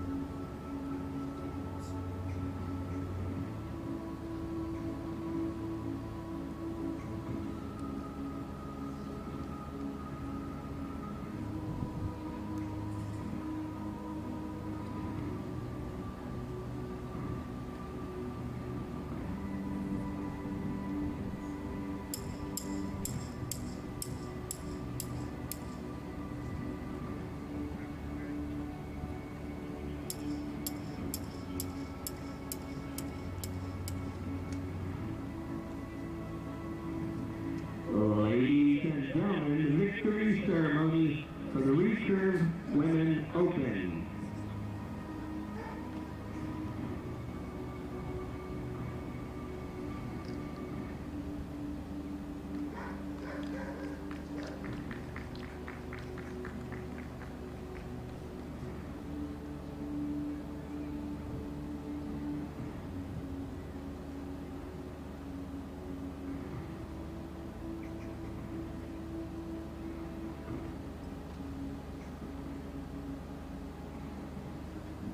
Medals will be presented by Mark Kriegel, Chair of Archery GP. Bronze medal, representing Latvia, Aiva Mailer.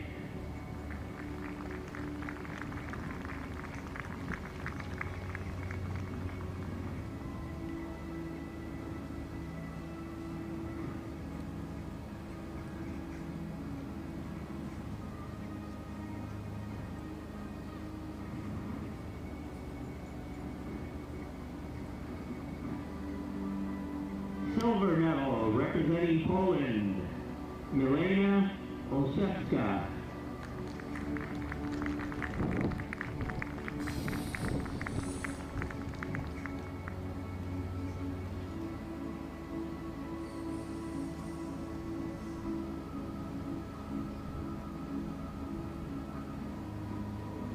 Gold medal representing Italy, Vincenza Pizzurri.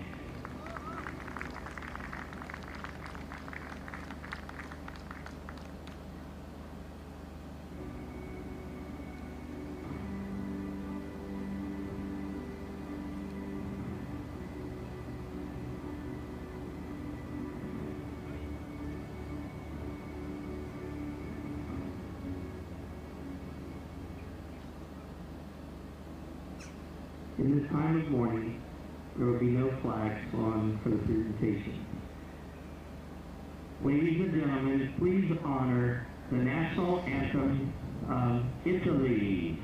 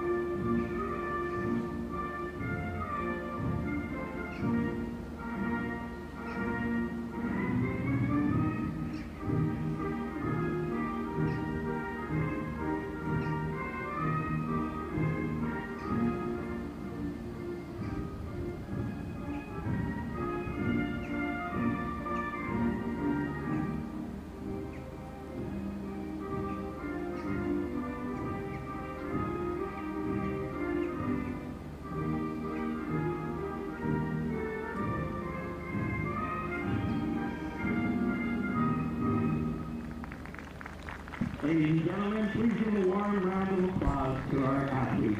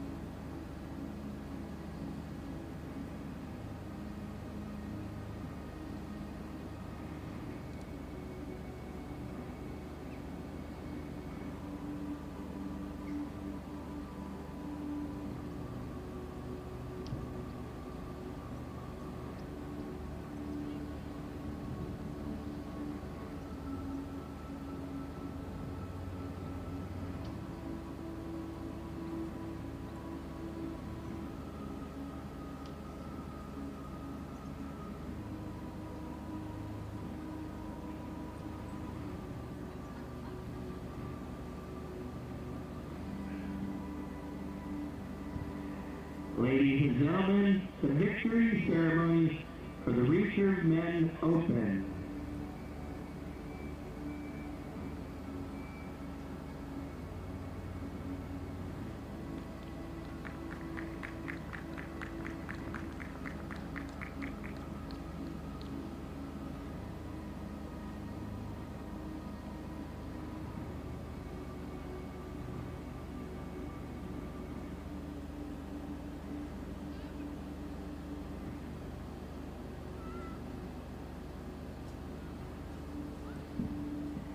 Medals will be presented by Hilda Gibson, World Archery Europe Executive Board Member.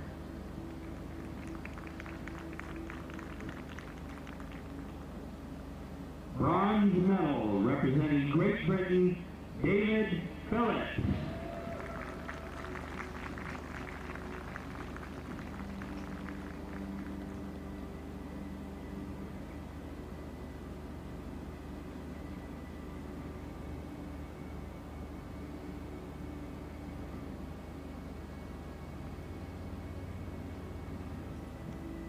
Silver medal representing Italy, Stefano Travisani.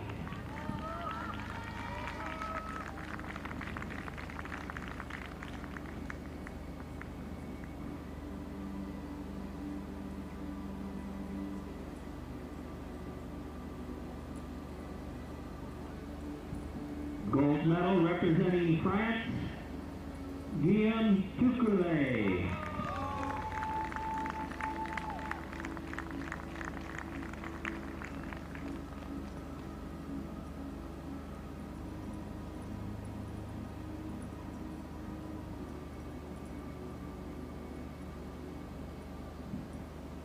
During this time of mourning, there will be no flags flown for the ceremony.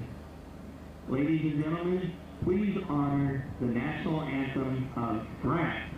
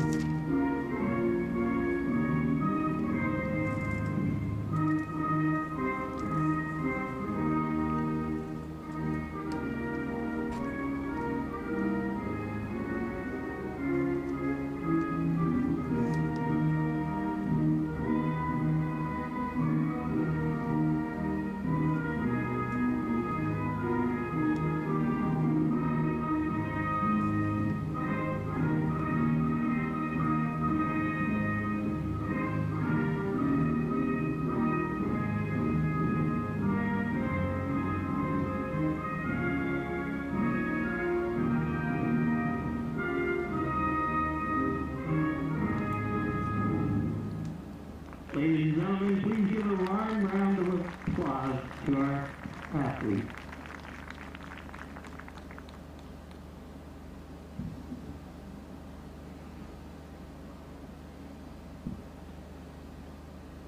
Thank you all for attending our competition today.